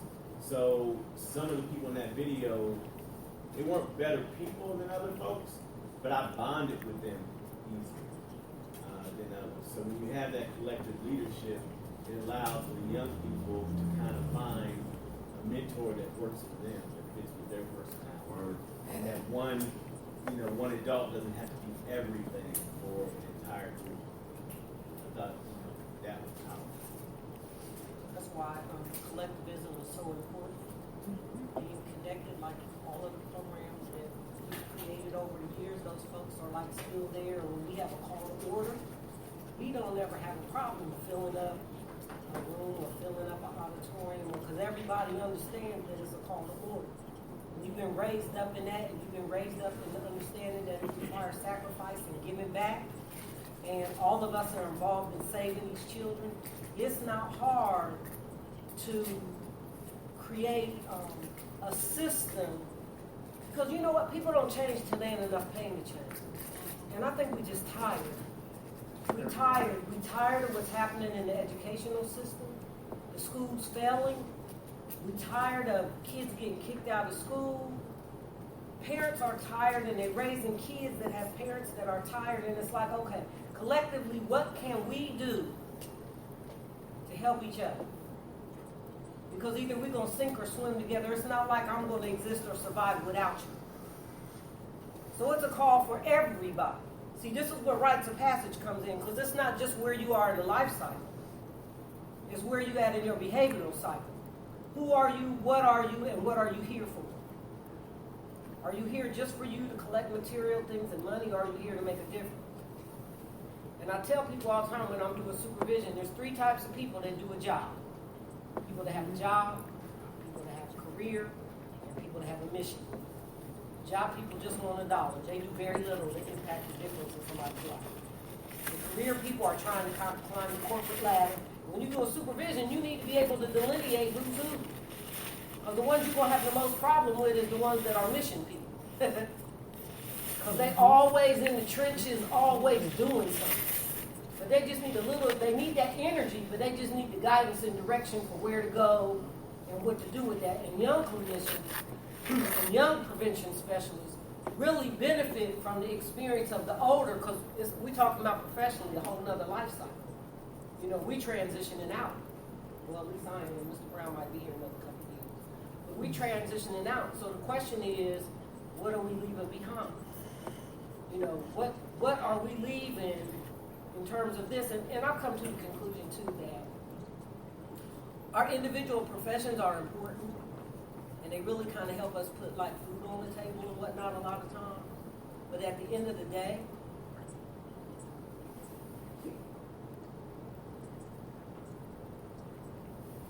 each of us has a specialty, like Craig was talking about different people in the community. And we've been taught to see each other in a hierarchy, even at work. You got the director, then the supervisor, but really, when it works the way it's supposed to, it's a circle. And then everybody gets in where they fit in, and they exercise their gift of what it was that they came on the planet to do. Just because you go to school and get a LISW or LSW or LICC or whatever you get, that's a license, but that doesn't mean that you're skilled at doing it. Because you get the idea. See, in the old time with rites of passage, the elders looked at a kid and named him after he was here so they would know who he was. Then we could start gearing that young person in that direction rather than saying, you're going to be a doctor because he makes a lot of money.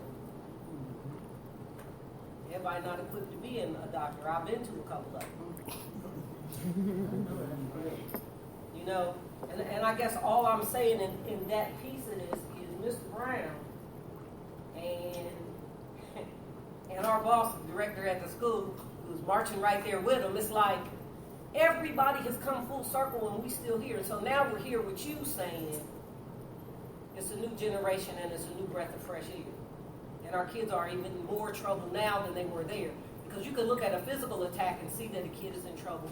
But when he's in a psychic attack, because of trauma, and everywhere he looks is trauma, the police want him, the street want him, his friends want him, he thinks women are out to get him. And I kind of have a different perspective on, because I'm a female maybe.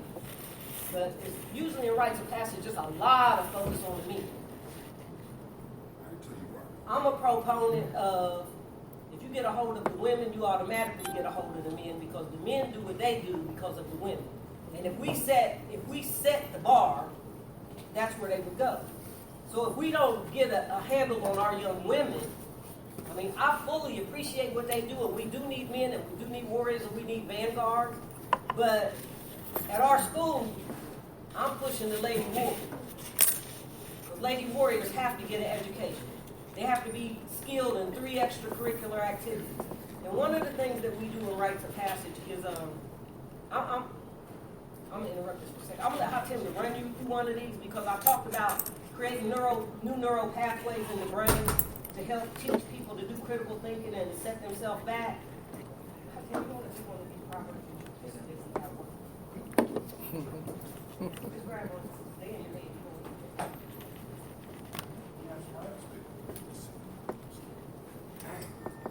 You got all these books. Don't worry about it. You all like over here on my table. Somebody want to pick one? Do the one from last night. The one from last. Well, that's from now. So, all right. The process we about to do is called wisdom mining. All right. So, wisdom mining. Wisdom mining. This process. All right. So, if somebody want to pick one, oh, you got a book. Pick one of those proverbs up out of there. Anyone. When you open it, this book right here is called The African Openness to the Tree of Life. And this is one of the books that changed my life. I found one at Ohio State, leather bound, And I'm still mad that I walked out the school with it before the person that did, man. Because this is one of the coldest books I've ever had. I've been through about 20 copies, tearing it up, and it always helps you think. But go ahead, throw it out. One who is equipped never trembles. Let's stop right there. One who is equipped never trembles. Now, one of the things we got to understand about our ancestors is the way we taught, right? For example, when I was young, I thinking back when I was young. A show used to come on called Kung Fu. Anybody remember David Carradine Kung Fu? And he was in the temples of Shaolin, and he would ask his master a question, but his master would never answer the question. The master would come back with another question. And that's how our ancestors used to do us. When we coming through the process, when we growing up, because you have to find an answer, because everything that you need, you already have. All you have to do is figure out how to access that information. That's wisdom mind. So Hurd said, the person that is prepared never has to tremble. Right? Wisdom mind. What does that mean? Anybody. Just think about it. One who is prepared never has to tremble. He's confident. No. Huh? He's confident. Now, there's a difference between being confident and being prepared. Because I know plenty of confident people who are never prepared. You're confident and you're armed with the ammunition. And you're armed with your ammunition. Right? Whatever it is. So whenever we look at these proverbs, they are challenges for us to think. And not only think about it in the past. How about in the present and the future? Could a proverb like this fit in with anything that's going on politically now? Could it fit in with anything that's going on economically now? How about with some of our personal relationships in our lives? You know what I'm saying? When we start wisdom minding, what we do is we're not only, because what this culture teaches us how to do. Now, better yet, let me put it like KRS-One. Rap is something you do. Hip-hop is something you live. Right? In our culture, we're taught that we are supposed to watch something from the outside and be objective. In this culture. In our traditional culture, we got to get in and do it. Well, you don't understand it. You can't understand the Dogon from the outside. You can't understand the Kemites from the outside. You can't understand what's going on with the Yoruba people from the outside. You can't understand what's going on with the Awe people on the outside. And you can't understand what's going on with African Americans from the outside. You got to get in and you got to experience it. So when I'm looking at Proverbs, what I had to figure out how to do is how to get people to stop looking at it from out here and step right into it. What does it say about my life? One who is prepared never trembles. What am I scared of right now? What issue am I dealing with? You can also use the proverb, physician, heal thyself. Physician, heal thyself. Which brings in other ideas. So in the proverb, just like with the folk tales, because we'll get into that a little bit later, in the proverb, as well as the folk tales, are these little nuggets that I refer to as crystallized wisdom. And what we have to be willing to do is do some deep wisdom mining. Getting inside ourselves. So, for example, in the system we have, we understand that we got something called IMESP. Like I said, I've spent the last 30 years going through this stuff. IMESP. In order for me to be an optimally operating person, at least in our culture, it's 5 things that I have to have lined up. I have to have my intuition, my mental, my emotional, my spiritual, and my physical all working together. When all of them are working together, I am what's called the ultimate man, or you are the ultimate woman. Most of us in some form of fashion, some of them not working. Intuition, mental, emotional, spiritual, and physical. Like the fingers on the hand. And if I'm able to have them all work together, it's like a fist where I'm able to knock down anything that gets in my way. But if my emotions is wrong, my emotions is off. My emotional finger, that represents my emotional finger, right? If it's off, then everything is off. If my intuition is off, you know what I'm saying? In this culture, we separate all these things and try to deal with them as individual. But the spirit is no good without the physical. I remember my grandmother used to say, man, you're going to become so spiritual, so spiritually elevated that you're going to be no earthly good. And many of us, we separate our spirituality from our actual physicality. We separate our emotional health from our intuition and not really understanding that all of them work together. All of them have to come together in order to be able to move us to another level. So far, part of the rites of passage, part of the cultural piece, is learning how to bring all of these in line so that they can work to keep this circle going. You understand? Because this goes from generation to generation. And one of the things we say in Gye-Nyame is that we are in a generational warfare, right? We are generational people, which means that my responsibility as I go through childhood, my childhood was good. I have to be a warrior. I have to be protected culture so I can make sure that other people's childhood is good, especially those in my own bloodline. Because if I'm a generational people, it's a good chance that I'm coming back through the same bloodline I was in. So what happens if I neglect my responsibilities as a warrior and I come right back into that family? The grandchildren that I neglected, I might be their grandchild. What does that look like for me? It's going to be messed up. So if I handle my business in this life, not only am I making my life better, but I'm making the life of my children, and one day it might be me better. Because this is one of the reasons why in a lot of traditions, they set the baby to the side and they looked at him and they studied him because I want to know who's coming back. And it's usually somebody out of my bloodline. So that elevates the whole responsibility piece because with how we've been taught, it's all about me. You can see it when we're dealing with our children, it's all about me. We can see it with some of ourselves, it's all about me. But from this perspective, it's not about you. It's about the culture. How do you get people to buy into something that goes totally counter to everything that they know? Everything. And are you bold enough to do it? Because there are young people that's looking for this. There's older people that's looking for this. A system that says you are important. Matter of fact, I put it to you the way one of my elder brothers put it to me. Brother by the name of Chief Albino Garcia. We was on our way to the Sundance. I was riding with him and I was going as a guest. And he said, brother, I tell you, you got to remember, you are no higher than in the eye of the Creator, you are no higher than a blade of grass and no lower than His roots. We all are the same in the eyes of our Creator. Remember, we're no higher than a blade of grass and no lower than His roots. How do you translate an idea like that into a culture where it's all about the bag? Everything is mercenary. Even we'll sell this. We'll sell that. We're competing with a culture that says everything is for sale. My warriors are for sale. That's called mercenary. My nation builders are for sale. That's called dirty politicians. My elders are for sale. Matter of fact, I just give them away because they're useless in a system that is based on the bag. Are they not?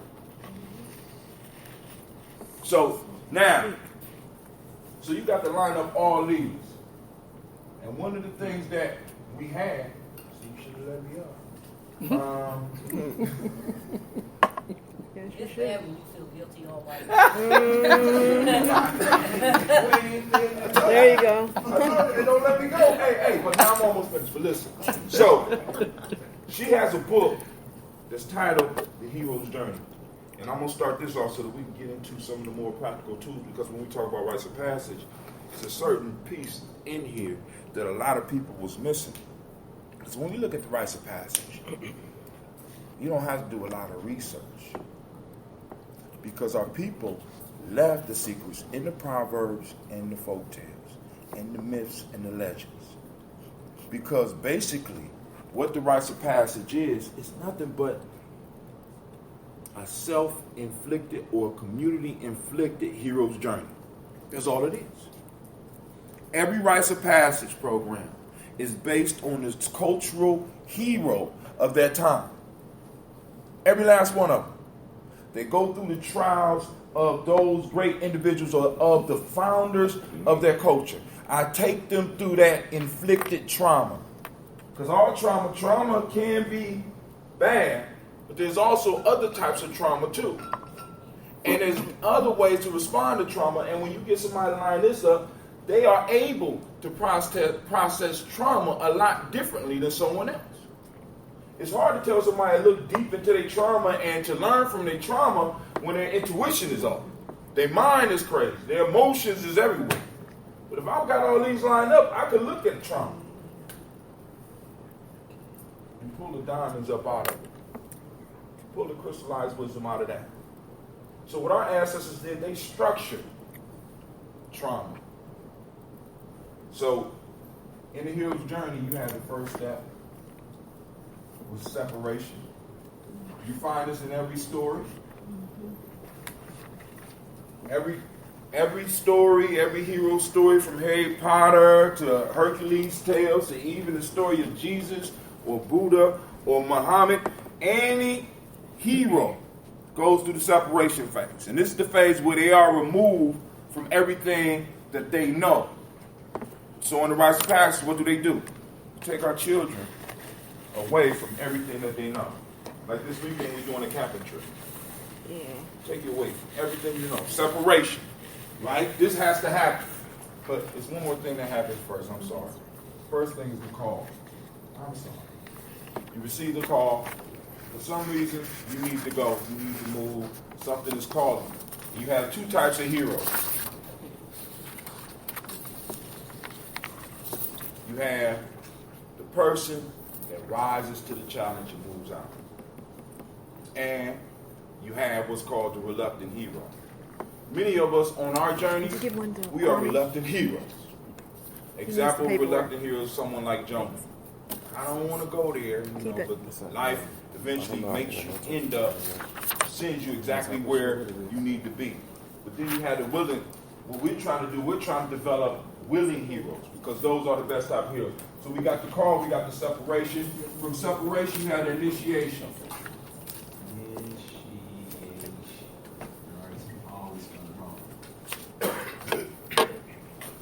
The initiation is where you give, or where the person symbolically dies. All rites of passage ceremonies, there has to be some type of ritualized passing on. Death and resurrection. Because in the resurrection, a person receives new information. This is why when you look at traditional initiations, especially in Africa, when a young boy left, his name was JoJo. When he comes back, his name is Frank, and he's walking a different way, he's talking a different way, because he has went through an experience where he has become someone new. Now, Tara Hostin stressed the fact that she focuses on the young girl's rites of passage. The reason that most societies focus on male rites of passage, and I want y'all to be very clear on this, the reason why they focus on men's rites of passage is because women in traditional cultures are mainly seen as magic. Y'all go through stuff, you can actually see, everybody can see the change of womanhood. Everybody know when somebody is moving into womanhood. With manhood is a little bit different. Yeah, I get a little hair on my face. It took me about 5 years to get a full beard. You know what I'm saying? But the whole piece is, rites of passage was initially a male thing because males didn't have the actual physical symbols that women had. And men were trying to compete with women, or at least keep up with women. Because women, when they gave birth, how many people got children in here? I'm talking about female. How enjoyable was that experience? It was unforgettable. There you go. So we all remember that. Anybody have fun pushing the baby out? Yeah, it was fun getting it. She said one time. How about the first time? No, the first time I had, they call it Right. You know, So it numb you up. I didn't want to feel nothing. Told you it was unforgettable. So I She's didn't going through feel the. nothing. But after that, the second time, it was just like, I was on the road. By the fourth time, I was like going around helping other people. Like, that she need a nurse in here. You know. Told you it was unforgettable. She helping dismiss the drug. But that first experience is like a life. It's an initiation. Men had nothing like that. So we had to find a way to replicate that. This is why men separate where they're going. They're going back to the womb because females' womb give birth to children. Men's womb, which is the society, gives birth to men. We take boys and we form them into men so that they can have that visual rites of passage. That's why some will come with teeth knocked out, some will come with marks on their face. Not that we're doing that with the children now. But they will come as a different individual after they went through the trials. Because if you go on and look at some of the reels or some of the stuff that some of these young boys go through, because they feel that manhood belongs to the society, it belongs to the culture. It's not something I can just walk, I'm 18 now. No, dog. No. Unless you go through these rites, unless you prove that you're worthy like these women, you can't even, don't even talk to my daughter. Don't talk to none of the women. Matter of fact, you might as well leave the village. Once again, getting back to those borders, from inside as well as from outside, because if you are not capable of making it through this process, this is the process that your great-great-great-grandfather went through. The founder of who we are. You know what I'm saying? So that initiation introduced them not only to that trial, but it also introduced them to the secrets of the culture. It's beyond, and it gets deeper than Facebook. Like some stuff we can put on Facebook and Instagram, but there's certain things that each of us have in our family that we would never allow to be on Facebook. And if we find out one of our family members put it on Facebook, somebody going to see him. Or am I the only one like that? Oh, no. It's the same thing in the culture. It will be certain things that we can share with everybody, but it's certain things that we can't. We can't. Why? Because it's sacred to us, and when we give it to them, because there was in old school magic, and some of y'all that might be into fantasy movies, y'all might know about some of this, but in a lot of old school traditions, they say that when you know the name of an individual, you conquer its soul.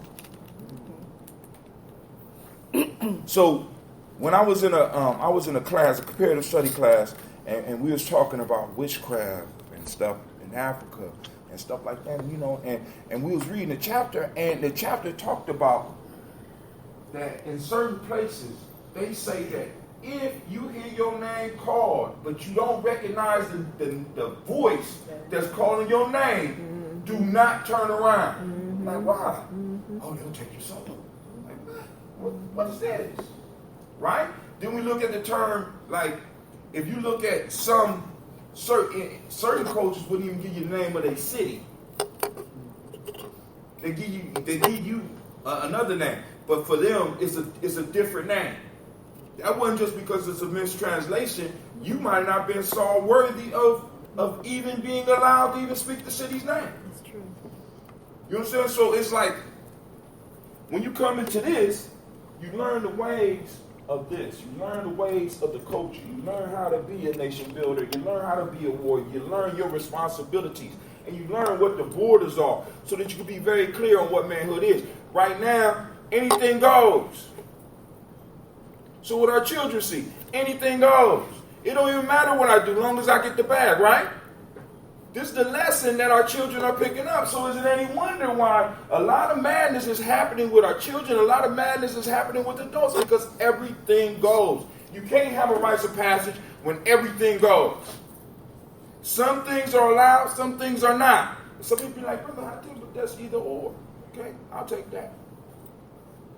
I'll take that. Because I've seen what happens when the border breaks down. All right, we got separation, initiation. Then we also have the last phase is reintroduction.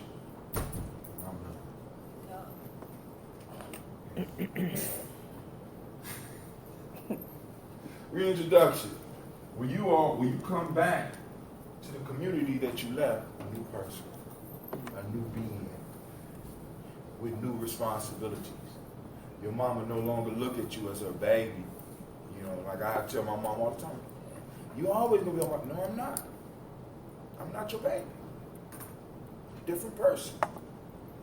She get mad. Okay. But you still my baby. There you go. But you still my baby, right?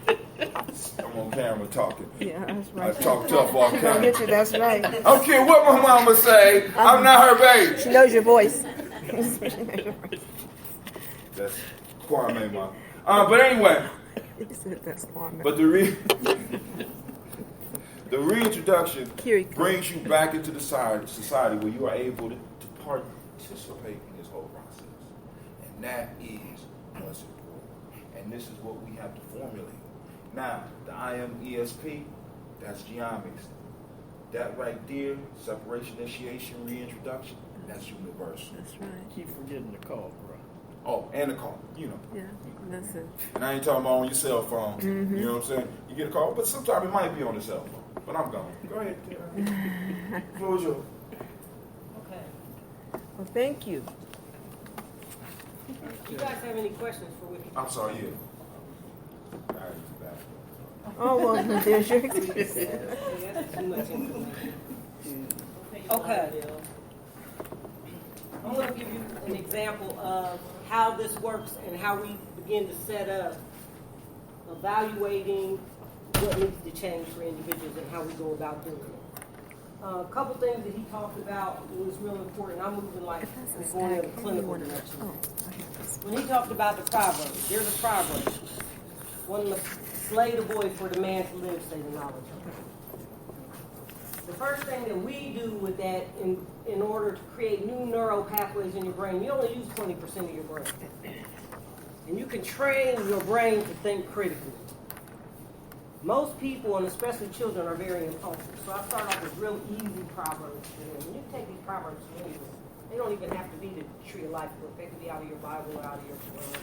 But the first thing that you do is pick out the key words and define them.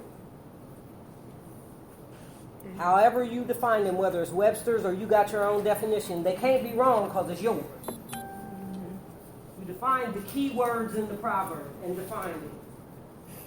Okay? Then you state the proverb in your own words. You retranslate it in your own words. What does this mean? How can you apply it? Then the next thing that you have to do is articulate what does it mean to you in your lifetime right now. Now, they never get old because in different stages of your life they're going to mean different things. One must slay the boy for the man to live was functional when I had kids because they would grow up and ask me to borrow money. And they hated my proverb. Because I would be like, yes, I could give you $10. However, the knowledge holders say one must slay the boy for the man to live. So while I could, I won't. Mm-hmm. Because I need you to develop into full-blown manhood where you manage your money and don't have to come to me. Because if you can always fall back on that, you'll never learn to manage your money. So one must slay the boy for the man who lives, say the knowledge holder. And I just break them off with a proverb. They're like, oh, there she go with a proverb. So then they just walk away. I didn't really get an argument anymore. When it came to my husband, one must slay the boy for the man to live was he had this horrible habit of not being able to find his socks. Like my uterus was a thing-finding device. Where's my socks? Where's my keys? Before he even looked, where's my socks? Where's my keys? I'm like, I could find them for you. However, he's like, okay, here we go with the proverb again. So, in terms of like young people, learning to think critically is a skill that they need to develop because everything for them right now is immediate gratification. Everything, microwave food, microwave relationships, microwave emotions. Today I love you, tomorrow I don't. So you have to teach them to think critically. So when they come in my office, it's always a mental exercise. Because I don't tell them what to do. I ask them the questions that allow them to be able to figure out what it is that they need to do. And sometimes they'll leave with a headache. And that's because you don't use your brain enough. I mean, that's just real. when you have, and I tell people with these proverbs, when you do more than 3 a day, you'll get a migraine if you do them right. Because you're creating new neural pathways in your brain, and it's going to make your head hurt. However, if you do it over time, not only will you get a deeper knowledge and a deeper understanding, you'll be able to more effectively do critical thinking in a crisis, because your brain will automatically go there. Does that make sense? And I thank Mr. Brown for that, because it was probably after he got it and it was remarkable for him, then it was remarkable for me too, for a lot of different reasons. Because what would happen, I could do a whole lecture to a client and they wouldn't get it, but if I hit them with a proverb, it would stick to them and they'd always remember it. And once they always remembered it, they could apply it to a lot of different situations. Then they could take it home and use it on somebody else. Then they be looking for you. Yeah, and clients in treatment, and even kids are real good at that. You'll teach them a concept. Like we were doing health and nutrition, and I was telling the guys in recovery about health and nutrition, and because I'm a vegetarian, I'm trying to teach them about healthy ways of eating what animals have to go through. Yeah. So he goes home and he tells his wife, she makes a big breakfast, and he's like, Terhasa said I can't eat that. Oh no, my brother. They be looking for I mean, you. that's kind of what addicts do, though, don't they? So she called me and she's like, I'm like, whoa, hold on. I said, when you come pick him up tonight, come in, because he's going to take responsibility for that. If he didn't want to eat the bacon, he didn't need to put it on me that he didn't want to eat the bacon. He needed to have the courage enough to tell you that he was no longer wanting to eat bacon and tell you why. So we kind of like had to work through that. But even that kind of stuff can be a community thing.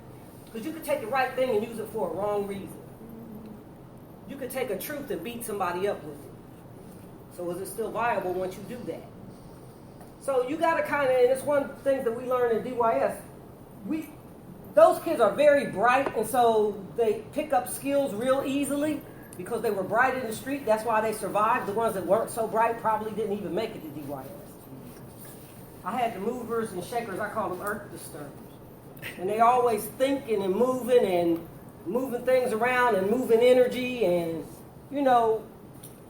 that was just energy run amok, but you had to grab it and harness it. You had to move it into a direction, and one of the things that they all had in common was they were all addicted to knowledge. And it's amazing to me that they go to school and they don't want to learn. But when you get them and you get them in an institution and the counselor can't do them for 45 minutes, but you got them all day and almost all night, they still don't want to go back. Doing critical thinking and sharing that with each other all day long. So something wrong with our school system and the way we're trying to teach. Right? Is it relevant? Is it true? Is it meaningful? And if you really want to get a kid to read, you got to give them things they're interested in. I never had a problem with kids in the institution, even the ones that didn't know how to read, because what the content that was in the material was what they were trying to get at, and learning to read was a consequence of that. Does that make sense?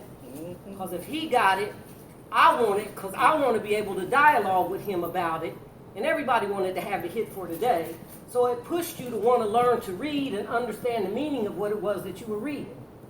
And the Tree of Life book was beautiful for being able to do that.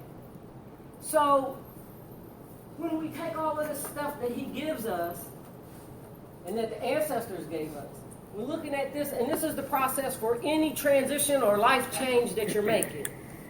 If it's recovery from drugs and alcohol, it's the same process. There's a call. You might have got a call from the PO. You might have gone to jail, and that was a separation.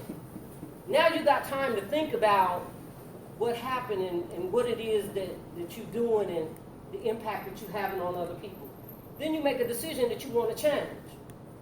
It's like, okay, if you want to make this change, these are the things you got to do. You got to come to group. You got to stay clean. You got to go to meetings. You got to develop you a peer network. You got to get a sponsor. You do those things, you're able to get clean. You're able to articulate what your life issues are. You get stuff together and you're dealing with the brotherhood and the treatment group. My treatment groups always I had 3 tribes, Rumani, the Kandus, and the Mutolo. They all worked together to make sure something happened. They made sure that each other got the meetings. The women, the same thing. The elders, the same thing. sometimes I have a problem with elders. Like Queen Mother, a lot of times we're like quit group in the middle of group. She's like, group's over, I say. I'm like, hold on, Queen Mother. I mean, I had like administrative issues like that because when the elders spoke, that's what it was. And if you tell them that, they take that serious. She want to go do some snuff, so group was over. So when you get to initiation, and I truly believe that this is one of the reasons that we were so successful in drug treatment. When you got to initiation and you had accomplished everything and you had been able to stay clean for a year and you went to meetings and you had a sponsor and you showed evidence and your family showed evidence that you had made a change in your life, you got a new name. A lot of my folks changed their name permanent. Now, I can, all three tribes, when they see each other on the street, they know who each other is. Annie Bawali, she'll jump up in the meeting still today after all these years. My name is Annie Bawali, and I've been loose from the change the boundary. Like, yeah. So, just having that new name was an indication that I'm a changed person and I'm not who I was then. And being called by that name called you more to your recovery and away from who you used to be. And so we had really hardly no problem with people relapsing because nobody wanted to be the weakest link. Can you imagine you part of the Bumani tribe and you the security force in the tribe and you going to meetings and you running meetings and you doing what you need to do and you taking care of your family and all of the other Bumanis are looking at you and the other tribal members are looking at you and you relapse. But we'd always wrap around them and bring them back. Now, the Michael Finch situation was a little bit different because Michael Finch just wanted hugs. You know how some people just need love? You just get love. You relapse so everybody keep hugging you. So I wasn't really being mean, and I probably really wouldn't have thrown him away. Maybe. But when you get somebody that does that and they continually do that, just like any other rhythm or pattern, anything done repetitiously enough, often enough, takes a life on its own. So if I had allowed him to continue doing that, that would have given other people permission to do the same thing. But nobody wanted to end up in that place where it's like, hold on, no more hugs. We're done. We're done. I'm sorry, dude. We're going to let you roll with this one, but we're not going to hug you. And you can't come back if you relapse again. You banished from the community until you figure out what it is you need to do. We never had to worry about a relapse ever again because his love for that community was more important than his need to use drugs. Does that make sense? A warrior, somebody who will give up anything and everything, be willing to die for something bigger than himself. Right? So when he had the car accident and he died clean, and his little boy got to know that his dad was clean when he passed away. Make sense? Mm-hmm. So, and it's something to be said for 25, 26 years later. If I call anybody from that, and this is a recovering group of folks, mostly crack. I don't call them 20-some years later and they all show up. Talking about program outcomes. See, I can do program outcomes on paper, but mine show up. Like, don't talk to me about program outcomes. So, I'm going to take you through my journey of how we do outcomes. Okay? Because if you define the problem wrong, you're not going to have the right solution. And you can't look at somebody as a drug or a behavior because they're connected to a bigger system, okay? So I'm going to start with this. What kind of things do we use to evaluate? Well, it depends on what you're doing. It depends on what you're doing. I'm in a unique situation at the school because previously either I had to do evaluation and measurement and outcomes for prevention programs or treatment programs, or in the school, it's all together. And I know he glad he got me and Mr. Brown, but Mr. Brown handles the PBIS system. This is how all of the systems in the school work together for the benefit of the kids. And he's responsible for pulling all of those things together and having the meetings to make sure that we don't kill each other, right? Because when you start talking about behavioral health and education, and a lot of times you find things that knock into each other, and you're going to find that no matter what system you're in. You're going to find administration and staff and clients, agency and the certifying bodies, funders, there's always going to be some clashes somewhere, right? So you got to step back from what it is that you're doing at work. And you have to do some evaluations, but before you get to evaluation, you got to know what you're looking for. You got to know what you're looking for. That means you got to define a problem. And you can do the short survey of what the problem is. Okay, so the kids aren't getting good grades in school. Parents aren't showing up for the PTA meetings. Kids report that they don't like being in the classroom and wanting to learn. So you can take all of that information and what I decided at the school, and it's going to be different for everybody depending on what environment they're in. You have to figure out what's wrong, how you want to measure how wrong it is, come up with a plan for improving it, and how much and how incremental do you want that change to be, and it has to be reasonable and achievable. You set yourself up for failure if you don't, right? Could you repeat that, please? Okay, if I can remember. It is. It has to be measurable. It has to be meaningful. It has to be relevant, measurable, and achievable. You can't just, and a lot of times people come up with stuff and if they define the problem wrong, it's because this is happening, and that's not really what the issue is at all. So you define the problem wrong, and so you creating interventions to solve a problem that really didn't exist. Or if it existed, that wasn't something that you needed to resolve. So let me use this as one of the things that I did was I looked at our kids. And I looked at the fact that our kids were doing a lot better than Columbus Public School. So I'm like, we must be doing something right in terms of academics. We did have, and this is when I got there because there's a lot of stuff going on before I got there. God help me. I just came to do behavioral health piece, but got involved in other stuff. So I looked at the school and I looked at the babies that were coming in. And I was like, there's pieces here missing and the pieces aren't connected. We got kids, the kids are here, but we're a community school. Where's the rest of the community? Where's the dads? Where's the moms? Where's the elders? You see them at drop-off time, see them at pickup time, with the exception of a few really great and invested parents. But for the most part, they weren't showing up.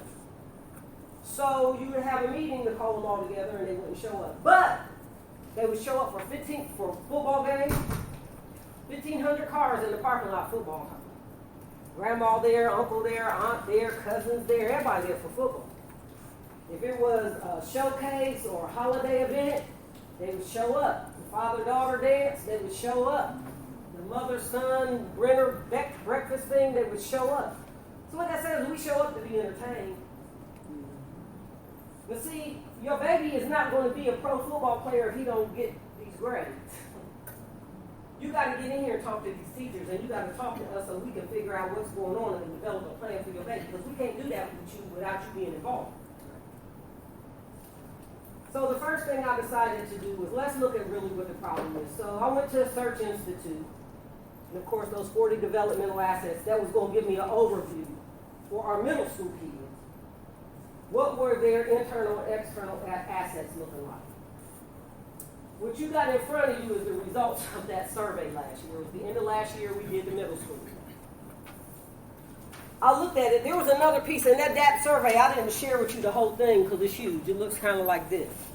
And it gives us an overview on a lot of what's going on with our school and our kids. One of the things that stood out for me was that a lot of them felt relatively safe in their home and they felt like they had good functioning families. But then I had to ask myself, as compared to what? If that's all they know. If you got a home and a roof over your head, that may be how you define a good family. When you look at other kids that don't have what you got, you may consider that you got like a good family or a good functioning family, right? So I had to take it with a grain of salt. But I looked at the internal and the external assets, and I looked at the responses that were in that evaluation. And the at-risk pieces of that really scared me. I don't think this is in your part of the report, but only 41% of our kids in the school identified as African American in a school that's almost 100%. So what would that tell you if you saw a statistic like that? If you saw a statistic that said in a school 100% African American kids, or maybe with the exception of one or two, they didn't identify as African American. The larger society did an excellent job at fractionalizing our communities with all these new terms there. Leadership in their house dictated that. What did they identify as? Other. So what were the choices? African American, Hispanic, not black Hispanic, white? The regular state boxer, just the regular state boxer. Did you ask them what other was? Yes. That would have been a whole nother, because they were anonymous. So I couldn't go back and who did what. This was like a middle school survey, right? But I'm looking at our kids, and one of the things that I realized is that if you go back to the seminal piece of this, if there's nobody or nothing here to anchor you, why would you be proud of who you are? When everything in society and everything that you watch on TV is programming you not to be. And I love my staff, I really do. But a lot of times they got those same issues. How are we defining beauty and why and who programmed that? And why do we work so hard to be, because I had to ask the adult questions before I went back to the kids. Because I had to look around and look around, right? So what they were getting at home is being reinforced at school. Then they open up the textbooks and they look at Love and Hip Hop, and they looking at the hip hop videos, and nobody that really looks like them. You know, light brown girls get the opportunities, mixed girls get the opportunities. Where's the opportunities for me? And so now like we're pushing it in the other direction now. At least we made a beginning for that. But what it told me was that our kids looked in the mirror and didn't like what they saw. And that made academics secondary. That made social life secondary.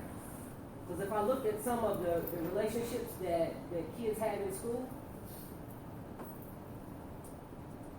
I think my perception is a lot of it is secondary to their relationship with their parents. Because the girls beef with each other for no reason at all, even when they don't have a boyfriend. They go into a situation looking at what's wrong with each other. And they react to that. And if there's a boy involved, it just compounds the situation. And they act out exactly, and I don't even like that stuff on TV, but I can see a correlation between the body language. Yeah, you don't want that boo-boo. But you know, you don't want none of this. You know, or you don't want that smoke. Like, and I'm like, all of y'all broke. Right. Let's start there. But when it's like a mirror reflection of what it is that you're seeing, something or somewhere, there's no salt in the water. There's no salt in the water. Where do you learn how to become a woman?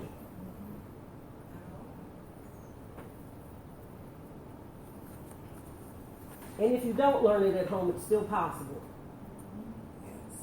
I ain't trying to be funny, but you learn a lot from the dummy.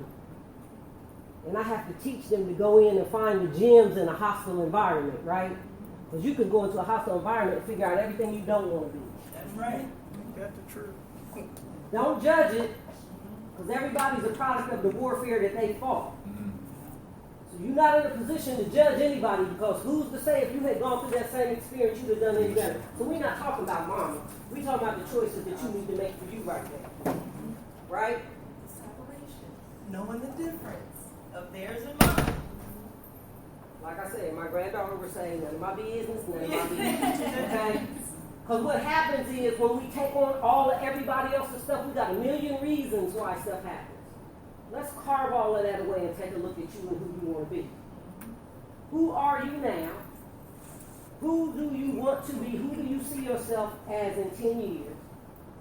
And how do you plan on getting there so I can hook you up with the people that can help that happen? when I was a kid, a lot of the people in my community died, and a lot of my friends from high school died. A lot of my friends who had babies real young, their kids ended up on drugs or dead or in prison, and a lot of them are, and not like real healthy. But I looked at that, and I went to my counselor because I think all good counselors that deal with the problems of the world need to have one.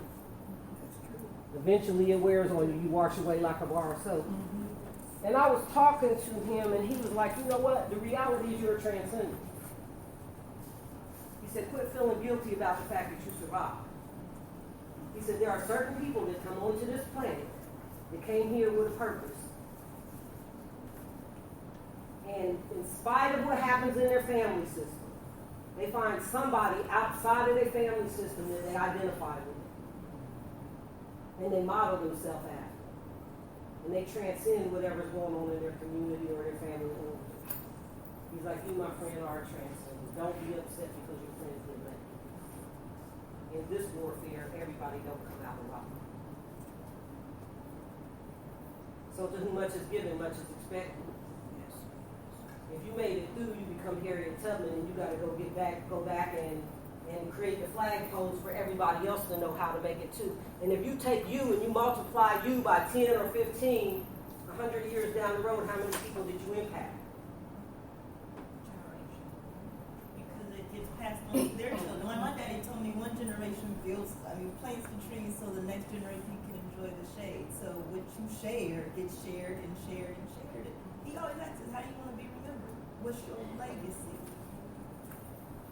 Mom, Becky picked me up out of my family because I got 12 brothers. I got 3 sisters. Mom, Becky, who's not a biological relative, picked me up and kind of like raised me, but she was one of the first black professors in the whole OSU. I was working for Mr. Comedy when she passed away. But one of the things that she instilled in all of us is we're going to college. Okay? She said, you're all going to college. Now, I took some personal exception to the fact that she paid for everybody else to go to college, and I had to hustle to get through college. Then I had to get the grades, to get the scholarships, to stay in college, and it was like... So I got grown, and I asked her, I'm like, you know what, I think it's really kind of unfair. You paid for all of these people to go to college, half of them didn't even finish, but you never even really tried to help me. I said, I don't really understand that. I always got A's, I always succeeded. She says, that's because I expected more. They intentionally, forcefully made me grind for everything that I got. But they were waiting and watching in the wings in case I failed. Those are good mentors. Because the babies sleep on the soft side of the pillow. If you give a kid everything, they'll never develop muscle for living. And when you tell the stories about when you're talking to moms and they want to do everything for their babies or they want to give them everything, of course we want to give our kids what we didn't have, especially if we struggle. But the reality is those struggles have made us who we are. So if I got a baby chicken in the egg, is that your way of saying that that was my, that was violent. Rites of passage. That was your initiation. If I peel the shell away from the baby chicken and the baby chicken comes out, because I'm impatient with it coming out of the shell. The baby chicken dies because in pecking the way out of the shell, it develops the muscle that it needs to live on the outside. Watching me peck my way through the shell was probably very painful. But all of their gifted relatives that they paid their way through school. So one time, the ones that had their education paid for it, handicapped, they never had to work for anything. But when everything is handed to you, you don't develop muscle for living. And so when they got old and they got ready, at one time I had 3 hospital beds in my house because I took care of everybody before they passed. That's why you told me quit brushing Rosie's hair. Let him do it himself. Yeah. No, I told you that when she's 10 years old.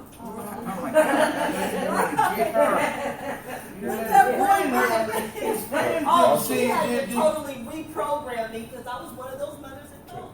I wanted to add to another issue that we have to deal with our children is because the level of poverty here is not the same as it is in other places. We have a lot of our children, as well as our adults, living under the illusion of affluence when they are actually totally broke. So a lot of our kids feel that they have already made it. They get free education. I mean, we work in our school, we are probably about 98%. Let's put it this way, everybody in my school get free lunch. But yet, if you ask anybody in there if they are poor, they'll argue with you, they'll argue you down. You understand what I'm saying? They don't understand the correlations of free lunch. Enough people in our school get free lunch that our school is considered a poverty school, but yet you're going here. They get to a point where I say, listen, if your parents are as rich as you say they are, you need to go home and hit them over the head. Because if they had all the money you saying they have, why would they send you to our school? Not putting our school down, but the fact of the matter is that we can't really give our children what they 100% need. One of those private institutions will prepare you to be propelled in this world. You know what I'm saying? So along with what she's saying is, not only are we making it easy, we're also allowing them to feed into a illusion that's not healthy for them. I'm sorry. That's it. That's right. I just want to, sometimes as a parent, you don't try to let your child feed into illusion. Like my daughter told me, I didn't know we were, because you make sure that they go to the best schools.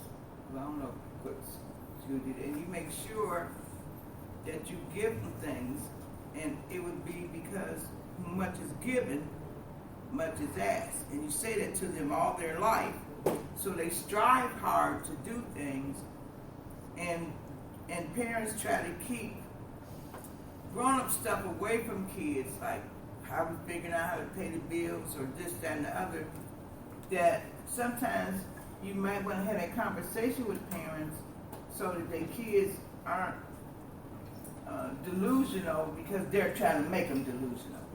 They just trying to make sure that they balance and have a good child life and don't have to worry about stuff. That's my question. Like, where do you merge it, but also draw that line of separation between parental issues and children issues? Oh, you want me to stop? No, I was just raising my hand because I got an answer for you. Because what I do with Rosen's like, look, this is what mom brought in this week. You do the math and separate, subtract. This is what had to be paid, and this is what's left over. Now, you tell me if I can get you an $80 PlayStation controller because you want to get mad and throw it up against the wall. Okay. But it also works against me because Ms. Terhasa then he said, well, Mom, your budget will be better if you quit smoking. Your cigarettes are $10, and you spend that 4 times a week. So it bit me on my tail. All you can say is I said. But my job is done. He's doing critical things. Thank you very much. I mean, here's the thing. This is the truth. This is the truth. Rosa went from acting like a 5-year-old to now I have to look at your budget. Look at that quantum leap that he's being asked to make. Brushing his teeth and brushing his hair and getting him dressed to him becoming independent and looking at your budget. Permission to speak. Yeah. Now, here's the reality. He could have done that all along. He was capable of doing that all along. But you guys were so effective at what was happening with Rosa is I'm looking at the paperwork and I'm still thinking Rosa is 6.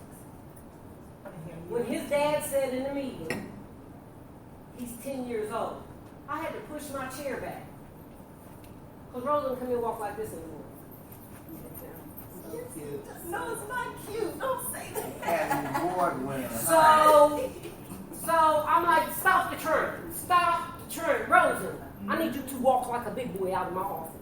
Pick your head up and move your feet. And ever since then, he's been. And he does it at home too, and I'm loving this. He just got permission to grow up. Yes. I said, quit ironing his clothes, quit putting his clothes on, quit brushing his teeth, quit brushing his hair. Well, yes, I was doing it. He got a problem. She got a problem, right? But that was all toward working to be a good mom. And we back to the chicken and the egg again, right? We caught Rosa early. Think about all of the kids that we didn't catch. Permission to speak. So, okay, go ahead. I didn't do that. In the earlier part of this workshop, we were talking about the idea of how we deliver truth. And Brother Hatim and I have this conversation all the time about how questions are asked. When a child is asked, if they're poor, and they really have no concept of what it is to be poor, then you have to break that question down and ask, okay, are you receiving, free lunch? And you mix in various questions like that so that not only you have a better idea of what they understand their condition to be, but then they will have a better understanding of what their condition is. My approach is a little bit different. And my approach is different because I don't see the value in being rich or poor in terms of money. If you got people that love you, if you got a school that wraps around you and protects you, if you got food to eat every day and a roof over your head, I try very hard for them not to have a material orientation. I want you to look outside the material world to see something else. Do you have a brain that functions? Does your body work appropriately? Do you have grandparents that love you? Are you able to celebrate holidays in a kind of strange kind of way? That makes you rich. Because we know kids that got all of the material things and they're poor. They're spiritually and emotionally poor. So how are we defining rich and poor? It becomes a whole other issue. That's why you stay away from loaded terms like that and ask the questions that you really want to know. Yeah, because I've never asked a kid whether they were rich or poor. I could pretty much take a look at them and look at economic status or family functioning or things like that without making a solid assumption on that. I know a lot of our kids are struggling. Their parents are struggling. Some of them are not. But it's kind of hard to be in America today even if you got money and not be struggling, right? Especially if you're black. Yeah, black or Native American or Hispanic either. And if you're a member of another cultural group right now, it really becomes, because I'm doing some consulting work with the Somali community over some of the stuff that's going on with their kids that aren't, that's a whole nother, subject because they're scared to go get services and a lot of that stuff is happening. But when I looked at this survey, what it told me was that constructive use of time was missing, a strong sense of community was missing. Kids didn't really have a love for learning or a whole lot of positive values and whatnot. What this did scream to me, rites of passage. I'm gonna go back to the hard stuff now, and I didn't give you guys this because I didn't want to confuse you. You got this sheet right here. And when I came up with how we were going to develop rites of passage, I looked at ODE and their badges. How does ODE spell success? Culturally, how do we spell success? Spiritually, how do we spell success? And then I came up with these pillars. And so Director Russell came to me and he's like, these are the badges for ODE. This is the Millennium 7. And every time I would get it down into something I could do something with, he would bring me something else. So I have about 8 standards that I'm working with. And when I got them all finished, he brought me another. What I did was I put them all on note cards, and I categorized them by similarity. And I merged and collapsed, and I kept doing that. What I ended up with was this. And I'm like, okay, I need to merge and collapse again, but first I needed to define these. Okay? These were the key pillars. So what I did was, I took all of the key pillars. What do we, as human beings, what do we need? Health and hygiene, emotional functioning, character development, family, community, social orientation, intellectual development, academic success. I looked at all of those things. I'm like, okay, I got to collapse again. Because I got too many categories. This is probably like the state of the art stuff. You guys do not have this because I didn't want to confuse you. There's 3 tiers. All of those things that I just told you about, probably those 75 things, I broke them down into 5 categories. Some of them were duplicate across, and some of them were similar. Collapse, collapse, collapse, collapse. And I just kept praying that he didn't come with another one because I think I would have had a meltdown. But there's 5. Education, character development, and social emotional learning, which is like big with education and behavioral health right there. Self-mastery. I gave that a category all on its own. Spiritual and cultural awareness, and business and technology. Our kids do not get a lot of business and technology.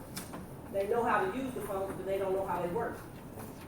And technology is moving so fast that, you know, what is it that we need to give our kids? What is it that we need to give our kids that's going to allow them to be able to cheat? So when I started looking at measurements, I looked at these 5 categories that all of those other things could fall under here, right? And Lord, I didn't give you this, but under each one of these, like character development, social emotional learning, trust, respect, gratitude, discipline, reliability, work ethic, punctuality, teamwork, community service, and leadership. It's reinforced in the classroom. It's reinforced in gym. It's reinforced in drumline. It's reinforced in drum and dance class. It's reinforced when you meet me in the hallway. Don't like look me in if I say good morning to you. That's not how you. That's not how we do this. But it's a whole new, for a lot of them, a whole new way of communication and relating to other people. Now, Director Russell has a thing at work where all of the men have to wear ties. I think it's good on one hand because a lot of times our kids, some of them don't ever get to see like a professional man with a suit and tie that looks like and exhibits success for him. But I don't necessarily, just for me, feel like the suit and tie really exemplifies success. Success is not what you wear, it's who you are and what you do. For me, right? Okay? But he does have a point in terms of wanting to look your best and be your best and put up a good front and a good starch shirt with a real nice tie. With the 175 ways that Mr. Brown has figured out to tie one and put it on the videos. He gives us regularly how to tie your tie. But that piece of it is important, but social and emotional is like, I keep thinking to myself, and I give it to them, being emotional in this warfare will get you killed. It doesn't mean that you don't have emotions, but you use them appropriately. We all got emotions. And then I go back to Africa and I teach them about those emotions. Hermaphrodite or the Sphinx has a beast body and a pharaoh's head. All of us have an animal nature, but we have a brain and a spirituality that allows the beast to lay down. Nowhere in Africa is the lion standing up. He's always subdued by his higher nature. And so I take them back to, we all have animal nature, we all have emotions, we all have anger, but your higher self rules the behavior that you engage in. And you can start with little kids teaching them. And they do real well with pictures. It's like, is your lion standing up there? But if you let him get on all 4 feet, it's going to be hard to lay him back down again. Like, he's trying to get up, right? Your lion's trying to get up. But you can teach social emotional learning in a way that's engaging to them in an age-appropriate way. I have a way to teach young people to de-escalate and calm down and go inside. And a lot of times it's mindful exercises. I have these little things, and like staff laughs at me, but it works because it keeps some of them alive from day to day. I have these bubbles, these little things of bubbles, and I have them blow bubbles for mindfulness. And when they blow the bubbles, they forget all about what was going on. You gotta remember, little kids don't have long attention span. They blow bubbles, they watch the bubbles, 2 minutes, they forgot what they were even mad about. So then you can talk to them about what happened. You know, and I think, Lord, she left me with them big boxes of bubbles, so I'll be doing bubbles from now on. But cultural and spiritual awareness, for us, it's more a matter of knowing that there's something bigger than you that's guarding you and protecting you when nobody else is around. However you define that culturally or spiritually, whether it's the ancestors, whether it's angels, whether it's the riches, whether it's, whatever it is, you have to know that you're important to the universe, not just the people in your house. And that you came here for a special reason. So it's important to us for you to survive so you can fulfill something. Does that make sense? And I talk to little people in little people terms with big intent. Because the good thing about little kids is they never forget. I had kids in summer camp that were like teenagers still trying to wear their little kid summer camp shirt because it meant that much to them. Because we taught them karate, we taught them dance, we taught them drum, we taught them critical thinking, we taught them, and they carried that with them into adulthood. Even when they stumbled, it brought them back. Even when they stumbled as grown people, it brought them back. A baby bird seeks its place of origin. And when home's not a safe place, we're your place of origin, which is one of the reasons we can't quit, because people keep coming home. Either they come home because they need help or tune up, or they come back to help. And I can't never be sorry about that. But level 1 is, what are you going to impact? And I divided it into 5 sections. These are the things that we're going to impact. Underneath that, for tier 2, how are you going to impact it? If it's education, academic development, academic excellence, and note that I didn't say just academic. I said academic excellence. Because if you start with excellence in your mind, if you shoot for the moon and miss, you're still amongst the stars. Right? Critical thinking, learning agility, oral communication, and creativity and innovation. How am I going to measure it? Study table, tutoring, online supports, mental agility exercise. And those happen in the hallway, they happen in my office, they happen on the phone. Kid comes in, you think I'm crazy? I'm like, I don't know what you think. Like, you think you're crazy? Tier 3 is, how am I going to measure these things across the board? If it's academics, grades, attendance, satisfaction surveys, state test results. Now, I have to put numbers to these things, but they have to be realistic. How much academic improvement as a result of our interventions do I expect? Because you got to tag a number to something, but it's got to be realistic or you shoot yourself in the foot. So if this is what you want, how are you going to measure what you want?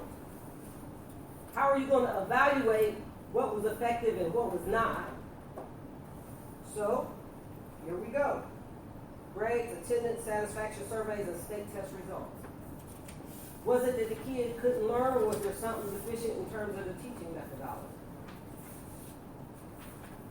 Are you satisfied with the school and the school climate, or is there something about what's going on in school that's affecting your academic performance?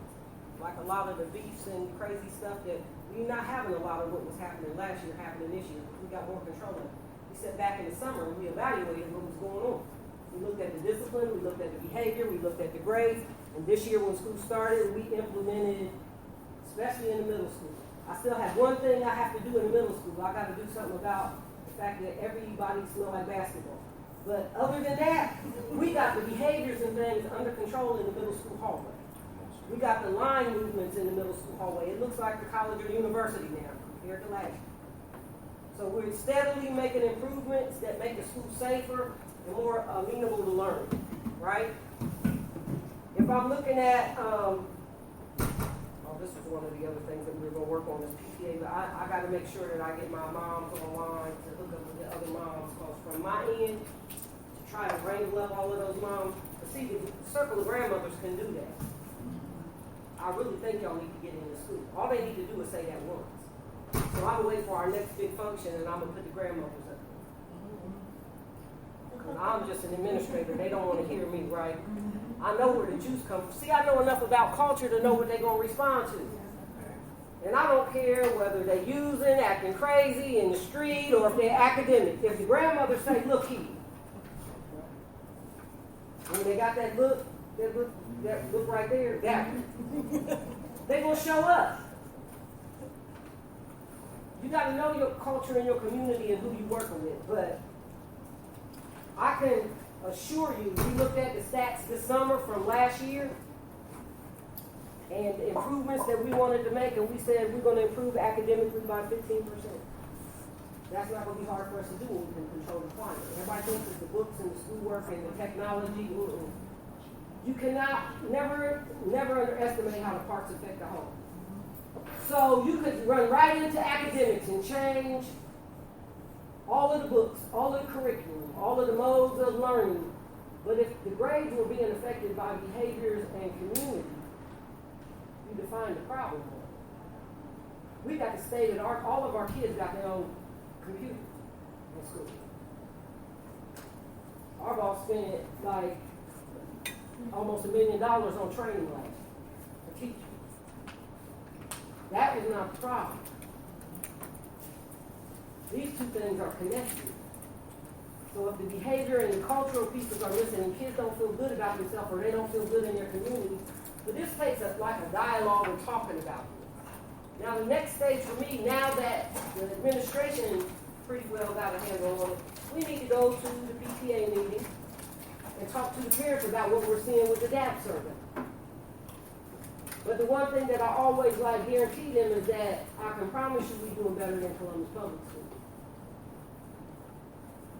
Your kids feel safe here, you know. They know that they're cared about.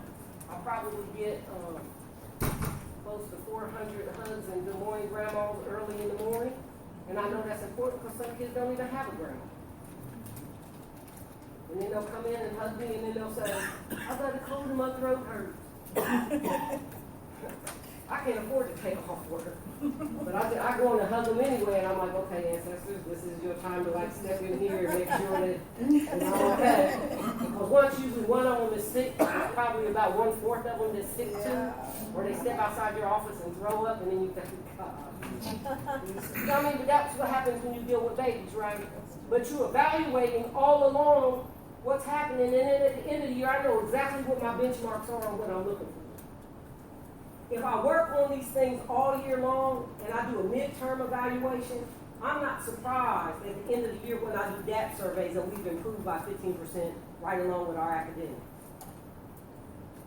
But too often we're looking at stuff in silos. I have modules that I'm working with. And if I don't do anything else well, I produce outcomes. That's kind of like my hallmark. That's my thing besides working with kids. I'm not going to be tied to something that's not successful. I'm not going to do it. I got too much of this. My roots are too deep for my culture to be shaken. And I know that I came from greatness and I exude that kind of greatness. He say I'm, what do you say, extreme? Extreme. That's because he's a Sid. I think in terms of excellence, you know, and my 14-year-old, my 15-year-old sometimes say, can you just let me be a kid? I'm like, no, I'm getting old. I need you to hurry up and fast track me. You know, it's kind of like, I know eventually I'm getting out of the way. I can't be here forever, so I need you to get this. I need you to get this because you got little sisters and brothers and cousins that are going to be looking up to you. So I need you to get this. So I don't want to push you or push you too hard, but I'm pushing. I'm pushing. And me and Mr. Brown, he won't say it, but we can't keep going at the rate that we're going. It's not normal for somebody in their 60s to be doing 8 to 8. When I was on my way. Well, I mean, that's just what some of us do. Yeah. I mean, we into that Harriet Tubman thing. I don't care if I don't make it to the other side, as long as I make way for you. You know, I think about Harriet Tubman every time I had that crazy thought. Like, what was she thinking about? You know, tell my husband, well, either you go all of the way or you die here. It's like that kind of thing, right? But you can pull some crazy things from history. But I'm on this road to go. You know, and I still have challenges even knowing what I know because it's like I'm pulling a wagon with a bunch of my people on it. Someone screaming, hurry up! Yeah, and the worst thing you can do to me is say, why me? Are we there yet? Yeah, it's like, what about you? And we get there a lot quicker if you help pull. right? So it takes the whole, it takes the parents, it takes the staff, it takes the rest of the community. But I'm going to say this, and when it comes to statistics and coming up with outcomes, if our schools and our prevention programs and our agencies and our freelance programs and whatnot, I'm good at hooking people together. That's the only way any of us are going to survive. Because guess what? You may only have an hour a week, you may only have an hour a week, you may only, but if we on one line, it don't matter who's in the building. It don't matter who's in the building, but everybody got to get on and pull this way. You can't sit over here with treatment and think that y'all going to be okay. Because these people in treatment got kids. They got wives. Where are you going to send them? You need to send them to something that has the same vibe and the same, you're going to get the same answer, you're going to get the same perspective, and it's always growing and evolving and improving. And everybody, like October the 8th, we having a parent-teacher meeting. Grandmothers, we had already decided we should look like African warriors. And hold people accountable. Because these are your children. Half of the grandmothers are raising kids. And we mad and we tired. But we're going to do what we got to do for the babies, right? But that's what community is all about. Because in our tradition, the mom and dad went out and worked, and the grandparents raised the kids because parents weren't smart enough to do that. Grandparents had the wisdom to be able to raise kids effectively and efficiently. Nobody threw grandma and grandpa away in a nursing home or an old folks home. We didn't do that. Everybody in my house passed away at home with moms because we don't throw elders away. And me and my kids, that was our job. There was 5 of them. They all passed away. Now Becky was the last one. She passed away a couple years ago at 103. My baby, I love her more than life. Been lost ever since she's gone in a weird kind of way because she was my fallback. Her and her potty meat sandwiches with her orange juice, her orange tea. That's the most horrible smell in the world. She's like, you want some? No. But it's hard for me to give you what did you measure because each of you in your own organization have to define the problem. And it's not always what you see. You got to look deeper. It may not be academics, it may be behavior, it may not be behavior, it may be community. If a kid is being sexually abused every night, how do you expect him to do well in school? It's not that she don't want to learn or he don't want to learn. And then if you tell on somebody, that means it's going to create a whole bunch of, and somebody's going to go to jail, and so you don't say anything and you keep it to yourself, and we keep pushing the academics. That's why I have 6 full-time counselors in the school now. That's why I have Children's Hospital and St. Vincent's dealing with my high-level kids. And guess what? We all talking. Ain't nobody operating in a silo. If you got that much of a need for confidentiality, we all got releases because you can't even come in if you don't have a release. But we all talking. We talking to the football coach, the basketball coach, the drum leader, the dance teacher. There's lines and levels of accountability in this, and we all talking because we all coming from a different vantage point. Tim is the dean of students. He's the Sith. I'm the Jedi. I save them, kick them out. But the whole goal for all of us is to keep them in school. That's for all of us. Now, there's some things that you can't just knock a kid out and fight and stomp everything. You know, you're on the playground and you get mad. There has to be a consequence for that. But you're going to still work and still do your schoolwork and we still tabbing on you while you're at home. But mom is mad because now she got to stay home with you. You know, when you talk about how all the different agencies, and I've worked for a whole bunch of different agencies, the mental health agencies, when you said the kid come to school and because they've been molested and don't nobody want to call, that's another cultural piece. At some point, somebody's going to have to make a hard right decision and break the cycle of the silence of incest and molestation that's a cultural piece in our community. So, I just needed to say that.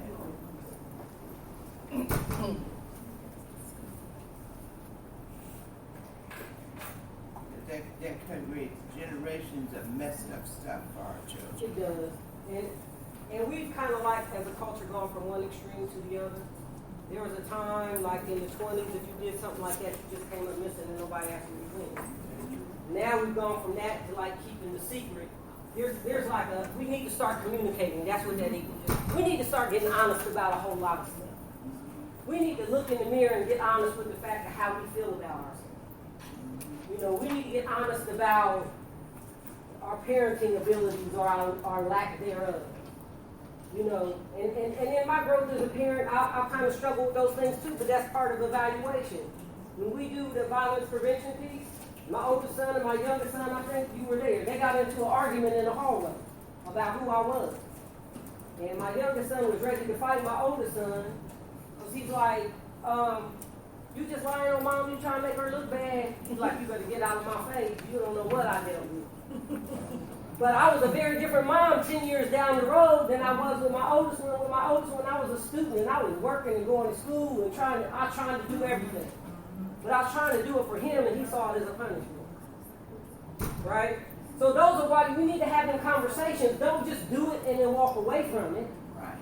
And we get to the place with our staff where we don't want to talk about, here's one of the big ones in administration, when you start talking about evaluation and outcome. Because you got to deal with your staff too, because if they're sick, the people that they're working with are going to be sick, right?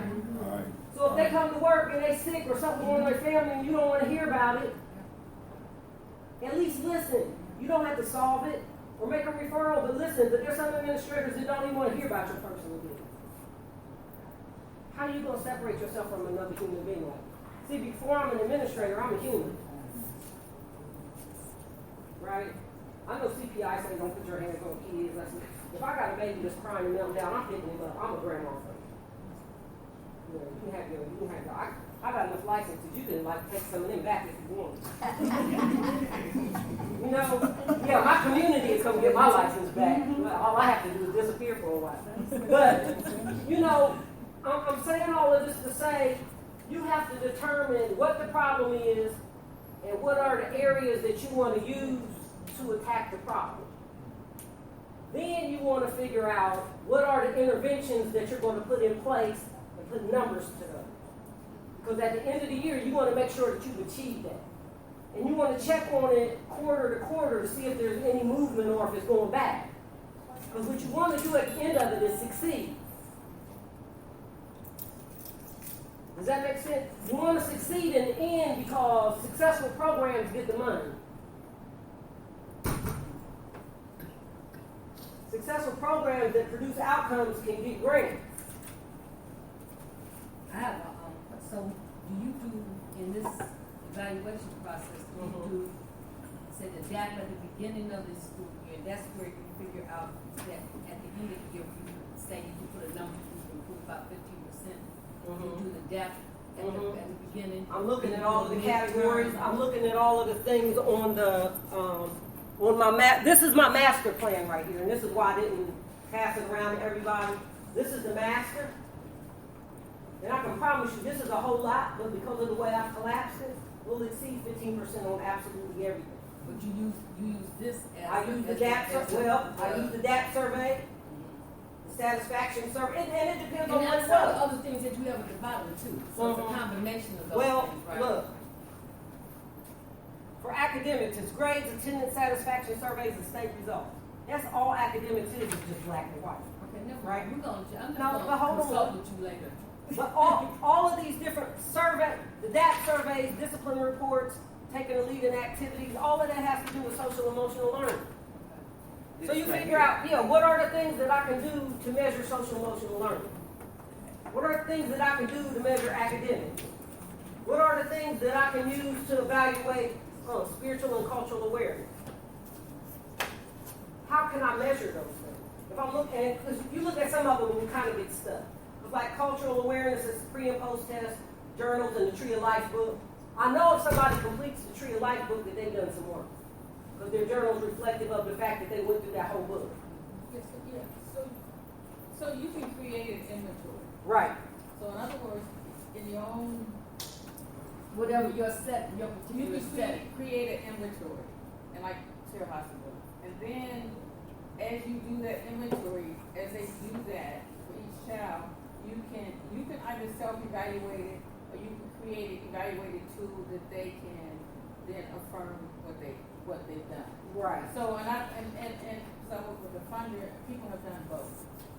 So like with the collective knowledge that you have with rites of passage, then you could create a inventory, and then based on that inventory, use it as an evaluation tool for your group. You know what I'm saying? And then make it age appropriate. This is what the asset development people did. They identified those assets or those skill sets that's important for each child. That's under the 40 developmental assets. Yeah, so you can use the same kind of mindset to say this is what we're looking for with rites of passage during the childhood years. We got people at that age. This is what we're looking for in the middle school years. This is what we're looking for in the high school years. And then, so if you have high school people, and that's the only group you're working with this group, then you would have those list of mastery things. And some of them are, as Tilhart has identified, or you can set it up so you know that they have walked through it. So let's say with history and culture, if they did, because I'm in genealogy, if they did their family history, and you set up the criteria for that, then if they did that, that's a measurement they've engaged. So you could have these components that they have to do in order to get scored in that area. And then you can score it in 3 categories. They actually did it at a level of accomplishment, they did it at a level of mastery, they did it at a level, above that. So you can set that up.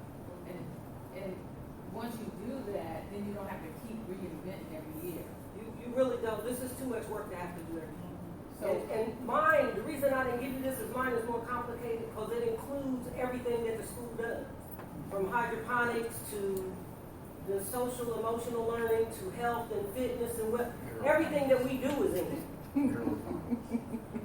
So I didn't want to confuse you with this because if you're doing behavioral health or you're doing prevention, it becomes a lot easier to be able to do that. But I had to see how the parts work together because I may be working on prevention or I might be working on just the linear rites of passage, but I got other things in the school that's impacting it. So I have to be able to look at those things too because what it will do is let me know where the soft spot is. Because wherever we're falling down is affecting this because the parts affect the whole, right? So because we have so many different elements in the school, I had to expand what I was doing in terms of evaluation that reached every element of what it is that we do in the school. Because academics, we may be getting straight A's, but people falling apart. Or they may be flunking in school and, I have to be able to correlate where the things are. But it's easier for me because we do have behavioral health in the school. And we meet on a bi-weekly basis on every key. And we talk. And if there's something major or Mr. Brown is involved or the outside agency, if there's one involved, if I need to make a referral for psychological services, because that has been a big thing too, beyond the capacity of the counselor, to be able to link the psychological services. And it's a little bit easier for me because I've just been around for like 40 years and I know everybody. This encompasses all the social, emotional. Those are the 40 developmental assets. Internal assets, external assets. We covered all of those because I figured if I looked at that would give me a better idea of where we needed to concentrate our efforts and our evaluation. Some of it was a little bit confusing because if you talk to the kids, their interpretation of what we were asking was a little bit different. Like, my family is good, but in compared to like some of the other friends or their friends or whatnot that had dads in prison or whatnot, we got kids with SWAT running in the house and dad going to jail. And, so if you're comparing your family system and your family system is great, but that's not going on. That doesn't necessarily mean that They ain't got stuff. Right. And so that's where, when we get into doing evaluations and we begin talking amongst each other with behavioral health and the teachers, and we all communicate, I just refuse to be in a place with all of that stuff going on and people operating in silos. Because then you mess a kid or a parent up. Because I got a treatment plan, you got a treatment plan, you got a treatment plan, the teacher got a plan, And all of these things are impacting on this person, whether it's the family or the kid, and you're messing them up. So if everybody's not talking, my thing at the school is, give me your treatment plan, give me your IEP, then we're going to sit down and talk about it. Because we may be doing 3 entirely different things and have that expectation, wonder why the kids melt down or the parents falling apart. Right. So we need to work together to synthesize that, just like I did the evaluation. You got to tease it down and tease it out to a place where it's manageable and you can measure something. How do you measure success? Where do you want to go? See, you have to ask that question first. How do you measure success? Where do you want to go? What do you want to accomplish? Start with the end in mind. Where do you want to go? Where do you want to go? Where do you want to take your agency? Where do you want to take your school? Where do you want to take your program? Start with the end in mind and then work your way back. That's the best way to do it. I know where I want to go. I know what I want to achieve. I may not make it in the first year, so let me cut that back by 50% and then figure out how I'm going to get to that spot and where's my soft spots that I need to shore up so that we can get there. Numbers, units, and dollars. System understand numbers, units, and dollars. And it's the least favorite part of what I do, but it gives credibility to what I do beyond the visual. So we can take numbers and make it look like anything. Really, truly, you can play with numbers. And it depends on what you want to measure. If you want to measure something that's easy and not meaningful, you're successful at what you measure. But there may be some, is it relevant and is it meaningful what you're measuring in terms of human development? So, for example, here in Columbus, the fluency rate is something like 34% or something. So, let's say you go to Rites of Passage program, and you say, I want to connect with the system. So you would look at, your group of kids, and then you could look at, as you work with them, how were they doing in terms of school attendance? You know what I'm saying? Now, if they start coming to your group regularly and you have a requirement that they what? They go to what? They go to school. So you monitor that, and so at the end of the school year, you could report that the group's collective attendance rate is lower than what? The school district or their building. See what I'm saying? And what that says to funders now, to people who are looking for trying to impact the attendance issue, that you do something that in your program that increases kids coming to school, which means they get more school curriculum, which means that they have a greater chance of completing the grade that they're in, which puts them on target for what? For graduation. Do you see how that fits? Now, if you also engage parents, and like your hospital just saying, in schools of color, you're getting less than 1% of the parents participating. Okay, so you got a group and you're getting what percentage of the parents are participating. Then you get those parents Sean, to the front, please, Sean, to the front. Begin to at least show up in some kind of way in the school to engage in conversation. Again, you got a measurement around that issue. So if you're talking to the funders who fund those kind of programs that helps kids do better in school, you see what I'm saying? Right. Now, that doesn't change what you do, right? Because you already said that you want the community and the parents to be involved.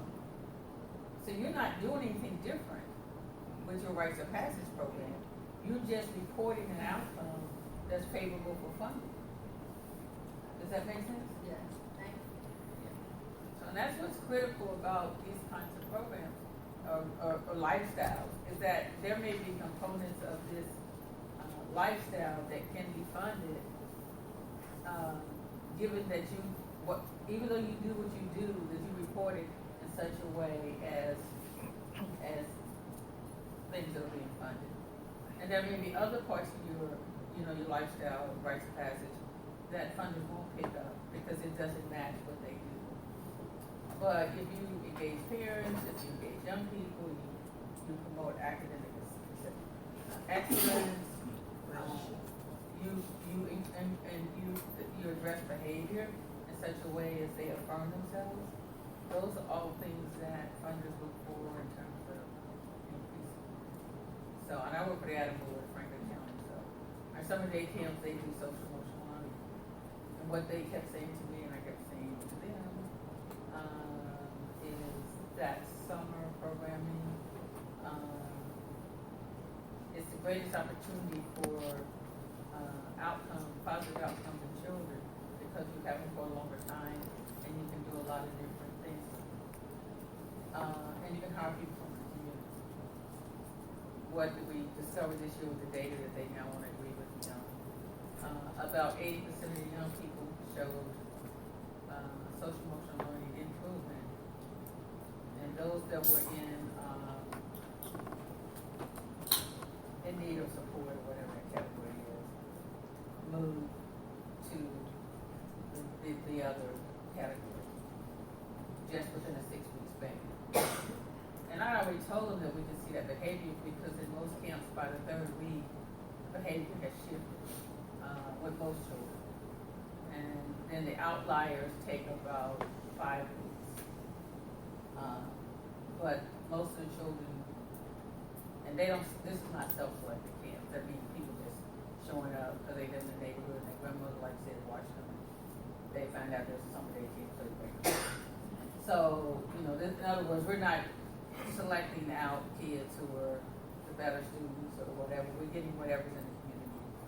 And so, when I say multiply times 3. So if you have a really quiet kid and you got 3 in your group, you got a really loud one, you got what? 3 in your group. You got one that's not going to cooperate no matter what you say. You got what? Yeah. So they have the whole range. So it's important to know that in this rites of passage, you can do all of this, do what you're going to do, and then if you look at how you're going to report it out to families, to children, and then if you want to seek funding, how would you report it out to a funder? All of those things work. So with Tara Hopper, what she's saying, she's in a school building. And so you can't say every year that the children don't move towards some level of improvement. Because they monitored, some people thought they only monitored schools. This is a national, they get the U.S. Department of Education funds, they have to turn in a whole bunch of reports. Okay? So this is national. And that's why they can grade high schools, and that's why they can grade school districts. On the national level, not on the local level, on the national level. And so that's why it's important that we, as a community, really get in here and support children, but help them move towards areas of. She's talking about aerobic. I hope that that was helpful, because we have such a broad range of what we do, from sports to extracurricular activities to academics to. And a lot of our coaches are teachers, so there's still a relationship.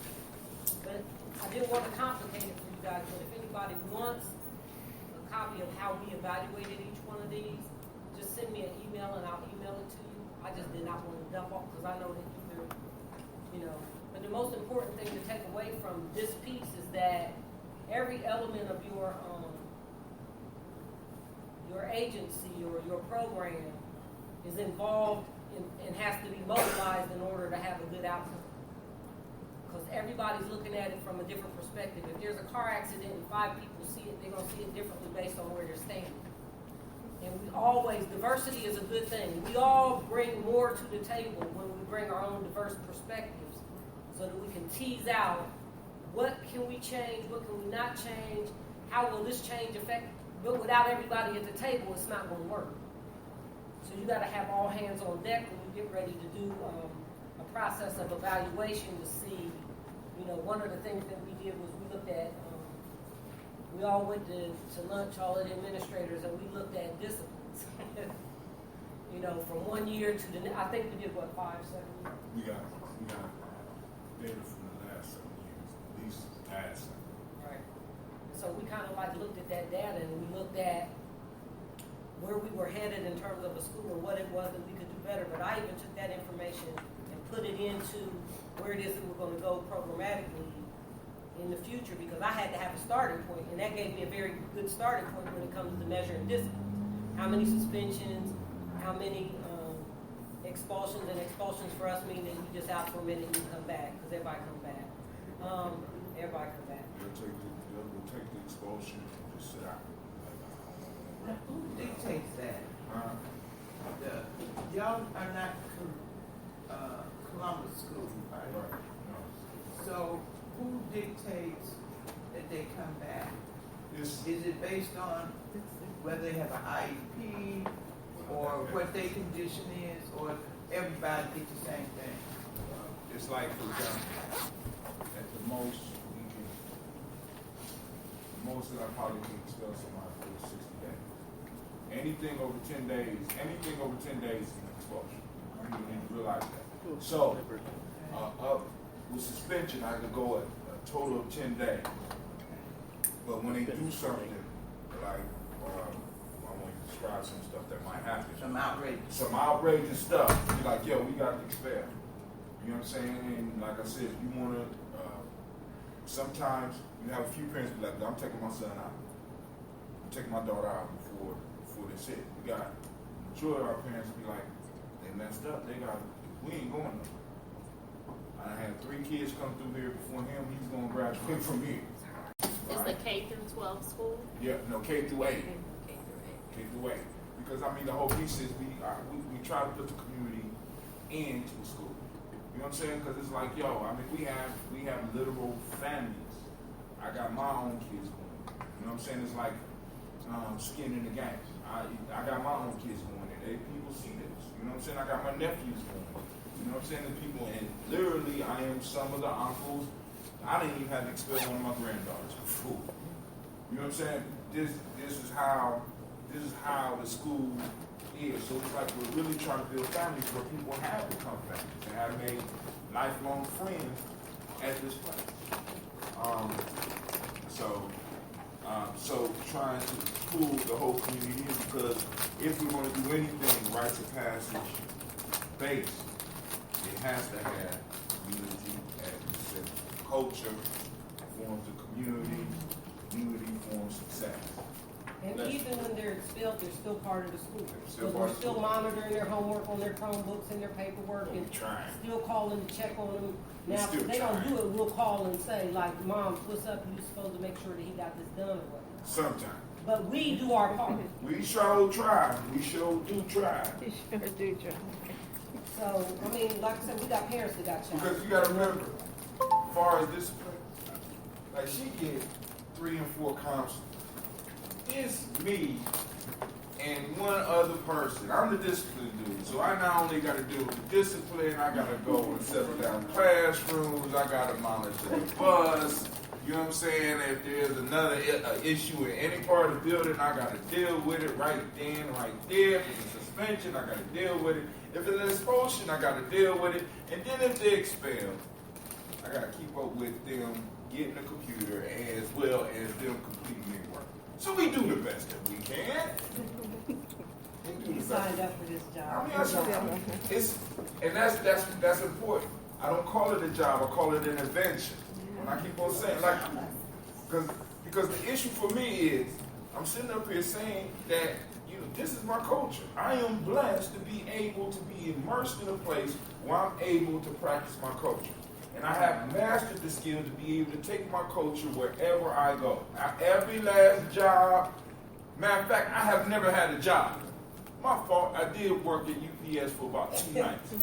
But other than that, I have never had a job because I embrace my culture and I be like, I'm bringing it with me. And it has enabled me to do stuff like this. So now to a point where we can talk about rites of passage and we can have someone like Terry Hudson, because we joke with each other, you know, because I am power hungry and she's very anal.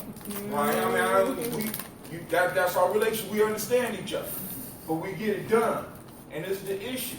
So she could be like, for this workshop, she like, well, we got to sit down. Yeah. That's like, okay, cool. All right, we're gonna sit down. What you want to do? Yeah. She go and do the whole. She swear we wrote it. She write the whole agenda down and be like, is this cool? I'll be like, okay, cool. I'm trying to watch this YouTube video, but yeah, that look good. You know what I'm saying? Because now I know for a fact that I can rely on her to kind of measure, as well as get up and be able to present. Yeah. And she can rely on me coming in and being able to present. Yeah. And provide her with the information that she needs to counter measure. You understand? So when we're doing this, we're doing it as a family. We're doing it as a tribe. You understand what I'm saying? So because now I don't have to be good at everything. And she don't have to be good at everything. I can fill in when she tired, she can fill in when I'm tired. I can call Kwame and he going to get deep with him. You know what I'm saying? Or we could bring Mama Aziza in. Yeah. I mean, we build these networks so that we can kind of surround our children without necessarily burning ourselves out. See, because when we talk about this, it's like that's why I stress the nation builder piece. But I say I'm not really a nation builder. I'm more of a tribe builder because I'm into building teams. You understand what I'm saying? So if you are at a place where you want to implement this, don't do it by yourself. Please don't. Build your team. Please. And your team goes through a rites of passage with you. First. You understand what I'm saying? Because because like, if we look at the history of the school that I'm in, the superintendent, for those that was in here for the video, was a young dude on the screen talking about, it was all that black, blah, blah, blah. He has been involved with this forever. Since he was about 40. 13. Since he was 13 years old. He bought his first car working at Club Surrender with her. He came into the culture. He's been involved with the culture all these years, and he also took what we do, and he volunteered in the school to a point where he became president of the board. He started seeing people come in, fell in the school, and he's like, I can do just as good a job as them. And he got in, and he proved it. Then I came in. Then one day we was having a conversation about certain things that we need, and we said, all right, boom, here we go. You see what I'm saying? So it's like what we was doing voluntarily eventually morphed into something much bigger that either one of us could conceive. Because considering the fact that we started, she started we've been doing this stuff for a long time, but when I met her, she was at Club Surrender, I was at APDS. We went from those small buildings to a point where we have a building that's a quarter mile around with a backyard big enough to do, I don't know if y'all remember the festival we used to do over here, what is it called, Juneteenth? It was big enough where we could do an actual Juneteenth in the backyard.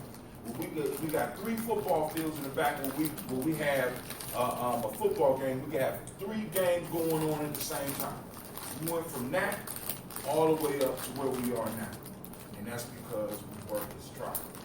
So when he say Gye-Nyame, she says her family, it's like, boom, we've been working so long that we got groups of people that we can call on and that we can depend on. And when you're forming your group, you have to be able to build that so that each one of y'all can pull on your talents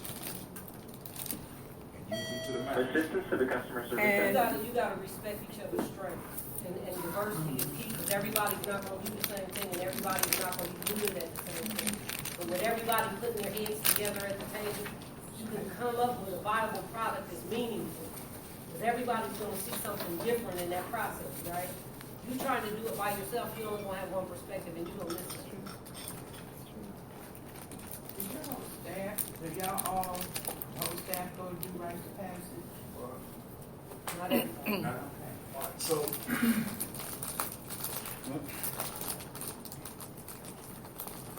It's so expensive, it's hard to do. right, because it's We're part of several different rites of passage programs. They go out and they help Simba, then they got rites of passage at the school. Then, there was a time when they were at the Urban League with the Warriors there. And so when everybody culminated at the school, everybody brought their whole history and contacts with them. So if somebody from the outside of one of these other entities called, like for me, the Chisan Dance Company, that's a rite of passage. All of my grandkids are over there. Sister Aziza's grandkids are over there. I mean, we keep running into the same people because we build a community. And I wouldn't have any problem if one of mine's having a problem sending her to her, because she's going to get the same answer from her she get from me. Because we were all groomed on the same stuff. Since its inception. I mean, does that make sense? Yeah, since its inception, since ROP, the ANROP UK. I think you may have it written down somewhere on your. It's but it's the national that Nettie had made mention. Okay, so we, Baba Tony and myself, Prior to that. absolutely also were from its inception. And ROP developed the name. It's a National Rites of Passage United Collective K. That's what that NANRUPUK stands for. So, and then from that, just to add, from that, that initial beginning, we had our own what they call Jamal, which you had just mentioned, Terhasa just mentioned, that several other groups had their little rites of passage groups, you know. So we call that title as Jamal. It's just the language that goes with, you know. And that became not only regional, but it became national. And that became it. I just wanted to mention one thing that you were speaking of. I wanted to holler out so bad when you were talking about how we have to come together collectively. I wanted to say again what I love is one of your mottos, what time is it? And you hollered out, nation time. Nation time. I love hearing that because that's the spirit, you know, that comes within you once you know it or you heard of it. It's like it gives you that fight, that strength, that energy. It's like, yeah, that's the title I need to spike the energy in me to go on and do. So what time is it? Nation time. And then they, boy, every. She's talking about when we was mentioning Simba. Yeah. Remember, I love it. Nation or tribe, we've been family, stable, historically developed community of people, territory, economic life, distinctive culture, language, and time. One of the distinctive culture, part of the distinctive culture piece for Simba, as well as languages for Simba, as well as some people in Gye-Nyame, they know the language. So if I say too black, enough people strong. You know, enough people know it. If I say what time is it, they say nation time. Because when we talk about developing these things, we got to make sure that we develop a language. We got to make sure that we take and develop symbols so that we all can understand and speak the same language. That's the code. You understand what I'm saying? So it's like, because it's hard to describe what goes on at the school because everybody is not involved with the rites of passage, but there's enough people involved who have come through rites of passage where we know how to make it. We know how to make it work. And even if they're not, they observe. There's one of the things that happens with rites of passage when it's done well, and this is why it's important to show this video. There's a movement of energy that happens when it's done well, like Jesus is talking about. And there's one unity of energy that happens. That's a synergistic core that we call it. We all speak in one language, we got one aim and one mission. So in spite of our differences, this is where we're at. But I'm going to show you how Mr. Brown can control that energy in a group. Okay? This means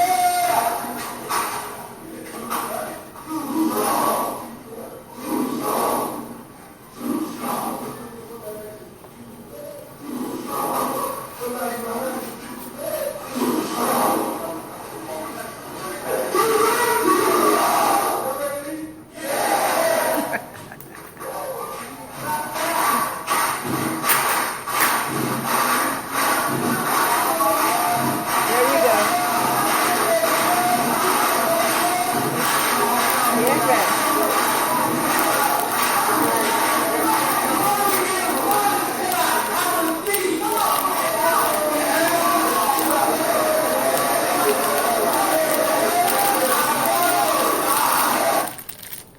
the best example I can give of how to move in, how to control energy of young people. You can do it like that, but you can do it by just adjusting your energy because they're going to match you. So if they come in and they're up and you're down, you can't stay there by themselves. They got to bring you down to where you are. So if I'm evaluating, I'm looking at somebody with explosive disorder, all I have to do is stay calm. Because they're looking for that calm, they just can't find it. So if I hold on to them long enough, they get it. You know what I'm saying? So being able to like move energy, it doesn't matter whether it's adults. You get a parent that comes in and they go, all you have to do is stay calm. Or if a kid gets disrespectful, you just ask them a question. The key to this is learning what question to ask. They get disrespectful, you say, is there something about the way that I move through the world that made you feel that was an appropriate way to talk to me? Because if it is, I need to know. I use that energy there that they saw. The mic was a little close, but I use that as a code of, ethics or code of, it's a code of, what. That's what stimulates me with that type of energy. I look at it also as a positive, educational energy, intellectual energy. It's to get them up on that level, not for any other misunderstanding. So that's what I wanted to make certain as I spoke about it, And many things are on tissue memory. So that's what I meant. When they go there, they're above their differences. Absolutely. They speaking with one mind, one voice, one vibration. Then when they come down, they're looking at each other. It may not last all day. No, but it was the like, more they do it, the longer it lasts. Yeah. Thank you. Anybody got any more questions for us about this? Somebody else have a question? Hi, everybody. My name is Tiandra, and I want to preface this. I'm late to the party, but my heart and my spirit has been here all day. I promise you. Has it not?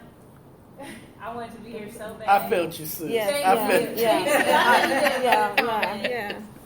But I had to do with reporting. Not for Mama Daddy, but she knows what I mean about reporting. I know all y'all do. But anyway, I just wanted to say that knowing that I didn't come into all the information, but what I gathered from what has been said is that out of respect, hearing the history of all this, it may be intimidating for somebody or an organization that wants to initiate something like this, because you're like, well, if we're just starting, they have all this history and all this foundation, how, right? But there's this spiritual and energetic component about it that I grew up in Wilberforce, Ohio, okay? I went to undergrad here, but I never came across any of these individuals in the room during my time here in undergrad. I came back a few years ago, and 10 years at least have passed, right? And I immediately, without hesitation, organically knew who my family was. So Brother Hatem, Brother Kwame, Kwesi are family. Mom and Nettie's family too. We haven't even interacted that long, but we already know that. Cody, just their family. And I've interacted with Simba, Tawi, and Gye-Nyame, which I feel like they're all my family as well. And it didn't take long because all the same values that are informed here was something organically that I experienced in Wilberforce. And if you're not familiar with Wilberforce, it is one of the oldest, if not the first, HBCU. 2 of them right there, right? And so there's the ancestors, the ground in that soil is fertile. I can't say that I traditionally grew up in this kind of program, but it's infused in the way that I grew up, which I'm grateful for. So I'm just saying, it doesn't even matter if you've intentionally been in a program like this before.